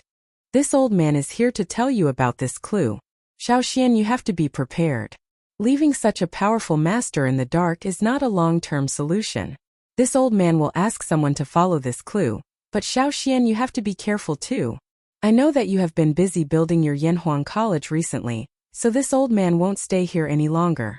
If there's anything I can help with, feel free to tell this old man. Qin Xiong, who was confused by Li Zixuan's nonsense, looked at the time and stood up. Yes, thank you for coming to tell me. Li Zixuan stood up and bowed solemnly to the two old men. The news that Qin Xiong brought today was too important. At least it gave him a direction to investigate. It was much better than him looking around aimlessly. Haha. No worries. Xiaoxian, you have to find time to teach the complete version of Tai Chi to this old man when you're done with your work. To be honest, after practicing the simplified version for 2 days, I feel much more energetic. This fist technique is amazing. Qin Xiong laughed and waved his hand. Cheng Yaojin's eyes lit up when he heard this. He shouted, Tai Chi? What Tai Chi? Xiaoxian, did you teach second brother Qin some kind of divine skill? I want to practice it too. Li Zixuan was about to answer when Qin Xiong laughed and said, Jijia, if you want to practice it, follow me to my residence later. I'll teach you. But with your personality, I'm afraid you won't be able to practice it then. Haha. This was the truth. With Cheng Chumo's carefree appearance, if he could really practice Tai Chi patiently, Li Zixuan would find it incredible. Just thinking about it was a beautiful scene. Ha! Second brother Qin, you're looking down on me. Let's go and try it now. Cheng Yaojin laughed and pulled Qin Xiong away. Li Zixuan sent the two old generals to the gate and was about to return to the western courtyard when he saw a group of people rushing towards him. Li Zixuan recognized the leader. It was Chamberlain Lu, who had come to his house to pass on the imperial edict. The four people beside him should also be the eunuchs from the palace. But why did Peng Feiji bring his subordinates along? Could it be that Brother Chicken also entered the palace as a eunuch? This shouldn't be the case. A big question mark appeared in Li Zixuan's mind. Congratulations, Li Xiannan. In less than a month you've been promoted again. That's something worth celebrating. The smile on Lu Wenchang's face was like a blooming chrysanthemum. He walked up to Li Zixuan and cupped his hands. Today, the young man in front of him was no longer the inexperienced brat from before. Instead, he had faintly become a giant in the imperial court, and no one dared to ignore him. Haha. Thank you for your auspicious words, Chamberlain Lu. Please come in, please come in. Li Zixuan guessed that the imperial edict to confer the title of Crown Prince Zhanshi had officially arrived. He hurriedly greeted them with a smile. Everyone entered the courtyard. Of course, Li Zixuan wasn't the only one who came out to receive such a grand ceremony. Li Jingma, Madame Li, Han Yushi, and the others had already put on their auspicious clothes and came out to receive the imperial edict. The incense table was set up. Li Jingma, Li Zixuan, and the others stood at the side with their hands cupped. Chamberlain Lu stood facing the south with his back facing the north. He coughed lightly and said, "The Emperor of the Tang Empire has decreed that a good son named Li Zixuan has created the paper machine, established a strange culture, stabilized the price of books, and promoted education." Perhaps it was because Li Zixuan's conferment had already been discussed in the imperial court for an entire morning, and there wasn't much to debate. Therefore, today's imperial edict was very concise and to the point. The meaning was also very easy to understand. At the very least, Li Zixuan himself could understand it.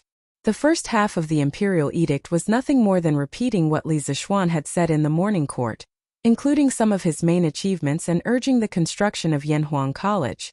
These were all within Li Zixuan's expectations. However, as he listened, he felt that something wasn't right. Li Zixuan seemed to particularly like to do extra surprises recently. In view of the great responsibility Li Zixuan has, I order the right Marquis Wei Sigi Peng Feiji, and the 48 Marquis under Li Zixuan's command temporarily. They will immediately take up the post and be deployed by him. They will also protect him thoroughly. The Li residents will be responsible for the use of this team of Marquis in the future. The Marquis guards around the Strange Pavilion and the Strange Culture will be deployed by the right Marquis Wei residents. Imperial Decree. Not only was Li Zixuan shocked, but Li Jingma was also in a state of confusion after hearing the imperial edict. What did Li Zixuan mean by this? Not only did he promote Li Zixuan, he also sent a team of guards over. This was basically equivalent to a personal guard. What kind of treatment was this? After being stunned for a while, they came back to their senses when Chamberlain Lu coughed dryly. Li Zixuan hurriedly received the imperial edict with both hands. He couldn't help but ask in a small voice, "Chamberlain Lu, what does His Majesty mean by this?" Chamberlain Lu glanced around and said in a small voice, "As a servant, how would I know what His Majesty is thinking? However, before we came, His Majesty told you to speed up the construction of Yanhuang College and to pay attention to your own safety. Regarding yesterday's assassination, I hope Lord Zhu can be alerted. The mastermind behind yesterday's assassination is very likely to make another move." "I see. I will engrave His Majesty's warning in my heart. Chamberlain Lu, please tell me." "Afu." Li Zixuan cupped his hands and thanked him. Then he called for Afu to bring the tray over. Since he was in this circle, he still had to abide by these unspoken rules. "Haha. Lord Li is too courteous, too courteous. Then I won't disturb you any further. I will return to the palace to report on the completion of the mission." Chamberlain Lu was carried by everyone. Li Zixuan was in a high position, yet he still gave him face. Chamberlain Lu was tactful and quickly took his leave. Take care, Chamberlain Lu. After the Chamberlain Lu left, there was a burst of cheers in the Li residence. Compared to Li Zixuan's promotion to the directorate, this promotion was obviously more important. Whether it was his official position or his function, Crown Prince Zhanshe had completely surpassed the directorate's directorate. This was equivalent to being transferred from Peking University's principal to the State Council's office. This position already allowed him to come into contact with the core of power. Li Jingma and his wife held the imperial edict and flipped it over in their hands. From time to time they would whisper and laugh. Their joy was evident in their words. Li Zixuan started chatting with Brother Chicken. Haha. Lord Zhu, I didn't expect that Old Peng would be transferred to your side. This is great. Today Li Zixuan was promoted. But to Brother Chicken, this was also considered a promotion. This fellow was equivalent to going from factory security head to boss's personal bodyguard. Haha. Feiji, don't you think that your status as Marquis Wu Sige is being wronged by me? Li Zixuan asked with a smile. Chapter 441. Li Er's intention was easy to understand. He wanted to ensure that Li Zixuan would not be assassinated during this period of time. In today's court session, he had personally supported Yanhuang College and even played a little trick. At this time, if Li Zixuan, the leader of the college, met with any mishap, he as the emperor would not only lose face. That was why he allowed this small group of Wu marquises to act as Li Zixuan's personal guards. Li Er had absolute control over the Tang Empire's army. No one would have any objections to his arrangement, but they would privately complain that Li Zixuan was lucky. As an insignificant county boy, he was able to obtain the personal protection of the emperor's army. This kind of treatment might not be unheard of in the future, but it was absolutely unprecedented. Hehe. Lord Zhu, your words are too much for me. When Peng Feiji heard Li Zixuan's half-joking words, he scratched his head and laughed. I, Old Peng, am only a martial artist. It is my great honor to be able to follow you, Lord Zhu. There is no need to talk about grievances. Not only me, but the 48 brothers who came with me were all overjoyed when they heard that they could come here. Actually, Peng Feiji knew better than anyone else about Li Zixuan's huge potential. This rising star of the imperial court had risen so quickly that everyone was dumbfounded. Li Zixuan's future was even more limitless. And he himself was just an inconspicuous chief of staff. Perhaps in the eyes of some ruffians, the position of the right Marquis Wei was very impressive. But he knew his own situation. In the right Marquis Wei mansion where all the big shots gathered, the position of chief of staff was only a small official.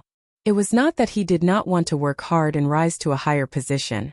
But in terms of martial arts, he had just reached the middle stage of the body refining stage. Moreover, he did not have a master to guide him. He had learned all his skills during the chaos of the Sui dynasty. If he wanted to improve now, it was harder than ascending to the heavens. In terms of connections, he came from a humble background. He was not from a wealthy family, nor was he a nobleman.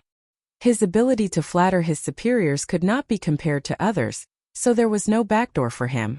Therefore, he could only spend his days in the right martial Marquis estate.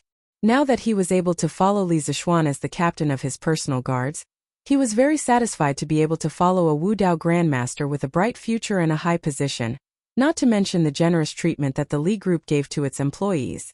Even if he didn't want this position, there would be countless people fighting for it. Haha. Since you're willing, I'll leave the safety of my residence to you. Li Zixuan chuckled. But His Majesty ordered me to protect you, Lord Zhu. Peng Feiji said in shock. He was smart, so he could tell that something was wrong from Li Zixuan's words. Haha. Now that I have reached the Master Realm, if there is any danger I can deal with it. Even if you come, you can't help much. Instead, my family needs protection. Therefore, Feiji, you and your brother's main mission in the future is to protect my family's safety. Most of the martial marquises in front of him were only at the body refining realm. Among them, there were a dozen or so who had not reached the body refining realm. If they really met a master like the black-clothed assassin yesterday, these martial marquises were not useless, but their use was limited. It would be safer to use them to protect his family. All right, then I'll arrange for 38 martial marquises to patrol the vicinity of the Li residence. The remaining 10 martial marquises will follow me to protect Lord Zhu. Peng Feiji felt that Li Zishuan's words made sense, so he nodded in agreement. From today onwards, all of you will be working under this duke. This duke has always treated people with generosity. This duke has never been stingy with rewards for those who work hard. However, this duke will definitely chase away those who idle around. I hope that Feiji, you can lead this team of people in the future and do your job well. This is not only for me, but also for the future of all of you. Although Peng Feiji had been working at the workshop in Chitsu culture for a period of time, that was then and this was now. Now that they had become his personal guards, he naturally had to have a higher standard. He still had to teach them what needed to be taught. You're right, Lord Zhu. My brothers and I know the importance of this. You can rest assured. Peng Feiji's face was solemn as he cupped his fists respectfully. After a lot of trouble, Li Zishuan finally had some free time. He could peacefully draw the blueprint of the academy. In the study room, Li Zishuan sat in front of the desk by the window. One person, one brush, one stack of paper. There was no Xiao He or Xiao Shi around to help him grind the ink. It was not because he had forgotten about the maidservants now that he had a wife. It was because he was now using a self-made pencil instead of a brush. Also, he needed to be quiet when he was drawing. In this state of seclusion, drawing was the most efficient. Since entering the guru realm yesterday, Li Zishuan's mental strength had also skyrocketed. It was at least 7 or 8 times more than before. Relying on this, he could now construct the three-dimensional model of the building in his mind more easily. Compared to before, his speed was on a completely different level. Swish! Swish! Swish! If someone was in the study at this moment, they would definitely be shocked to see this scene. They would see Li Zishuan's right hand moving rapidly above the blueprint. Ordinary people could only see a blurry shadow. Then, in a flash, the white paper was covered with black lines. They were horizontal and vertical, neat and tidy, as if it was the most perfect piece of art in the world. His drawing speed could only be compared to some modern laser printers. After all, with the growth of his realm, his ability to control the various parts of his body also increased. Time passed slowly. In front of Li Zishuan, the stack of white paper was quickly decreasing. On the contrary, the drawings full of lines were stacked higher and higher. Li Zishuan copied the three-dimensional models of some famous and magnificent buildings in the universities of the future onto the white paper in front of him one by one. He wanted to build a modern top university that was completely different from the current architectural style. The first was the Guanghua building of Fudan University. It was 142 meters high, 30 floors, and had the shape of 2 towers. It was the tallest building in the university in the country. It was taken from the great biography of Yu Xia, which said, "The sun and the moon are shining brilliantly." The whole building looked as if it was born out of thin air, proud and upright and full of vigor. Li Zishuan intended to make the Guanghua building into the main building that could accommodate all the students of the academy. Of course, he would not make it so big. On the one hand, his Yanhuang College did not have so many students. On the other hand, putting aside the current technical obstacles, even if he could really build a teaching building with 30 floors without elevators, the students would be tired to death just climbing the stairs. Therefore, he just made a mini version of the Guanghua building. The 2 central towers were 10 floors high, the main building in the middle connecting the 2 towers was 6 floors high, and the 2 wings on the left and right were only 4 floors high. However, the area of the teaching building was still the same. Chapter 442. After the Guanghua building was completed, the tower would be the office area, and the middle of the tower would be the reading and exhibition area. The east and west wings would be the reception, meeting and teaching areas, each with their own entrance and exit. The various parts were connected as one, but they were also independent. Apart from meeting the needs of the office, teaching, meeting and reception areas, the design of the Guanghua building also considered the design of the communication and leisure spaces. First, Li Zishuan designed 2 shared spaces on the 2nd to 3rd floor of the central section. From the main entrance, one could enter the shared space by going up the stairs. The dignified and rigorous academic spirit was extended indoors, and the scale was vast and grand. Next, he designed an atrium in the middle of the 4th to 6th floor of the central building, with a semicircular glass dome at the top for lighting. The clouds in the sky reflected the desire to be in close contact with nature in the tall building. The eastern podium had an inner courtyard, and the western podium had a roof garden. Many people might think that with ancient construction techniques, it was impossible to build such a tall building, but in reality it was not so. Do not underestimate the wisdom of the ancients. According to historical records, the earliest skyscraper in the history of our country was built by the Western Han Emperor Liu Che. In 115 BC, in the Jinzhong Palace in the capital city of Cheng, Emperor Wu of the Han Dynasty built a deity platform that was more than 500 feet tall. On the platform there was also a copper dew-bearing plate that was 10 feet tall and 17 feet in circumference. On the plate, there was an immortal holding a jade cup. In 109 BC, the Western Han Emperor Liu Che built the heavenly platform in the palace of Gongquan, which was said to be more than 100 feet tall. However, this was not the highest, or it could be said that the number was exaggerated. At the beginning of the 6th century AD, Wei Xiaoming Emperor built the Yongning Temple in the capital city of Luoyang. There was a 9-story pagoda that was 90 feet tall. The height of this pagoda was called 100 feet, which was an exaggeration. According to archaeologists, it should be 137 meters tall, but it was still twice as tall as the tallest wooden pagoda in the western part of the country, 67 meters. It was the greatest pagoda in our country's ancient times, and also the tallest building in our country, and probably the world. It was worthy of being called the first skyscraper. Therefore, one should never underestimate the ancients. Some of the ancient architectural arts were even breathtaking to the modern people.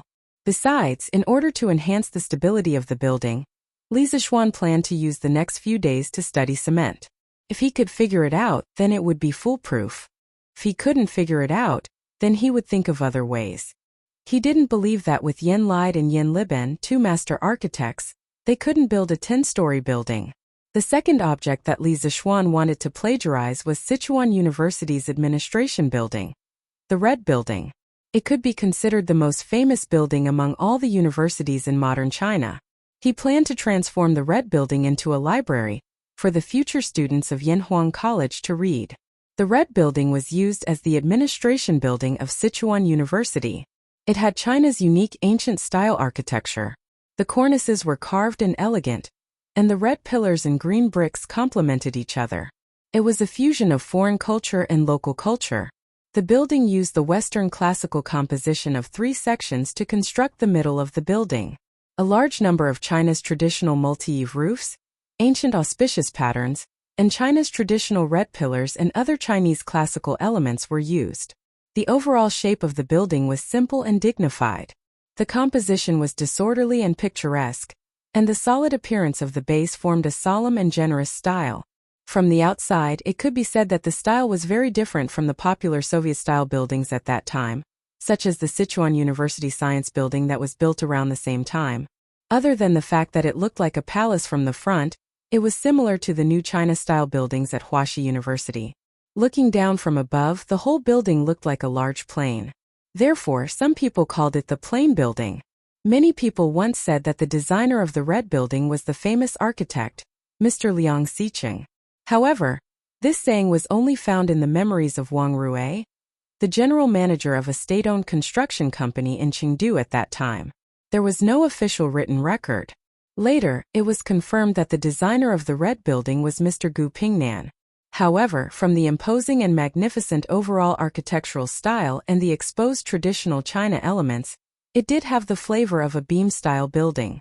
Next was Peking University's Beigong Building.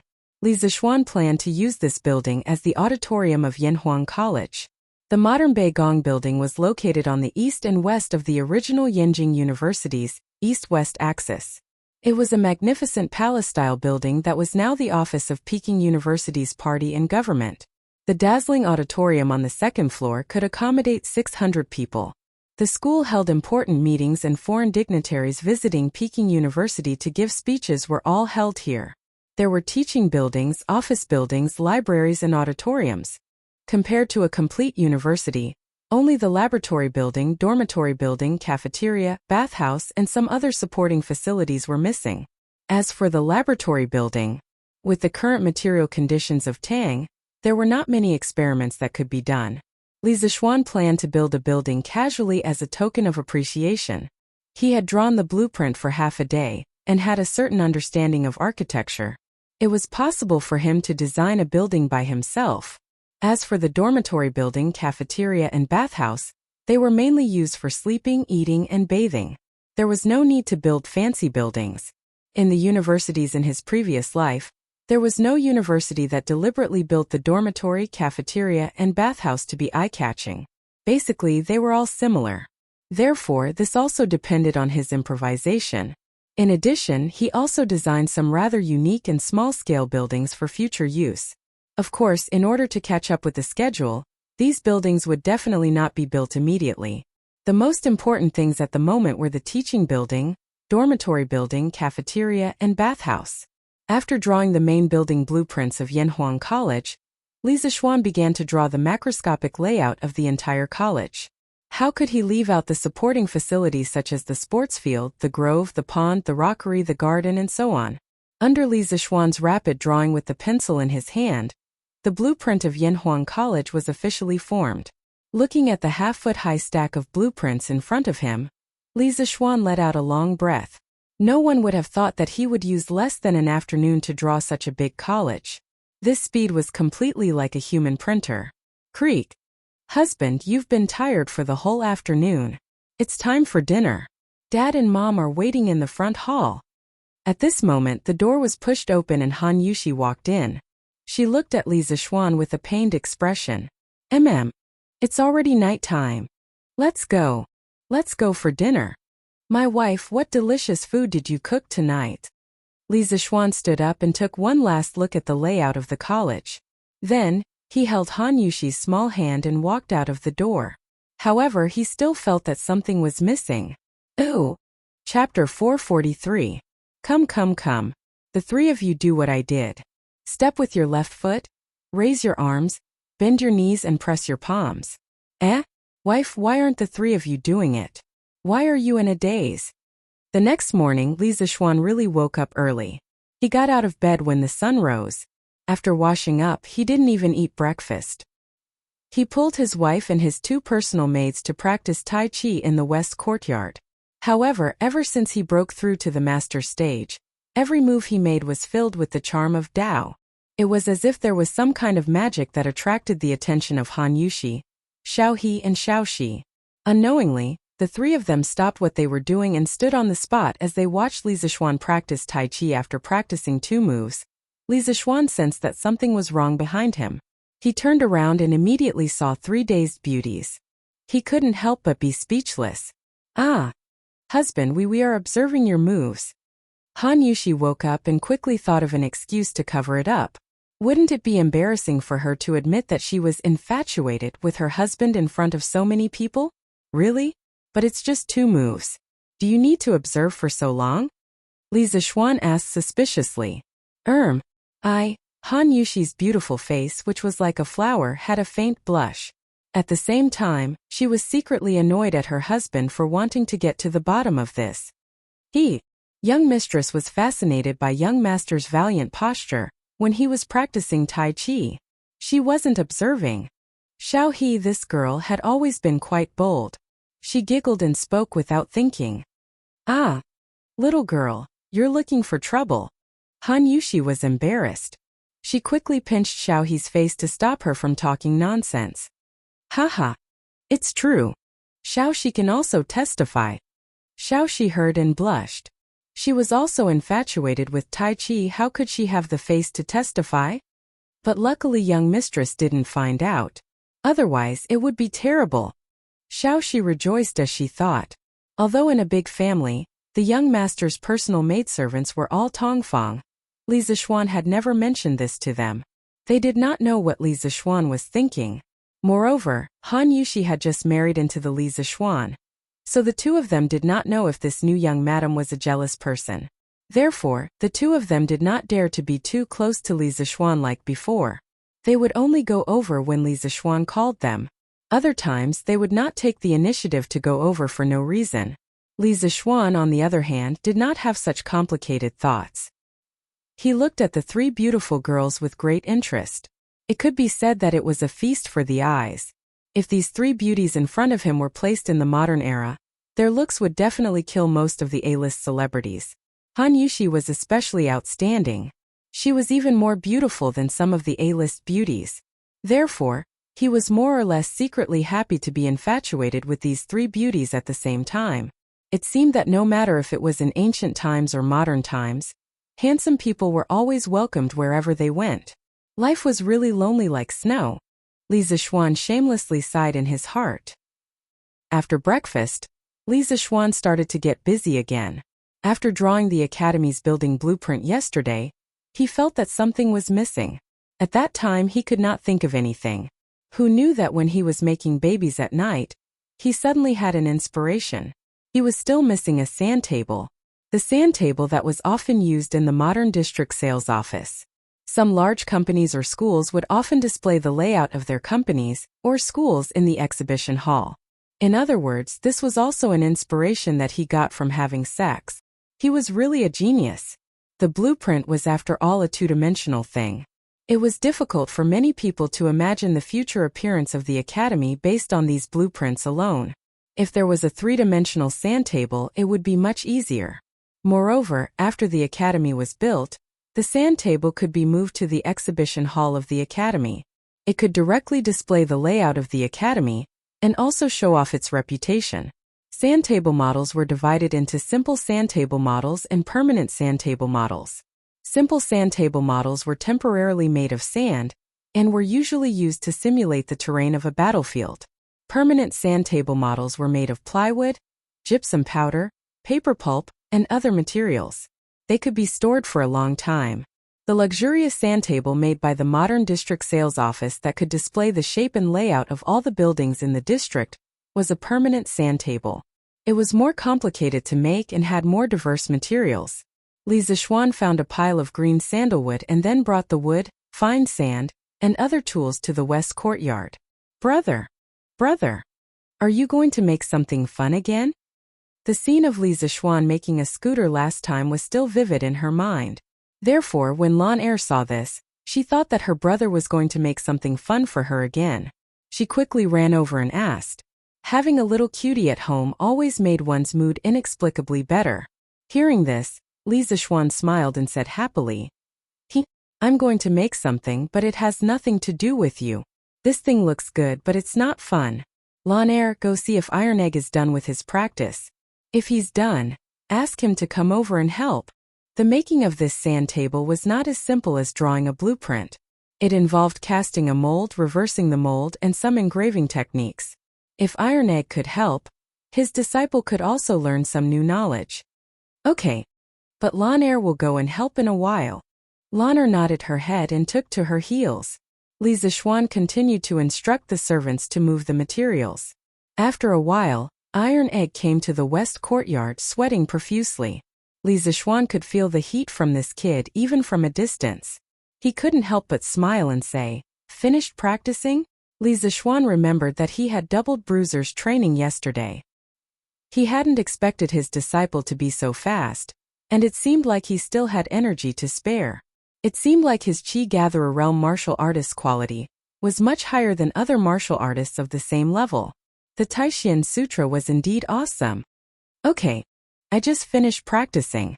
Master called Iron Egg over. Do you need any help? Iron Egg wiped his sweat and said hurriedly.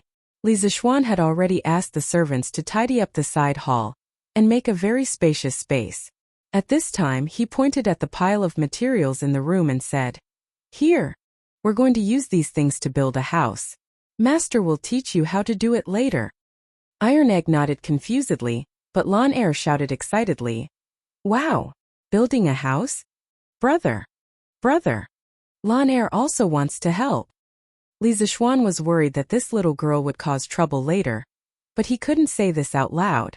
Otherwise, Lan Er would definitely pester him. He could only say, "Okay, Lan Er, you come too." Ooh. Chapter 444. After breakfast, Han Yushi went to Madame Li to learn business management and accounting. The two little maids also followed her, so there were only the three of them in the entire west courtyard. Li Zixuan first determined the space ratio of the model. He roughly calculated and finally settled on a ratio of 1:100. This could not only save a lot of materials, but also make people look more comfortable. Most of the modern sand tables used a ratio of 1:70 to 1:100. Then Li Zixuan made the sand table according to the layout plan and the sand table's ratio. The table he used was similar to the billiard table in his previous life, but the size of his billiard table was a little bit too big. Iron Egg, do you know how to read blueprints? After putting together the table, Li Zixuan took out the stack of blueprints he drew yesterday and asked, "This I don't know, master." Iron Egg glanced at the complicated lines on the blueprints, shook his head, and said awkwardly, "Li Zixuan never taught him these things." "Okay, then I'll teach you how to recognize the new blueprints first." As the disciple of Li Zixuan, if you don't even know how to read blueprints, wouldn't it be too embarrassing? Li Zixuan patted his head, called the two little guys to the side, and began to teach them engineering drawing lessons. About an hour later, Iron Egg and Lanner finally learned how to read blueprints. As for drawing blueprints, they had to go down and slowly learn and practice. Li Zixuan didn't have much time to waste anyway. "Okay, I'll chop the planks first. Iron Egg, take these blueprints and mark the dimensions according to the ratio of 100. One with a pencil. After a while, you can chop according to the marks." Li Zixuan took 3 blueprints of simple buildings and handed them to Iron Egg. He didn't assign any tasks to Lanner. It was good enough that this little girl didn't cause trouble for him.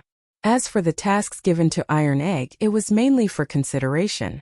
Even if Iron Egg didn't help, he wouldn't spend much time on these tasks. "Okay, master." Iron Egg also understood that Li Zixuan was testing him. He quickly took the blueprints and looked at them carefully. Li Zixuan smiled, then picked up the wind-chasing sword, and became the most awesome carpenter of this era. Now that he was at a higher level, he could chop wood like cutting tofu. Moreover, the thickness of each plank was almost the same. In less than 15 minutes, one smooth wooden board after another was piled up in front of Bruiser.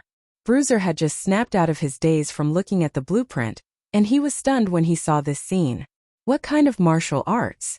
Could it be that his master still hasn't taught him how to chop wood? Iron Egg puzzled in his heart. What is this? My brother has even more powerful moves that he hasn't used yet. Little brother Iron Egg, watch carefully and learn well. In the future, you are going to inherit my brother's legacy. Lanner saw Iron Egg's shocked face and knew what he was thinking. The little girl patted Iron Egg's shoulder and said with a little adult tone. Iron Egg's eyes lit up and he nodded excitedly. Li Zixuan's old face darkened and he almost vomited blood. He didn't know where his sister learned these words. She was really fluent in them. Anyway, he felt that it was strange. Iron Egg, quickly mark according to the blueprints. Ignoring the little girl, Li Zixuan directly said to Iron Egg. "Oh, okay, master." Iron Egg just remembered his task. He quickly took a few planks and began to mark according to the blueprints. Lanner also squatted down and got close to Iron Egg. From time to time, she would express a few opinions on Iron Egg's work. Li Zixuan quickly chopped all the remaining wood. Then he began to cut and assemble Yanhuang College's teaching building, Guanghua Building, the college's library Red Building, and the college's auditorium Bay Building. These 3 buildings were the largest and most complex buildings in Yanhuang College. Li Zixuan certainly had to do it himself. Otherwise, if he let Iron Egg do it, who knows how long it would take. Unlike Iron Egg, Li Zixuan didn't need to look at blueprints to make the building model. He closed his eyes and the 3-dimensional model of the 3 buildings suddenly appeared in his mind. With a thought, the 3 buildings suddenly shattered into many pieces. Those who were familiar with computer graphics should know a professional term called explosion view. The scene in Li Zixuan's mind was similar to the explosion view. After a few breaths, Li Zixuan opened his eyes and saw that he didn't need to refer to the blueprints or make any marks on the planks. He directly picked up the wind-chasing sword and began to carve on the planks. At this moment, the long wind-chasing sword in Li Zixuan's hand seemed to have turned into a flexible and sharp carving knife. Sawdust flew on the small planks. After a moment, it turned into a wall with a window and a balcony. The patterns on the wall could be faintly seen.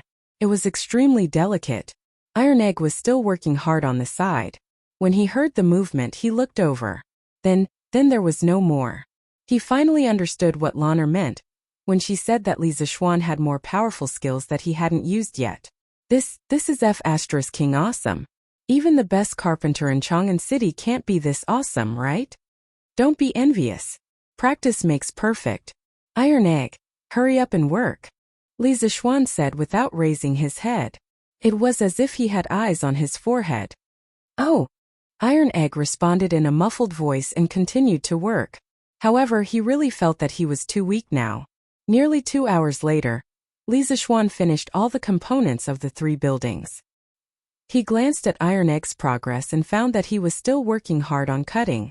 Li Zixuan didn't care about him and started the next step of the work, assembly. The simulation sand table of the modern sales office and the building models were all glued together with a special chemical adhesive. Li Zixuan didn't have the ability to make that kind of adhesive in a short time, but it wasn't impossible. He had glutinous rice paste. Glutinous rice paste was the most commonly used adhesive in ancient times. It was also relatively sticky. Most importantly, it was easy to make. Don't doubt whether there was glutinous rice paste in the Tang dynasty. At the very least, it existed before the Qin dynasty. The assembly work was almost equivalent to a 3D jigsaw puzzle. For Li Zixuan, who had an unusually strong mental strength, this thing could only be said to be so easy. In half an hour, the 3 buildings were officially completed. It looked really magnificent. Lanner fell in love with it at first glance. Wow! Brother! This little house is so beautiful. Can you give it to Lanner? Lanner can use it to raise crickets. Raise crickets. Li Zixuan really wanted to knock Lanner's little head. This girl really dared to think. He worked so hard to make the model for her to raise crickets? What a waste of God's gift. Lanner, don't be naughty. This thing is very useful to me. Oh, Lanner pouted and secretly thought that her brother was really stingy. Then she ran over to help Iron Egg. Chapter 445. Master and Disciple. Oh, there should be little Lanner. The 3 of them fiddled around in the side hall of the west courtyard for the entire morning. Finally, all the buildings of the academy were built and assembled. Now, the only thing missing was the coloring of the buildings and the creation of the exterior scenery. Even so, these bare buildings without coloring already made Iron Egg and Lanner gasp in amazement. They had never seen such a building with such a different style before. The 2 children surrounded the platform and stared at it for a long time. Their faces were full of amazement and laughter. The 2 of them could not believe that they had just built such a magnificent building. Brother, is your academy going to look like this in the future? Lanner smiled and ran to the side. She pulled Li Zixuan's arm and pointed at the sand table. Yes. The buildings of the academy are more or less like this, but after completion it will only be more beautiful than this. Moreover, the academy will have rockery, lakeside, woods, grass, and sports fields. After the whole thing is completed, it will be 10 times better than this. Wow! Brother! Lanner also wants to go to the academy. Lanner also wants to go to the academy. Lanner's cute little eyes lit up like the stars in the sky. She pulled Li Zixuan's arm and said excitedly. Iron Egg listened to Li Zixuan's description of the future of the academy and could not help but be immersed in it. Previously, when Li Zixuan wanted to build his own academy, he had to follow him to Yanhuang College because of his identity as a disciple. But now, he had begun to yearn for Yanhuang College from the bottom of his heart. Hey, Lanner, don't be like when you went to the Imperial College. 3 days fishing, 2 days drying the net. And in the end you'll be drying the net every day. Li Zixuan laughed unhappily. Lanner won't do that this time. By the way, brother, what is that sports field? Lanner put her 2 little arms on her waist and said proudly. Sports field. The sports field is a place specially for students to play games and exercise their bodies. Yanhuang College's students can't only know how to study. They must strike a balance between work and rest. As the saying goes, people who know how to play are better at studying. Wow! Is that true? Lanner really knows how to play. It seems that if I study seriously, my grades will definitely be better than Iron Egg's. Lana raised her small face and said with confidence that came out of nowhere. Iron Egg was speechless. Wasn't this an innocent bystander? After lunch, Li Zixuan hugged his wife and slept soundly. Then he started to work again. First, he painted the building model that he had made in the morning. Although the ancient paint was not as smooth and natural as the modern paint, it was still acceptable. As for the two little guys, Li Zixuan didn't let them come over in the afternoon. He let Iron Egg come over in the morning, mainly to let Iron Egg learn how to read the drawings. In fact, they couldn't help much. In terms of work efficiency, Li Zixuan was more efficient when he worked alone. Relying on the building model in his mind, he quickly painted several buildings with the corresponding paint, such as the patterns on the walls, the roof tiles, the windows, and so on. These were all parts that needed to be painted. After an hour, Li Zixuan looked at the lifelike modern buildings in front of him and couldn't help but be in a trance. After traveling for so long, this was the first time he had seen such a modern building. Although the ancient era was not bad, he had lived in the modern era for more than 20 years after all. He couldn't help but miss it. Although he couldn't go back, what he was doing now was equivalent to bringing a modern thing back to the Tang dynasty. It was more or less a kind of spiritual sustenance. The next step was to create the landscape and various supporting facilities. Li Zixuan followed the layout of Yanhuang College. He used green suede paper as the grass and stuck it in the green area. He soaked a large sponge in green paint and let it dry. He cut the sponge into strips and stuck them in the small bush area as the green belt. For the water in the pond and lake, he used corrugated smooth cardboard and sprayed it with lake blue paint. He cut it into the shape of a river or lake and placed it in the corresponding position. He then used gray adhesive paper to make the cement road. As for the tree, it was relatively simple to make. Li Zixuan twisted copper wire into the shape of a tree trunk and sprayed it with paint. Ordinary sponges were soaked in paint. Different types of trees were soaked in different colors of paint. Then, he dried the dyed sponges and crushed them. He soaked the tree trunk and branches in glutinous rice paste and stuck the crushed sponges to make the tree. The willow tree could be twisted into a tree trunk and branches with thin enameled wire. Then he stuck green wool on the branches. For the pine tree, he cut the thick fishing line into thin segments and used a clamp to hold it. Then, he twisted the two enameled wires and loosened the clamp to make it into the shape of a pine tree. He trimmed it and stuck the green wool on it. There was one material that was more commonly used, and that was sponges. Was there such a thing as sponges in the ancient era? The answer was yes. Sponges were a general term for poriferous animals. They were one of the most primitive multicellular animals and originated 600 million years ago. According to records, the ancient Greeks, ancient Romans, and ancient working people in China had long known and collected sponges. Sponges had fine mesh, strong elasticity, and good water absorption. At first, they were mainly used for bathing, scrubbing, washing dishes, and so on. Later, they showed more and more extensive uses in crafts, medicine, and daily life, such as making paint brushes, using them as liners for helmets and other cushions, burning them to ashes to cure foot pain, and so on.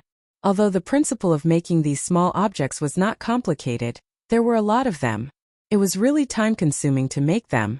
Li Zixuan worked until the sky was dark before he finished all the landscape and supporting facilities of Yanhuang College. Looking at the small but complete sandbox of the academy in front of him, the teaching building, the library, the auditorium, the dormitory, the canteen, the laboratory building, and other modern buildings were scattered in every corner of the academy in picturesque disorder. The pavilions, the rockery, the lake, and the lush trees complemented each other. Li Zixuan's heart was bursting with a sense of accomplishment. Wasn't this a miniature version of a modern university? Beautiful. Really beautiful. The layout of the college was specially designed by Li Zixuan according to the yin and yang and 5 elements of Taoism. Just looking at the sandbox made people feel very comfortable. Husband, is this your Yanhuang College? While Li Zixuan stood in front of the sandbox in a daze, Han Yushi quietly came behind him. Seeing the garden that was very different from the current architectural style, Han Yushi was amazed and then asked softly, "Yes. However, this is not my academy alone. This is our family's academy. Wife, do you like it?" Li Zixuan came back to his senses, put his arm around his wife's shoulder, and said softly, "Our family's academy." Hearing this, Han Yushi felt a trace of sweetness in her heart. She quickly nodded and said, "Yes, yes, I like it. Husband, your college looks so magnificent." Chapter 446. The next day, Li Zixuan had just finished practicing Tai Chi with the three beauties when he heard that Yan Lide and Yin Xiaoning had come to visit him. Heh, looks like old Yan and Xiao Yan are also very anxious. Li Zixuan laughed in his heart. Wasn't this nonsense? This bastard always gave people a huge surprise every time he went into seclusion. This time Yanhuang College made such a big fuss that even Li Zixuan personally came out to support him. Yin Lide and Yin Xiaoning did not believe that Li Zixuan would make a small fuss. He would definitely give everyone a surprise again. Hee. You brat, stop talking nonsense. Quickly bring us to see the blueprint you designed. This old man wants to know how much talent you have in architecture, Xiao Xian. Yin Lide waved his hand and said as soon as he saw Li Zixuan in the front yard. Yes, yes, yes. I'm also here to broaden my horizons, haha. Yin Xiaoning, a technical geek, rarely went out. These days, he was busy researching Li Zixuan's telegraph machine. Previously, when Han Yushi married into the Li residence, she also brought her telegraph machine over. This way, the Li residence had two telegraph machines. After Yin Xiaoning found out, he shamelessly insisted on taking one back for research. Li Zixuan thought about it. Yin Xiaoning was upright and had no reason to betray the country, so he gave him one. In the end, Yin Xiaoning had a hard time. This guy had never learned about electricity and magnetic fields. How could he understand this knowledge that was beyond the times? He disassembled and reassembled the telegraph machine. After fiddling with it for so many days, he still could not figure out anything. Today, he came over to see how Li Zixuan's Yanhuang College looked like and also to ask about the principle of the telegraph machine. Hee. If that's the case, Uncle Yan and Brother Xiaoning, please come with me. Li Zixuan laughed and did not talk nonsense. He brought the two of them to the side hall of the west courtyard. Oh. What is this? Is this your Yanhuang College, Xiao Xian? Pushing the door open and entering, Yin Xiaoning saw the enormous sandbox where all kinds of magnificent buildings, artificial mountains, ponds, and trees were placed. He opened his mouth wide in shock and exclaimed, Oh. Yin Lide was also shocked. In this era, no one used a sand table model to show the distribution of gardens. Compared to drawings, the advantages of a sand table model were obvious. It was more intuitive and more impressive. Not to mention the architectural design of Li Zixuan's academy. This creativity alone made Yin Lide have a whole new level of respect for Li Zixuan. That's right. This is what Yanhuang College will look like after it's completed. Based on the corresponding proportions, I've shrunk these academy buildings to this size. Doesn't it look more beautiful? As for the blueprint, I also have it here. Uncle Yan, you and Brother Xiaoning can take a look. The size parameters above are more detailed. Li Zixuan said as he carried the half-foot-thick blueprint over. Yin Xiaoning's eyes were wide open. He pointed at the stack of blueprints and said with trembling lips, This many. Xiao Xian, don't tell me that you drew all these blueprints in the past 2 days? Yin Lide also turned his gaze over. He still remembered what Li Zixuan said to him in the carriage 2 days ago. Yes. That's not right. To be precise, I spent half a day drawing these blueprints the day before yesterday. As for the model of the academy on the table, I spent a whole day making it yesterday. Li Zixuan said as if it was a matter of course. Oh, my God, Xiao Xian, you're really AF * king pervert. Yin Xiaoning pointed at Li Zixuan with his trembling right hand and said as he vomited blood. Yin Lide was so shocked that he almost pulled his beard off. He said with a speechless face, Xiao Xian, how can you draw so fast? This old man has never heard of such a thing. Li Zixuan didn't know how to explain. He could only wave his hand and said with a smile, It's natural. It's all natural. **T. How can this be natural? Yin Xiaoning probably learned this catchphrase from Cheng Chumo. He looked at Li Zixuan with jealousy and hatred. Haha. Uncle Yin, what do you think of the academy that I designed? Can it be built with the current construction techniques? Li Zixuan ignored Yin Xiaoning's antics and looked at Yin Lide seriously. Yin Lide immediately narrowed his eyes. After all, landscape architecture was his specialty. He was also a recognized master architect in the entire Tang dynasty. After looking at it carefully for a while, Yen Lide stroked his beard, shook his head and sighed. To be honest, this old man doesn't quite understand. Let's talk about the layout of your building. It's in accordance with the Taoist yin and yang and the 5 elements. Xiaoxian, you've done a good job. But the design style of your building is completely different from the current mainstream style of Tang dynasty. This old man has never seen anything like it. May I know where this architectural style is from? Where is this architectural style? This is the style of my hometown. It's a pity that I can't go back. Li Zixuan let out a deep sigh and said, Uncle Yen, you might not believe me, but I've been having the same dream all these years. The world in the dream is very real. It's so real that I can't even tell which is the dream and which is reality. In that world there are tall buildings everywhere. The ground there is flat and hard. There are iron carriages that run faster than war horses. There are huge vehicles that can carry hundreds of people and soar in the sky. There are also huge iron ships that can dive hundreds of feet into the sea. The people there can hear each other's voices from thousands of miles away. They can even see each other's faces. There is no curfew in the city, and it's still brightly lit at night. The people there travel in a long iron carriage. It can travel thousands of miles in a day. One carriage can carry thousands of people. Yen Lide and Yen Xiaoning both stared with their eyes wide open. They were shocked speechless by Li Zixuan's description for a long time. These things that could allow people to soar in the sky, dive into the deep sea, and travel thousands of miles in a day were completely beyond their imagination. The most amazing thing was that they could actually transmit their voices and even look at each other from thousands of miles away. Didn't this kind of scene only exist in supernatural novels? Are you talking about the immortal realm? At this time, Li Er walked in silently with Empress Zhongsun. It was clear that this couple had once again trespassed on private property, and had eavesdropped from the corner for quite a while. Yen Lide and his son were greatly alarmed and hurriedly bowed. Li Er, however, turned a blind eye to them. His eyes were fixed on Li Zixuan as he enunciated each word. Li Zixuan, is the world you just mentioned the immortal realm above the 9 heavens? Have you and your master been to the immortal realm before? He originally wanted to come and see the progress of Yanhuang College. After all, he had high hopes for this college. He didn't expect to hear such shocking news. Humans had always been yearning for the immortal realm above the 9 heavens, and he, Li Er, was no exception. Chapter 447. F***ck, what an evil title. Is this considered clickbait? Looking at the sudden appearance of Li Er and his wife, Li Zixuan was speechless. Old Li's family had a hobby of sneaking into other people's homes.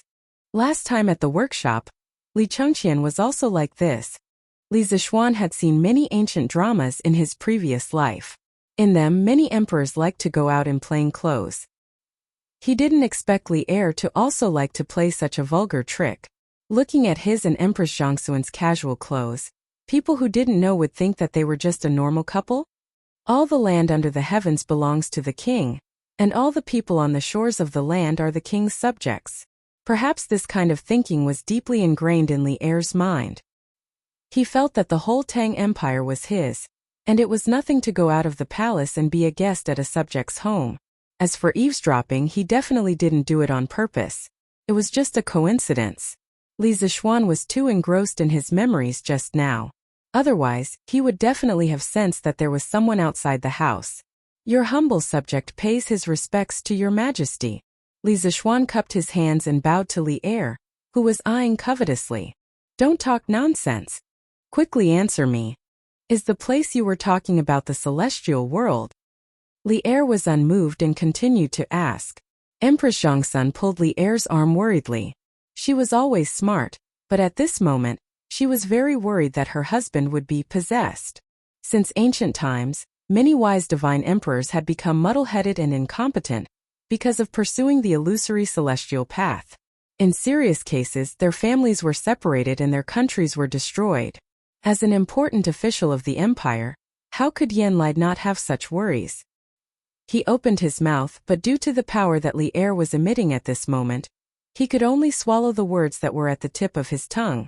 At the same time, he secretly prayed that Li Zixuan would not say anything that would seduce the emperor. Your Majesty, this is just a humble subject's dream, not a celestial realm.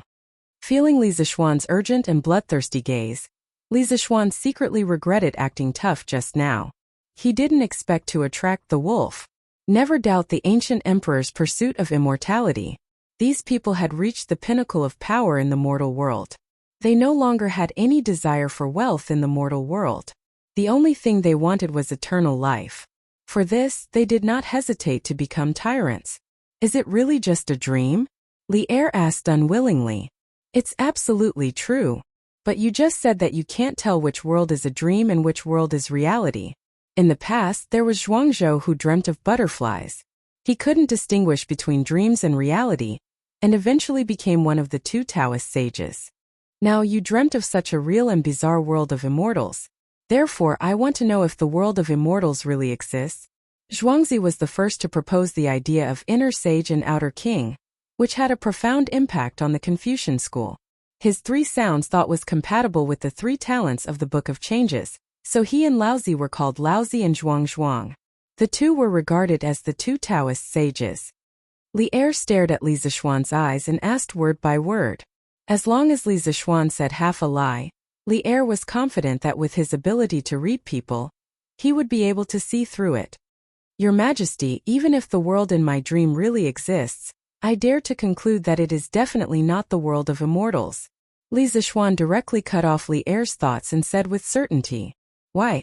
Because the people in that world are no different from us. They are all mortal. They can get sick, hungry, thirsty, injured, and die of old age. Although the average lifespan of the people there is 20 to 30 years higher than the lifespan of the people of the Tang Empire, they are definitely not immortal. How can a world without immortals be the world of immortals? Li Zixuan did not back down.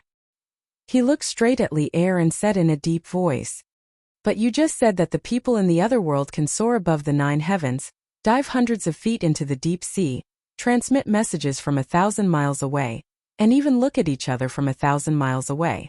How can mortals do such a thing? Li Er was still unwilling to believe it and retorted, Your Majesty, don't think that the other world is too mysterious. In my opinion, the reason why they can do that is nothing more than borrowing some tools. Their engineering has been developed to the extreme, 100 times more advanced than the Tang Empire. That is why they can create those magical tools. You're saying that those tools were created based on engineering? Li Er said in disbelief. Li Zixuan pretended to let out a deep sigh and said, Now that things have come to this, I will tell you the truth. The engineering that I mentioned earlier included new mathematics, electricity, magnetic field, and electromagnetism. My master only taught me a small part of these knowledge. The rest was learned in my dream. In other words, my engineering belongs to the knowledge of the world in my dream. Learned in your dream? Li Er's eyes widened, and his breathing quickened. He muttered, No wonder I always felt that your knowledge did not belong to this world. You can even create things like lightning. Now it seems that it is indeed so. Your Majesty, in that world, people call the ability to create new things science and technology. Engineering is the most important branch of science and technology. The telegraph that I previously built can, in theory, transmit messages from 1,000 miles away. If it is slightly modified on this basis, transmitting messages from 1,000 miles away will definitely not be a problem. This is the ironclad proof that that world is not the immortal world. If my engineering can be developed to the extreme, my Tang Empire will be able to create tools similar to that world one day. At that time, flying into the sky and flying into the sea will definitely not be an unattainable dream for ordinary people. Li Zixuan felt that his impromptu explanation today was perfect. In this way, if he invented something awesome in the future, he would no longer have to tell others that it was taught by his master. If he always bragged about his master, sooner or later, something would happen because some things were too much beyond this era. In the Celestial Master sect of Longhu Mountain, there were a few elders who had more contact with spiritual master Lingxiu. If Li Er felt that something was wrong and sent someone to investigate seriously, he would definitely be exposed. Moreover, by saying this, Li Er would definitely place more importance on Gong Shui and him. This could be considered as a protective umbrella for himself and Gong Shui. I see. In this way, all the doubts can be explained. Engineering, what a good engineering. Li Er's expression was inexplicably complicated. He, who had always been wise and decisive, didn't know how to treat Li Zixuan at this moment. Now things were out of his control. After a long time, he said to Li Zixuan seriously, "Yanhuang College, you brat, do a good job. I hope that in my lifetime, I can ascend to the sky tens of thousands of feet high to see if there are immortals. I want the kind of long carriage that can travel 1,000 miles in a day and carry 1,000 people. I also want the kind of tool that can transmit messages from 1,000 miles away. In this way, in the world, who can be my opponent?" Li Zixuan sweated profusely. He really wanted to say, "Old Li, aren't you King asking for a little too much?" Chapter 448. "Yes, Your Majesty." Li Zixuan smiled but cursed in his heart. He resisted the urge to complain and bowed to accept the order. Li Er nodded with satisfaction. Perhaps other kings would try their best to kill off unknown new things indiscriminately, but Li Er was a pioneering holy lord. His first thought was not to kill, but to develop Li Zixuan's new knowledge to the extreme. As for whether or not Li Zixuan would threaten his rule, Li Er wasn't worried about that at all. He had confidence in himself, and he also had confidence in his subjects and generals. The only thing that disappointed him was that the magical world that Li Zixuan mentioned was not the celestial realm. Then were there immortals? Li Zixuan thought for a while and said, "Your Majesty, there is one thing that Your Majesty can be sure of. There are absolutely no immortals in the 9 heavens. Above the sky is the vast and boundless space. In the space there are countless planets like Earth. In the world in the dream, their technology can reach a place hundreds of thousands of miles away from the ground. Therefore, Your Majesty is very sure that there are no true immortals in the sky." Li Er's face turned ugly. "Is that so?" "It is indeed so." Li Zixuan saw that Li Er seemed to be unwilling to give up on seeking immortality and Tao, so he continued, "My master spent his entire life pursuing the Tao of immortality. In the end, he achieved nothing and still died of old age. Before he died, he once said to Your Majesty, 'Everyone wants to live forever. From kings to ordinary people, they all regard the prolongation of life as their deepest dream. But they don't know that longevity itself is the biggest joke. Buddhism seeks nirvana, Taoism seeks inaction, and Confucianism seeks neutrality. Different roads lead to the same destination. In the end, it is to turn people into stone. Turtles live long because they are slow, trees live long because they do not move, and only stone has existed since ancient times. Extinguishing human desires, severing human relations, severing the 5 senses and blocking listening. Is this still human? You don't know the difference between cold and heat, smell and smell, right and wrong. You don't have any thoughts of home or country, you don't have any concept of family, you don't have any concept of family, you don't have any joy, you don't have any sorrow or joy. You are no different from rotten wood. The reason why humans are different from beasts is that we have the ability to think, understand etiquette, know familial love, know how to work, know how to create, know how to change the world, and also know how to create the world, making everything in the world work for us. This is the duty of humans. They surpass their own abilities in vain in pursuit of the illusory immortality, but they don't know that the heavens have already arranged for them. If they want immortality, they have to turn into stone. It's laughable that the people of this world are ignorant like moths to a flame. Yin lied and Empress Zhongsun heaved a sigh of relief, secretly praising Li Zixuan for being sensible and understanding. They felt that since the words had reached this point and there was so much sufficient evidence, Li Er shouldn't have any improper thoughts about immortality, right? The facts proved that this was indeed the case. After listening to Li Zixuan's long speech, Li Er's heart was half cold. He was silent for a long time, then faintly sighed and said, "The gods, Buddhas, ghosts and monsters recorded in your book Journey to the West were all fabricated?" Li Zixuan was shocked. It was said that Li Er suppressed Buddhism and valued Taoism, but he didn't expect that he would actually read this kind of deviant novel.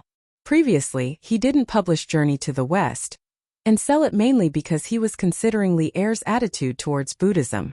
For a while, he was worried that Li Er would settle accounts with him after reading this novel, but he didn't expect that Li Er not only secretly finished reading it, but also didn't find trouble with him. In fact, he thought too much about it. Later generations said that Li Er suppressed Buddhism and valued Taoism, mainly because the Li family respected Laozi Li as their ancestor and advocated Taoism, which was beneficial to the orthodoxy and holiness of the imperial power of the Tang dynasty. But in fact, Li didn't have much bad feelings towards Buddhism. On the contrary, the entire Li family had a lot of relations with Buddhism. Li's youth was the period when Buddhism was popular throughout the country. At that time, the father and son Emperor Wen of Sui and Emperor Yang of Sui believed in Buddhism.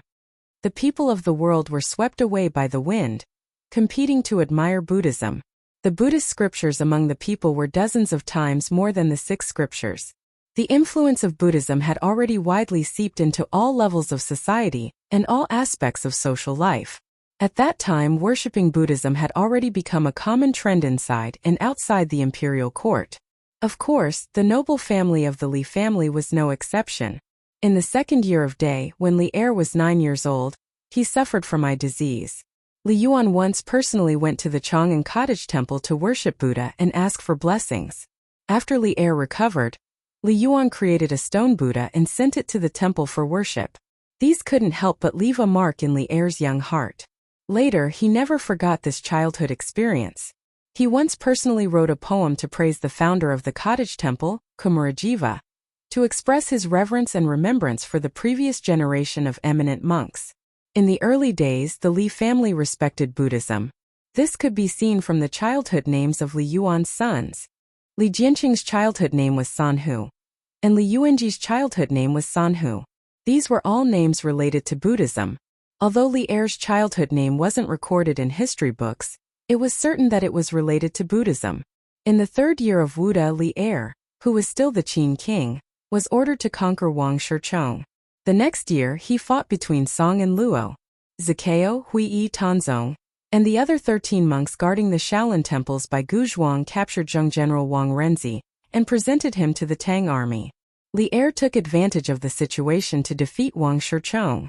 This was the famous incident of the 13 staff monks saving the Tang king. Because of this, Li had a good impression of Shaolin Temple and Buddhism. However, during the Black Tortoise Gate incident, Buddhism had secretly helped Li Jianqing. This made Li very angry after the incident, and he also had a trace of disgust towards Buddhism. At the beginning of the Li Tang dynasty, they had once respected Laozi as their ancestor. So Li simply proposed the policy of Taoism before Buddhism. But so far, he hadn't introduced any obvious policies against Buddhism. In the Tang dynasty, the Li family pursued the policy of coexistence of Confucianism, Buddhism, and Taoism. Li was the founder of this policy. Your Majesty, the plot and journey to the West was indeed fabricated by me. I hope Your Majesty doesn't take it to heart. Seeking immortality and longevity is just an illusory delusion after all. Li Zishuan wiped the sweat on his forehead and cupped one hand in the other before his chest. Forget it. I'm here today to see how the preparation of your academy is going, not to discuss with you about seeking immortality and Taoism. Li Zishuan waved his hand and said. At this time he noticed the huge sand table in the room. He roughly glanced at it and suddenly said in surprise, Li Zishuan, what is this? Previously, he and Empress Zhangsun only heard Li Zishuan's description of the dream outside the door. They didn't hear Li Zishuan and Yin Li's discussion of the academy's blueprint. Li Zishuan was secretly scolding Li for being shameless. No one could force an explanation like him. At this time, when he heard Li's question, he replied, Your Majesty, this is the Yinhuang College designed by me. Next, I'll have to trouble Minister Yan to send some skilled craftsmen to Mei Village and Yunshan to build it.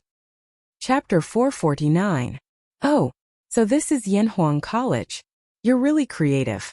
You actually shrunk the layout of the college to such a size. It's clear at a glance. Not bad, not bad. Li wasn't stupid. He could see the function of the sand table model at a glance. He walked to the front of the platform and looked carefully while praising. Your Majesty, the scale of this college is so huge. I'm afraid it's almost as big as the Imperial College. There are mountains, rivers, flowers, grass, pavilions, terraces, and pavilions. The disorder is picturesque. It's very beautiful. But why haven't I seen the style of the buildings before? Empress Zhangsun also walked over with Li. She looked at the exquisite and beautiful Yinhuang College in front of her and sighed. Oh, this style is indeed not like the architectural style of my Tang Empire. Li Zishuan, come and tell me and the Empress. Li Er nodded and waved his hand. Your Majesty, I call this big platform a sand table. It's a model of the future Yanhuang College that has been shrunk to a certain scale for people to see.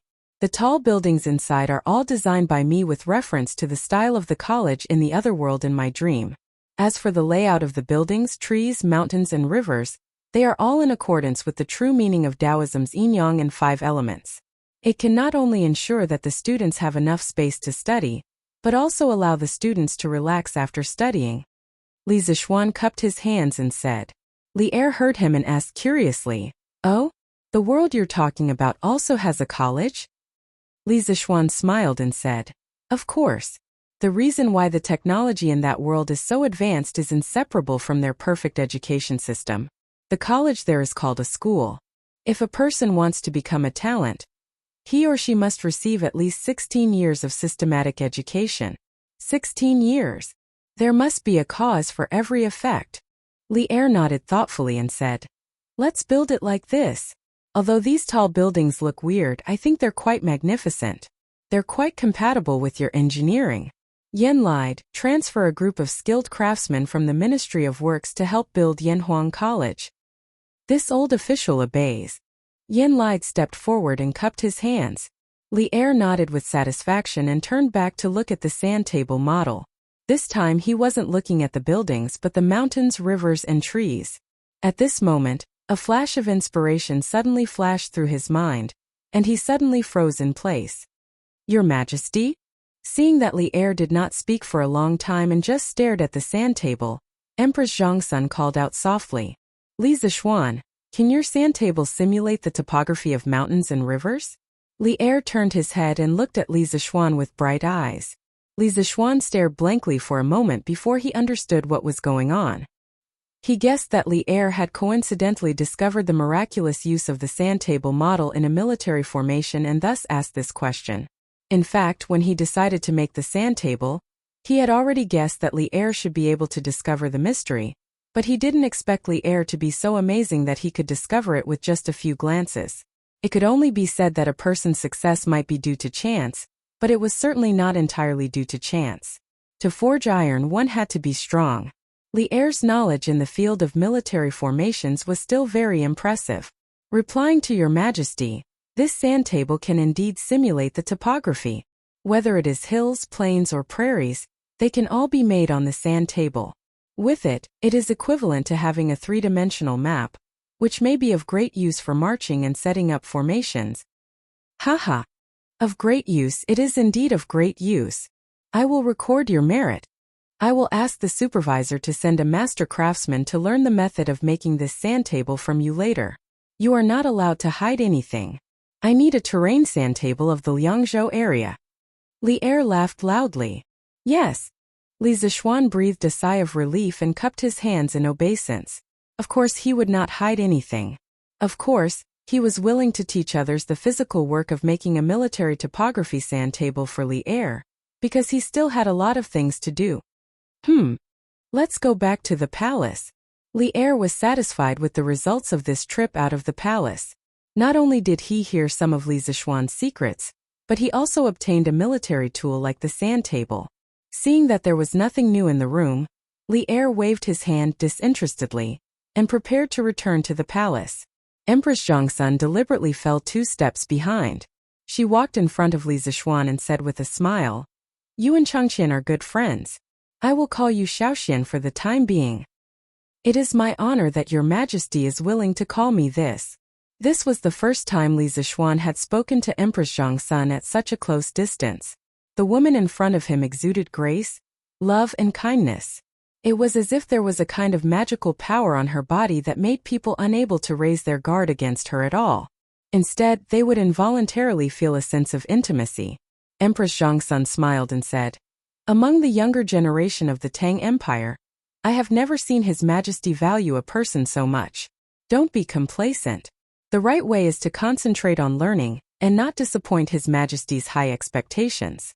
I know that you intend to carry forward engineering. As the disciple of spiritual master Lingxiu, This is also a responsibility that you should take up. It just so happens that I have been entrusted by someone to send you a few students. Is that okay? Li Zixuan sighed in his heart. The students that Zhang Sun wanted to send might be the children of the royal family, and none of those princes were easy to get along with. Wasn't Li Tai a super troublemaker in the past? Crazy troublemaker. If Li Zixuan didn't have some skills, he would definitely have been messed up by that little fatty. But he had to give face to Zhang Sun. Li Zixuan could only cup his hands and say, "Since your majesty has ordered, I dare not to disobey. So be it the second generation of the royal family." Logically speaking, Li Er had already given his academy a lot of support. He should also return the favor.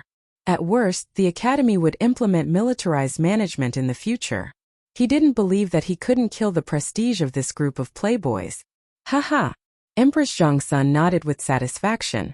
Then she glanced at Yan Xiaoning, who was quietly acting like an obedient child, and said, "Yan Xiaoning, I heard that you haven't paid attention to worldly affairs recently and have been indulging in the way of machinery. Although your spirit is good, you have to understand the painstaking efforts of your father, Minister Yan. You are 3 years older than little Xian, but you haven't settled down yet. How about I see which minister's daughter is suitable in the future, and arrange a marriage for you? How about it?" What the hell? Zhang Sun didn't like Yan Xiaoning, this technical geek, and wanted to introduce him to a wife. Yan Xiaoning hadn't expected that Empress Zhang Sun would make such a move at the last moment. He had been silent all this time in order to reduce his presence. Flabbergasted, he said, "Your Majesty, isn't this? Thank you for your kindness, Your Majesty. I will remember it in my heart. Unfilial son, quickly thank her." Just when Yan Xiaoning was about to refuse, Yin Lide hurriedly interrupted him and thanked Empress Zhang Sun with cupped hands. Chapter 450. Empress Zhang Sun finally left, but she left with a mysterious smile. She left quietly, but she left behind a bomb that could explode at any time for Yan Xiaoning. "Dad, why did you agree to it? I'm only 18 this year. Why are you in such a hurry?" Yan Xiaoning only mustered up his courage and said pitifully after Zhang Sun left, "Bastard! Her Majesty Hong In, are you going to reject her? Besides, what the Empress said is exactly what I'm thinking. Look, Xiao Xian is 3 years younger than you, but he's already married. What about you?" Yin Lide glared at him and said angrily. Yan Xiaoning shrunk his neck, wiped the spittle on his face, and looked at Li Zixuan bitterly. His eyes were clearly saying, "Damn it, it's all your fault. Sometimes, it's a pain to have a friend who's too outstanding." Li Zixuan rolled his eyes helplessly, which meant, "Brother, I'm just that outstanding, there's nothing I can do about it." Yan Xiaoning almost vomited blood. If it weren't for the wrong occasion, he would have fought Li Zixuan to the death. "Ahem. Uncle Yan, I'll leave the construction of Yanhuang College to you." After exchanging glances with Yan Xiaoning, Li Zixuan felt a little uncomfortable, because he felt that this kind of exchange was a little gay. So he looked at Yin Lide and said seriously, No problem. His Majesty has personally instructed that the Ministry of Works will fully cooperate with you. Fortunately, the higher-ups haven't given the Ministry of Works any urgent construction tasks recently, so according to my initial estimation, the Ministry of Works should be able to allocate 220 skilled craftsmen for you.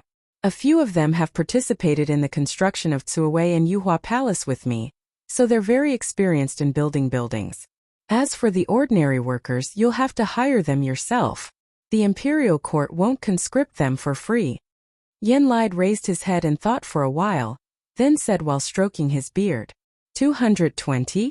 That should be enough. As for the workers, I will definitely hire them myself. Uncle Yin, you don't have to worry about this. What I want to ask is, with the construction skills of the Ministry of Works, is it possible to build such a tall building? Li Zixuan nodded and asked.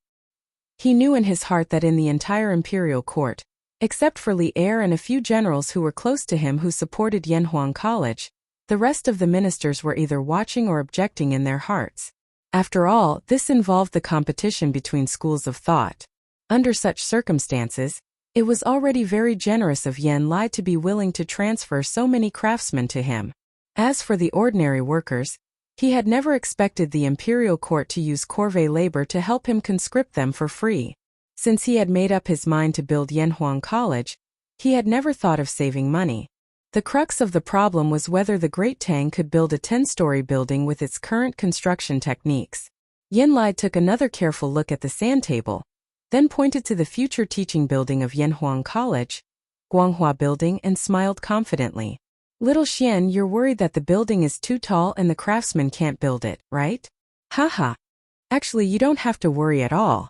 This building only has 10 stories, and the total height is estimated to be no more than 120 feet. It won't be a problem to build it. Little Xian, you've seen the Big Goose Tower in Jinchang Square, right? That tower has a total of 20 stories. Compared to the Big Goose Tower, your building may occupy a larger area, but as long as you put in more effort into the supporting pillars between the floors, it won't be a problem to build it to 10 stories. The Big Goose Tower was located in Jinchang Square in the South Jin dynasty of Chang'an City. It was also known as the Buddha of Mercy Temple. After several renovations, it was 64.7 meters, about 190 feet tall, which was equivalent to the height of a 20-story building.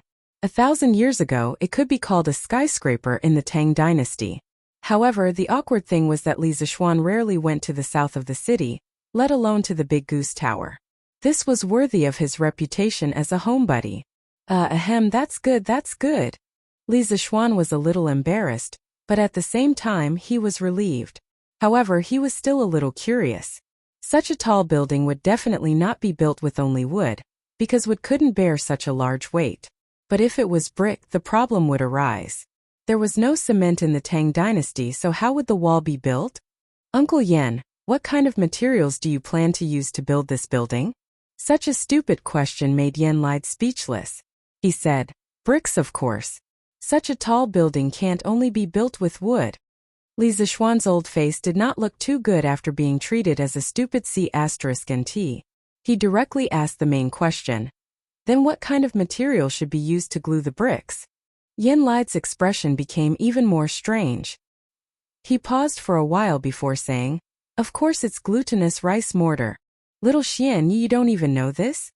Then why did you design such a tall building? I really don't know. This kid wants to design it first and see if it can be built. If it can't be built, this kid will think of other ways. Uncle Yan, are the walls made with glutinous rice mortar reliable? Yanlai was speechless.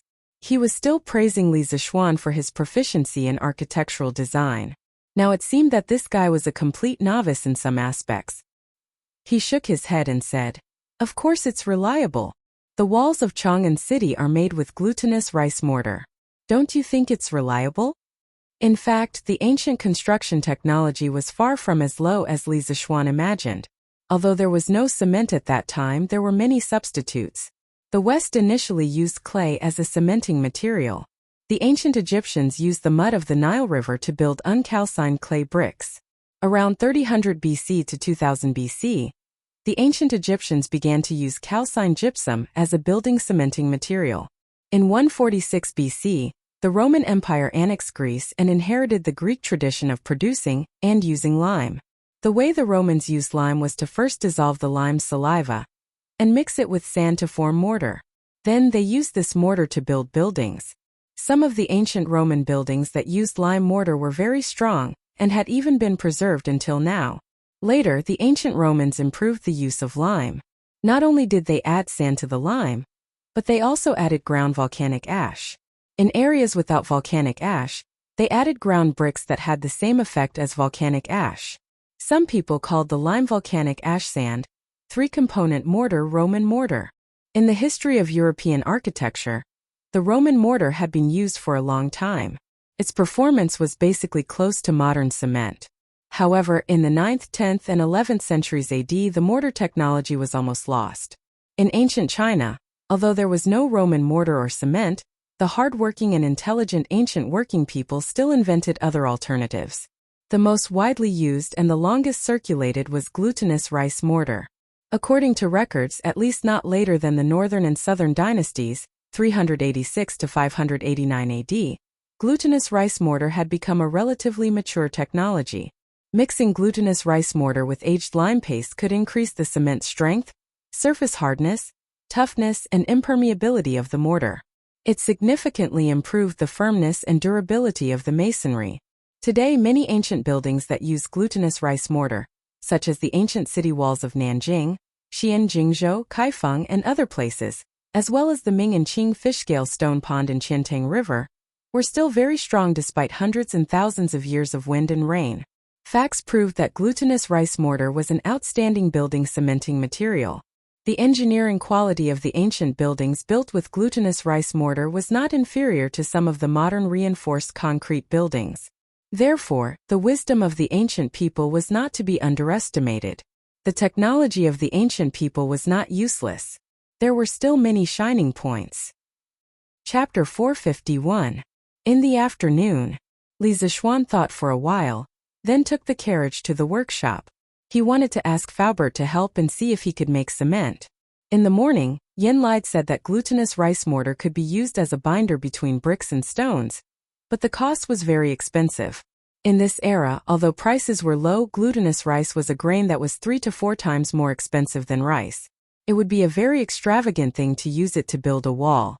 Therefore, the houses of the Tang dynasty were basically made of wood. Only the imperial palace, Zhaoling Mausoleum, and the city walls could afford to use bricks and glutinous rice mortar. How could ordinary people afford to use such things? Yen Lide and his son also gave Li Zishuan a rough cost estimate in the morning. If Yanhuang College followed Li Zishuan's original intention and used bricks and stones, the cost of building materials alone would be more than 400,000 strings of coins, not including labor and decoration costs. This number had far exceeded Li Zishuan's budget. The reason was that Li Zishuan did not have a fresh understanding of the current construction technology and construction costs. Now, with such a huge capital hole, it would be harder to fill it in a short period of time than to reach the sky. However, Li Zishuan would definitely not give up on Yanhuang College. After thinking about it, Li Zishuan decided to gather everyone's wisdom and see if they could make cement with better effect and lower cost. There were so many protagonists in time travel novels. Didn't they like to make cement, perfume, and mirrors when they time traveled to ancient times? If they could make it, why couldn't he? Ahem, although he was not a professional, he knew the general formula.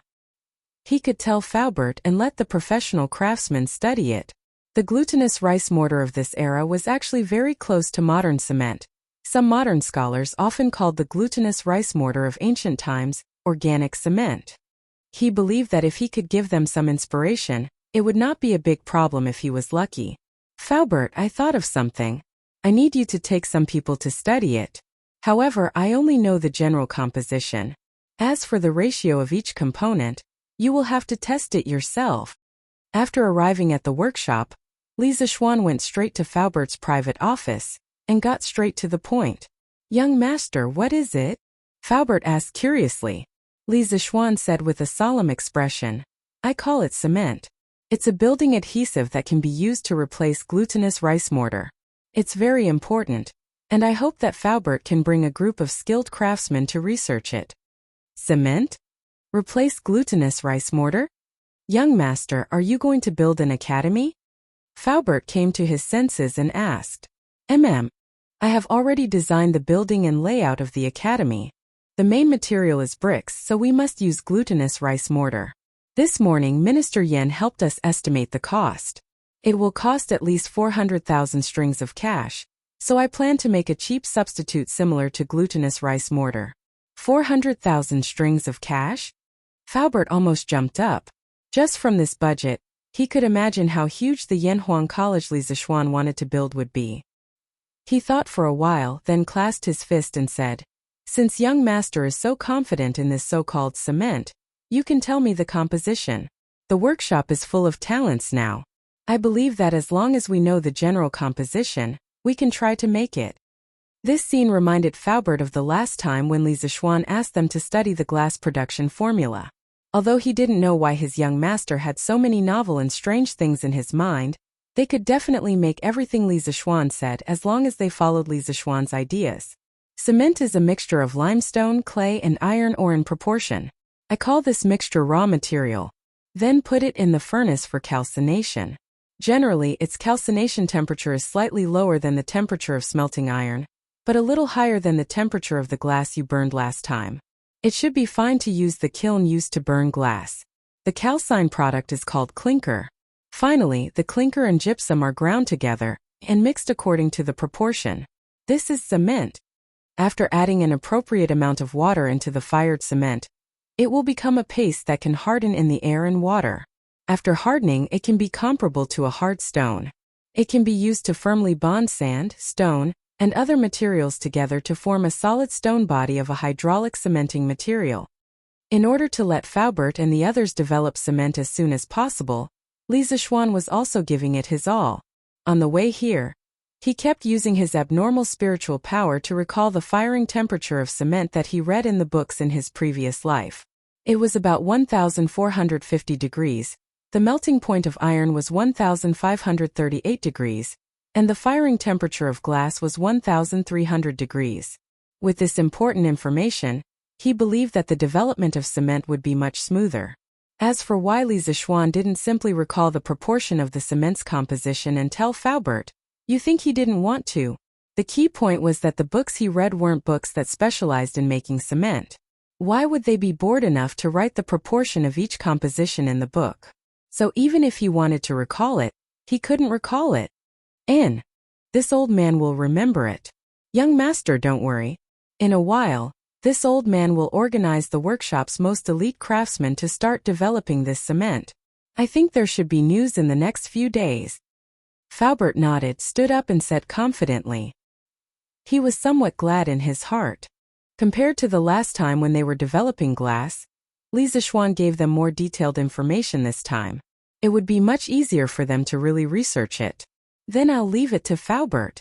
Remember, the people who enter the mud kiln must wear a mask. Li Zixuan reminded him worriedly. He didn't want those craftsmen to get lung disease after a few years of work. Yes. Young master, don't worry, this old man will arrange it. Also, the workshop's relocation plan will still be carried out, but you can delay the specific date for a while. Wait until I'm done with the Academy's matters in the near future. Faubert, you can go to Plum Village to claim the land. Li Zixuan rubbed his temples with a headache. If he said too much, he would cry. He didn't have enough money. At this time, if he wanted to move to the new factory area, he really didn't have the strength to do so. If the cement couldn't be developed, he would have to grit his teeth and fork out 400,000 to 500,000 strings of cash. His family didn't have that much liquid capital. Moreover, a while ago, his wedding was so grand and extravagant. It was all real gold and silver. However, he didn't regret it. This baby wife deserved that grand wedding. Yes, young master. Faubert cupped his hands in understanding and said. Chapter 452. Oh right, Faubert. How many glazed ware have you made? Just as Faubert was about to go out and organize the manpower, Li Zixuan suddenly asked. Previously, the workshop developed glass mainly to use it on the front cover of the compass. Later, as the fleet went south, the demand for the compass also declined. However, the glass kiln could not be idle. Li Zixuan ordered the workers to continue to produce glass cups and other glassware. Although the output was not very high, it must have accumulated a lot after so long. This thing can make a huge profit. If the cement could not be produced, selling this batch of glassware might be able to alleviate the urgent need. Young master, you finally remember. Faubert was stunned and then said with a bitter face, previously, according to your instructions, the workshop's glass kiln continued to produce glassware. Now those glassware have piled up in a room. There are at least more than 1,000 pieces. Speaking of this, Faubert's expression flashed with a hint of complexity. Before this, to all of them, glassware was a high and mighty luxury. If any family had a glass cup, wouldn't they treat it like a treasure? But now, the glassware in the workshop was overflowing. All of them were piled up in the warehouse like garbage. The world was changing too fast. Hee, that's just right. Faubert, arrange a group of people to package this batch of glassware in a while. The more exquisite the packaging, the better. I want to sell them at a good price. Li Zixuan said excitedly. He knew that the rarer something was, the more valuable it was. Taking out so much glassware at once, the average price would definitely be lower. However, he could not wait any longer. He needed a lot of money. Yes, young master. Faubert also heaved a sigh of relief and cupped his hands. This is not enough. Faubert, I still have a way to make glass mirrors. The process is very simple. Get someone to make 50 of them first. Li Zixuan did a rough calculation. These 1,000 pieces of glassware, in the most ideal situation, could only be sold for 50 to 60,000 strings of cash. So, he thought of a very important derivative of glass mirrors. He believed that as long as it was a rich lady, she would not be able to resist its charm. Naturally, it would be more profitable. Oh, young master, please tell me. This old man will remember. Faubert's eyes lit up and quickly said, Hee, this is very simple. Faubert, get someone to stick the tin foil on one side of the glass and then pour mercury. The tin foil will dissolve in mercury and become a silver-white liquid. Then it will become a glass mirror that is 100 times clearer than a bronze mirror. Li Zixuan said confidently, speaking of mirrors, it has a history of more than 3,000 years. In the beginning, people used bronze mirrors. It was a round plate made of bronze that had been polished until it was smooth and clean. The reflection of the human figure in this bronze mirror was not bright. It would also rust and had to be polished often. Around 1700 AD, the glass mirror was born. In the beginning, people made glass mirrors by sticking a piece of tin foil tightly on the glass and then pouring mercury. Because mercury was able to dissolve tin, it became a viscous silver-white liquid called tin amalgam, which was tightly attached to the glass plate. Glass mirrors were a big step forward from bronze mirrors and were very popular. For a time, it became a treasure that kings and nobles competed to buy. At that time, only the factories in Venice could make this new glass mirror. European countries went to buy it, and wealth flooded to Venice like a tide. The mirror factories were concentrated on Murano Island, surrounded by sentries and tightly sealed off. Later, the French government used a lot of money to bribe 4 Venetian mirror craftsmen, and secretly smuggled them out of the country. Since then, the secret of the mercury glass mirror was made public, and its value was not so noble. However, the reflection ability of the mercury-coated mirror was not very strong. It was time-consuming to make, and mercury was poisonous, so it was later eliminated. Modern mirrors had a thin layer of silver on the back. This layer of silver was not painted on, nor did it need to be electroplated. It was painted on by a chemical silver mirror reaction. Glucose water was added to the ammonia solution of silver nitrate. The glucose reduced the silver ions into silver particles and deposited them on the glass to make a silver mirror. Finally, a layer of paint was applied. Li Zixuan also wanted to make this kind of silver mirror, but it would take a lot of effort to make nitric acid. He wanted to leave this difficult task to his future students. As for the key material of glass mirrors, tin foil, it was already available in the Tang dynasty. Tin foil was a handicraft product unique to Shaoxing in the early years. In ancient times, its main use was to make underworld money to worship ghosts and gods. It first appeared in the Han dynasty. It can be done like this? Can it really be done? Young master? Faubert was excited when he heard Li Zixuan say, 100 times clearer than a bronze mirror, and quickly asked, Of course, I don't have time to explain the principles of this to you, Faubert, but as long as you do as I say, you will definitely be able to make this kind of high-quality glass mirror. Haha. Good. I'll arrange it now.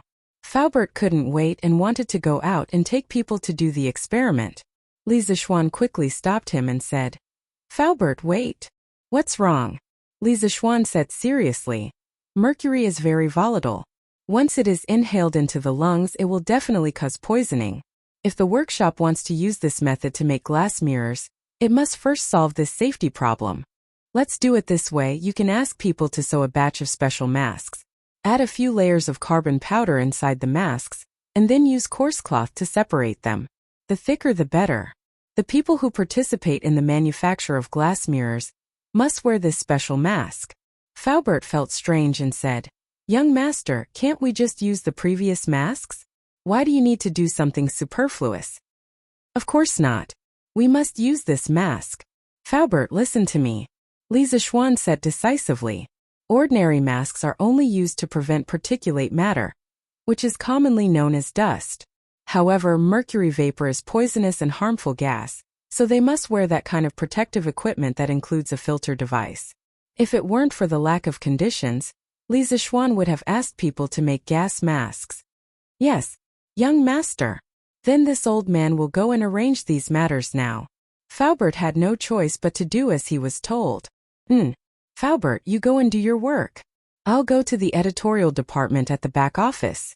Li Zixuan thought about it and also went out with Faubert. In order to sell this batch of glass at a good price, the necessary publicity was indispensable. So he had to ask Majot to design the advertisement in advance. At this time, the superiority of Datong Daily was completely reflected. They could advertise themselves at any time. Chapter 453. Hubby, did something happen to you recently? At night, Li Zixuan's bedroom in the west courtyard of the Li residence. Han Yushi hugged Li Zixuan's arm and looked up at him. Oh, it's nothing. Wife, why do you ask? Li Zixuan turned sideways and pulled his wife into his arms as he asked with a smile. Han Yushi, who had just finished bathing, was wearing smooth and white silk pajamas, which showed off her exquisite figure. The faint fragrance of flower petals from her body went straight into Li Zixuan's nostrils. It was really comfortable and smelled good to hold such a lovely person in his arms. It really made a certain someone a little restless. Hubby, don't try to hide it from me. Han Yushi twisted her body and pouted unhappily. I heard that Minister Yan came to our house this morning to make a budget for hubby's Yanhuang College. It should be because we don't have enough money, right? Otherwise, you wouldn't have run to the workshop on such a hot day. With his lie exposed, Li Zixuan put down the wolf claws on her back embarrassedly and wondered. Wife, who did you hear this from? I'm not telling you. Han Yushi shook her head and didn't answer. Then she asked seriously. Hubby, tell me the truth. How much money do you need? It's just a small amount. Wife, don't worry about money. I already have a way. Let's sleep. Li Zixuan felt that it was a waste of time to talk about money on such a beautiful day. It was better to use it to improve their relationship. Hubby, stop fooling around. Why don't you make things clear first? If your college is short of money, I can take out the dowry first. Hubby, your Yanhuang College is a task that His Majesty personally handed to you. We can't slack off. Han Yushi broke free from a certain someone's bear hug and said seriously. Don't. Li Zixuan quickly waved his hand and said, I, your husband, have not fallen to the point of using my wife's dowry. To tell you the truth, I have countless ways to make money in my head. I can get as much wealth as I want in this world. Wife, don't worry. In 2 days you will see a lot more money in our family. When the time comes, I'll give you another gift. When Han Yushi saw Li Zixuan's confidence, her heart was relieved. When she heard the last sentence, her curiosity was really aroused. She quickly asked, What gift? It's a secret. Wife, tell me. How is your study with my mother coming along? I can't even see you during the day. Still far from it. The more this concubine learns, the more this concubine feels that mother really knows a lot. If this concubine can be like mother and manage the household in an orderly manner, that would be great. Oh, by the way, this concubine has also been learning from Iron Egg, my husband's new arithmetic. Mother said that it will be faster to use this to keep accounts. Looks like this mother-in-law and daughter-in-law relationship is quite good. This way I won't be stuck in the middle in the future, right? Li Zixuan listened to Han Yushi's explanation and thought happily in his heart. If my wife wants to learn arithmetic, why do you have to look for Iron Egg? Can't you just look for your husband? How about this, every night in the future your husband will teach you arithmetic? No way. Husband, I'm afraid that you will teach me on the bed? Han Yushi smiled slyly and rejected. Haha. You know me best, my wife. You have to do it even if you can't. Let's practice it tonight. The next morning, many people bought a copy of the newspaper out of habit after breakfast. Those who were observant could easily notice that there was an unusual piece of news in the newspaper. It was unusual because the content was an advertisement, and its position was on the news page.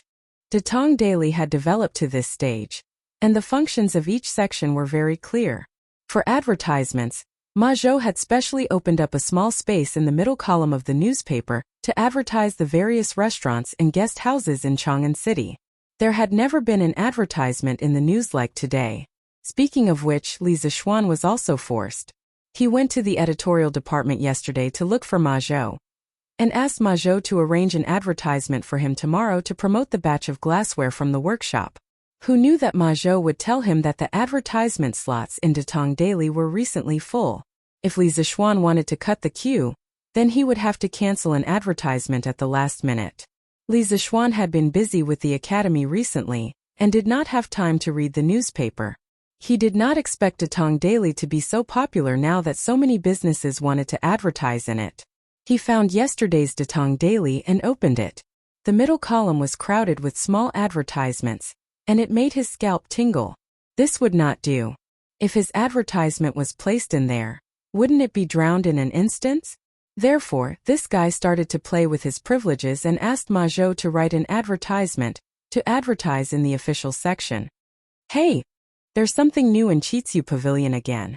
Top quality colored glass cups and colored glass cups. Other than these, there's an even bigger surprise. We'll see it tomorrow. After reading the newspaper, other than complaining about Li Zixuan's advertisement in the main article, people began to discuss the contents of the advertisement with their friends around them. Colored glass cups? Colored glass cups? Chitsu Pavilion actually has something like this? Didn't they say that only barbarians have these things? Someone questioned. Hey! What's this? Li Xiannan was able to create so many strange things before. It's not strange that he can create colored glass now. Hiss! You're saying that this batch of colored glass is produced by Chitsu Pavilion's own workshop? Someone thought of the high price of colored glass and could not help but gasp. Haha! Then what else? Didn't you see what the newspaper said? This batch of colored glass cups and cups is of a higher quality than the ones sold by barbarians. Doesn't this mean that it was made by Li Xiannan's own workshop? Heh! Li Xiannan is really capable. I'll go and see for myself tomorrow. I wonder how much it will cost. After all, the newspaper said that this batch of colored glass is of better quality. I wonder how much more expensive it will be compared to the ones sold by barbarians. Someone frowned and said worriedly, Hey! I believe that it won't be too expensive. Weren't Tang Dynasty's books very expensive in the past? Ever since Lord Li's Chitsu culture came out, ordinary people could afford to buy books. That's hard to say. Books are books. Lord Li sold them at such a low price because he wanted to benefit the poor scholars. Why is he selling the colored glass at such a low price now? Besides, who knows if the cost of the colored glass in Chitsu Pavilion is high or not? They won't sell it at a loss, right? Haha. I'm curious about what the bigger surprise is. Li Xiannan's Chitsu Pavilion has never disappointed me. Chapter 454. Bastard. I was actually tricked by this brat. He even dares to take my money. How preposterous. After the morning court, Li Er came to the Lijiang Hall and saw a Datong Daily on the table. He casually flipped through it, but something happened. What's wrong, Your Majesty? Who made you angry? Empress Zhongsun brought a glass of water to Li Er and asked curiously, Who else could it be? It's Li Zixuan, that brat. Li Er rolled his eyes angrily, then pointed at the advertisement in the newspaper and said, Look, Guanyin maid, this brat can already make his own glaze. He even deceived me last time. This is outrageous. Deceived? Where did this come from, Your Majesty? Empress Zhongsun glanced at the newspaper and then asked doubtfully, Have you forgotten, Guanyin maid? Last month, I asked that brat to make compasses for the fleet going south. That brat complained to me that the glaze on the compass was expensive, and that he would lose money if he sold it cheaply. In the end, that brat sold 200 compasses to the imperial court at the price of 4 strings of coins each. At that time, his workshop would be able to make colored glaze on its own. That brat deliberately hid it from me because he wanted to make a fortune from me. Li Er slammed the table and said hatefully. Empress Zhongsun couldn't help but laugh when she saw Li Er's angry look. Your Majesty, even if Xiao Xian's workshop can produce glaze by itself, that's also his own good fortune. Besides, the quality of their glaze is not inferior to that of the Hu merchants. It's understandable that they sell it at such a price. Li Er glared and said, Although that's the case, I'm still more or less uncomfortable after being tricked by this brat. Haha, Your Majesty is magnanimous. Why lower yourself to the same level as a child? You just finished the morning court. Drink some water. Empress Zhongsun smiled sweetly and handed the cup to Li Er. Li Er took it and thought for a moment. Okay, forget it. I'll let this brat off on account of Guanyin maid. Empress Zhongsun joined in the fun and said, Then I thank your majesty for giving me face. Ha ha ha. Maid Guanyin, you don't need to be so courteous. Oh right, your majesty. Xiao Xian suddenly took out so much glass to sell. Was he short of money?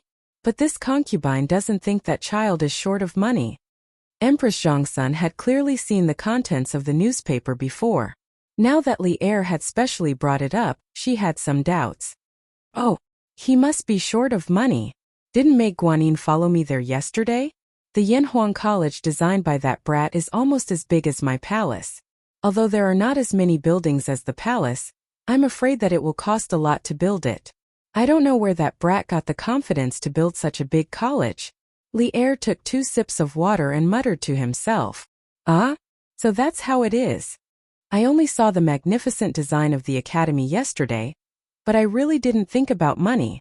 Your Majesty, how much do you think it will cost to build this academy? Empress Zhongsun said in surprise. According to my estimation, if it is built according to the scale on the blueprint, this brat will have to fork out at least 500,000 strings of cash. Otherwise, he won't be able to build the same effect as the sand table model. Li Er's knowledge was quite broad. After some calculations, he was actually pretty close to the mark. The budget of 400,000 strings of cash that Yen Lide made before didn't include labor and decoration costs. It seemed that Li Er's budget of 500,000 strings of cash was reasonable. 500,000 strings of cash? Such a huge number made Empress Zhongsun, the mother of the country, couldn't help but cover her mouth in shock. Then she said worriedly, Although the Li family is rich, I'm afraid they can't fork out so much money. And now that the treasury is empty, the imperial court can't support him with money. Sigh, this child. In my opinion, it would be better for him to build a smaller academy. It's all about teaching and educating people. What's the difference if the environment is better? Even if the treasury of Chang'an City is full, the officials in the imperial court won't let me spend the money on Yanhuang College. Li Er sighed, patted Empress Zhongsun's back and said, Guanyin maid, you're still thinking too simply. Although this brat has just entered the imperial court not long ago, I have a clear understanding of his nature. No matter what he does, this brat is never someone who is content with his lot. Everything he does, he wants to be different from the rest and do it the best. Let him do as he pleases. Your Majesty, that's 500,000 strings of cash. Where can this child get so much money? Empress Zhongsun was still a little worried. Guanyin maid, your worries are groundless. In terms of the ability to make money, no one in the entire Tang Empire can make more money than that brat. He must have a way to solve it. Li Er pulled Zhongsun into his embrace and laughed loudly. While advertising Chitsu Pavilion's Liuli, Li Zixuan also asked Faubert in Wangzhong to start recruiting workers and craftsmen. Now that the Imperial College's field vacation had begun, there were only 2 months left for the construction of Yanhuang College. It would take more than 2 months to build at least 3 buildings, the teaching building, the dormitory building, and the cafeteria. As for the bathhouse, although it had to be built first in terms of scale, it shouldn't be considered a building. Logically speaking, it was very difficult to complete. In modern times, it was simply a fantasy. However, Li Zixuan didn't believe it because he had a lot of manpower and money. Yen Lide transferred 220 craftsmen, who were proficient in construction from the Ministry of Works. In the workshop, there were also more than 100 craftsmen who knew how to build. In total, there were more than 300 construction elites, and each of them could command at least 30 to 40 workers to participate in the construction. There were also many experienced craftsmen among the people. Li Zixuan was rich, and he planned to recruit all of them. He wanted to use numbers to compete with speed. His plan was to recruit more than 400 experienced craftsmen, and no less than 15,000 common laborers. With such a large construction team, he didn't believe that he couldn't complete the construction on time. Of course, it would be very troublesome to manage so many people. Li Zixuan definitely wouldn't do it personally. He wanted to leave this glorious and difficult task to Yan Xiaoning and Faubert. Even so, time was tight and the task was important. The earlier the construction started, the faster the progress. Thus, Li Zixuan was fighting on three fronts at the moment. On one hand, he let the elites in the workshop study the cement. On the other hand, he used the batch of glass to raise money. On the other hand, he was still recruiting craftsmen and workers. For the sake of Yanhuang College, he was really worried sick. Chapter 455. Hey! We're hiring. We're hiring. Chitsu Pavilion Workshop is hiring. As long as you have the strength and can work, we're hiring all of you. 30 copper coins per person per day. If you do well, you'll be rewarded. If you have experience in building houses, 80 copper coins per person per day. If you want to sign up to earn some money, come and take a look. In the streets and alleys of Chang'an City, as well as the villages outside of Chang'an City, one could see 2 or 3 servants in green clothes and hats shouting at the top of their lungs. 30 copper coins per day? That high? You're not lying, are you? In the first year of Zhengguan, prices were very low. Correspondingly, wages were not very high either. Ordinary people would only earn 10 copper coins per day if they worked tirelessly at the docks to carry sacks. Those who helped people build houses also earned about the same price per day. If you met a boss with a conscience, they would give you a raise. However, 20 copper coins per day was already the limit. Now Li Zixuan was offering 30 copper coins per day, which was very attractive. The onlookers were all eager to make a move. The only thing they were worried about was the authenticity of this recruitment advertisement. Oh, brother, isn't it wrong for you to say that? Do you see the clothes I'm wearing? This is something only the people from Chitsu Pavilion can wear. Do you know Chitsu Pavilion? That's our young master's business. Do you know our young master? He's a baron personally conferred by the emperor, the recently promoted Crown Prince Zhan Shi. Let me tell you, if the workshop manager didn't say that I didn't have enough strength, I would have done it myself. Otherwise, I wouldn't have come all the way to Lu village to recruit people. When the servant heard that someone doubted him, he was immediately unhappy. This fellow was also a chatterbox. He put his hands on his hips and talked endlessly. He looked like a shrew scolding the streets. Oh, you're really from Chitsu Pavilion. I've seen you in the city before. I say, Lu Buju, you didn't look carefully before you spoke. The men from Li County are extremely wealthy. Why would they care about your little wage? Hey brother, don't you think I'm right? A tall and thin young man first reprimanded the villager who questioned him. Then, he turned around and said to the servant from Chitsu Pavilion, Yes. Why would my Lord Ju care about such a small amount of money? Those who have come into contact with my Lord Ju know that he is kind-hearted and can't bear to see others suffer. Why would he do such a deceitful thing? The servant of the strange interest pavilion nodded in satisfaction, then proudly raised his head and said, Yeah, Lu Buju, you really are an ungrateful brat. Previously, when Li Xiannan made the curved plow, he helped everyone in the manor. How can you say that? Lu Buju, you heartless rascal. You dare to doubt such a good person like Lord Li? I hope you don't get it up for the rest of your life. Brother, I Lu Biji sign up. Don't even mention 30 copper coins a day. If Li Xianxing needs my help, I'm willing to do it for 10 copper coins a day. Damn! Since when did I suspect Li Xiannan? I didn't know that he was sent by Li Xiannan. Brother, I didn't recognize Mount Tai just now. Please be magnanimous. My name is Lu Fuji, not Lu Buju. I also want to sign up. The man in gray didn't expect that a casual question would put him in a situation where he was surrounded by enemies. He quickly went forward to explain. Seeing that everyone's attitude had changed and they were all polite, the servant of the Strange Interest Pavilion suddenly felt a sense of superiority. Working in the Strange Interest Pavilion was still the best. That's not right. If I can be transferred to work for Lord Ju, I'll have a better future. The servant of the Strange Interest Pavilion said happily. Haha. Don't fight or fight. As long as you have enough strength, you can be chosen. Yes. Do you see this rock in front of me? If you can lift it above your head, our workshop wants it. Everyone, line up and take your time. The servant pointed at the 1-foot-wide rock in front of him and said loudly. Although Li Zixuan was short of people, he didn't hire just anyone. Those who didn't have enough strength would only cause trouble. The rock used to test people's physical strength was only 40 to 50 pounds. It shouldn't be difficult for most hard-working farmers. Hey, such a big rock? Easy. I'll go first. The one who spoke earlier was called Lu Biji. He stepped forward and said loudly, Bulch *T. I'm the one who came first. He had finished his work and assigned the work to his subordinates. Li Zishuan had a rare moment of leisure in the afternoon. He sat under the pavilion in the courtyard, enjoying the breeze and eating ice grapes. He continued to write, The Legend of a Mortal's Journey to Immortality. Recently he was so busy that he didn't have time to write novels.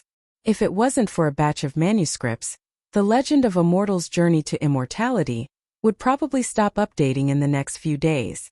The fans of The Mortal would definitely go crazy. While he was writing happily, Li Zishuan suddenly felt someone beside him. He looked up and saw that it was the little fatty Li Tai. He couldn't help but stop writing and ask curiously, Qingke, why are you here?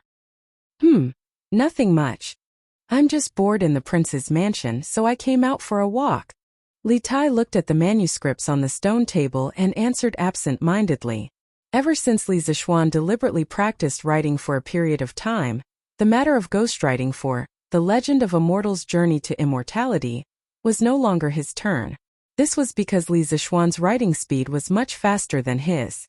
This directly led to him not being able to enjoy the privilege of not being able to read the later chapters of The Legend of a Mortal's Journey to Immortality in advance.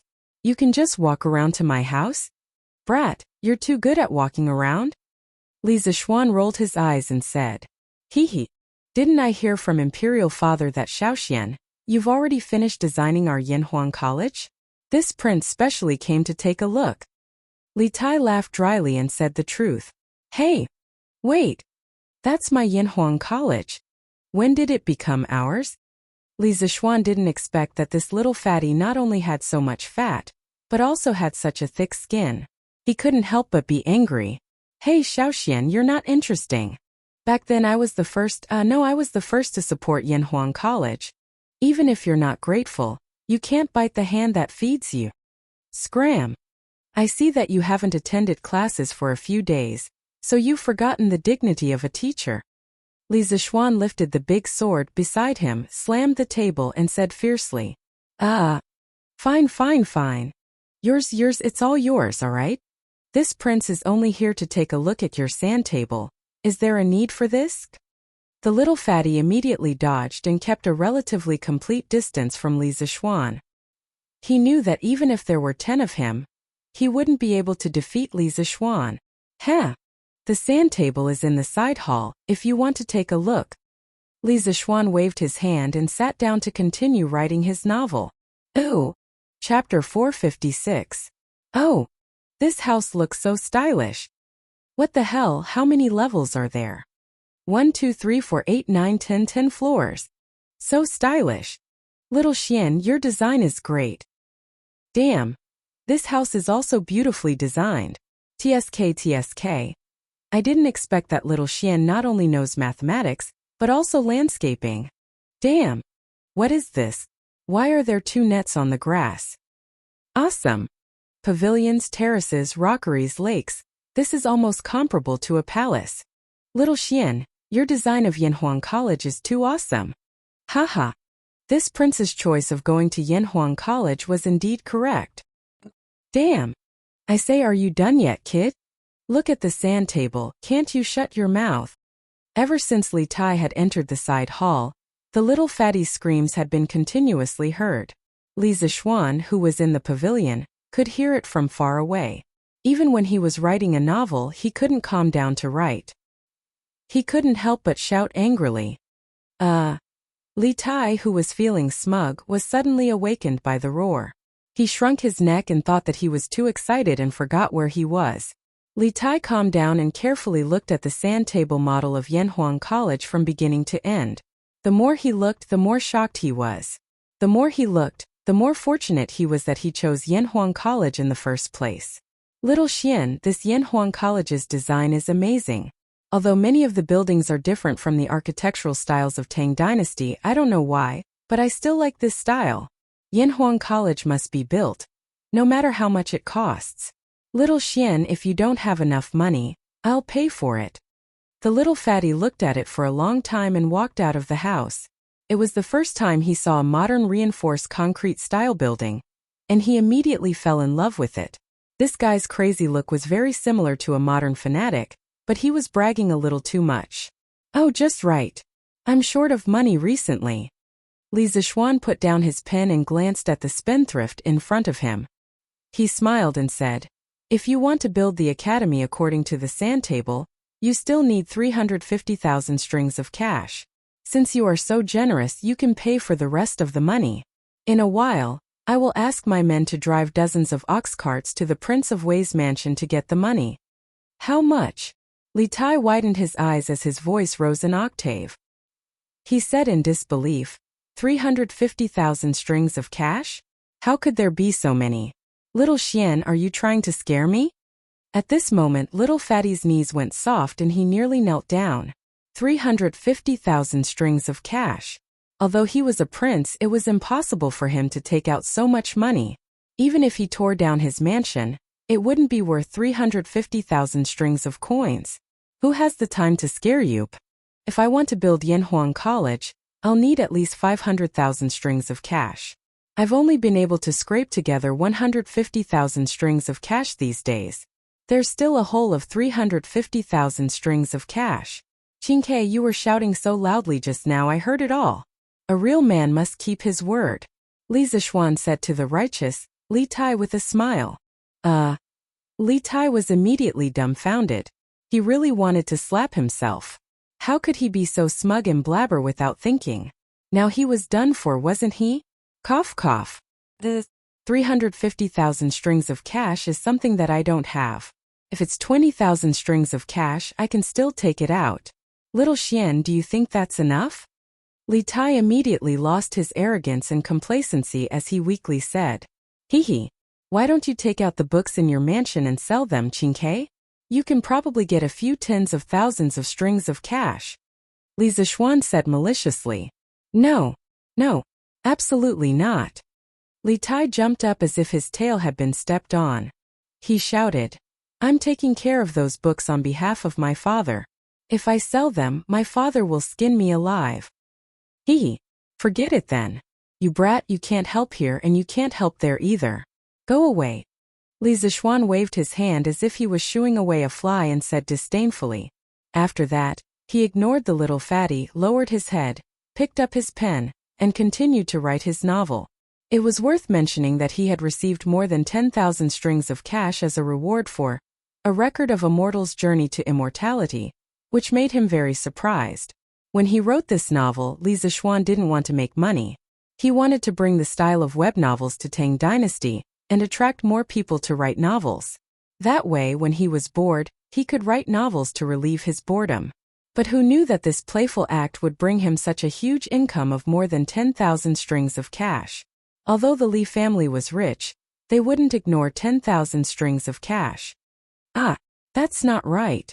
Li Tai suddenly thought of something and shouted, If Yanhuang College is really that short of money, why aren't you worried, Xiaoxian? Why are you still in the mood to write novels? There are only two possibilities. Either you have a lot of money in secret, or you have thought of other ways to raise money. How is it? Am I right? Looks like this little fatty's brain is pretty good. But, what's wrong with writing novels? I write novels to raise money too. Don't underestimate novel writers, Qingke.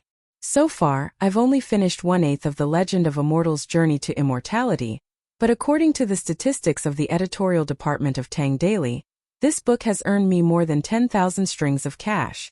Think about it, if I finish it all, it might earn me 100,000 strings of cash. 100,000 strings of cash? Li Tai was stunned. He never thought that writing novels could earn so much money.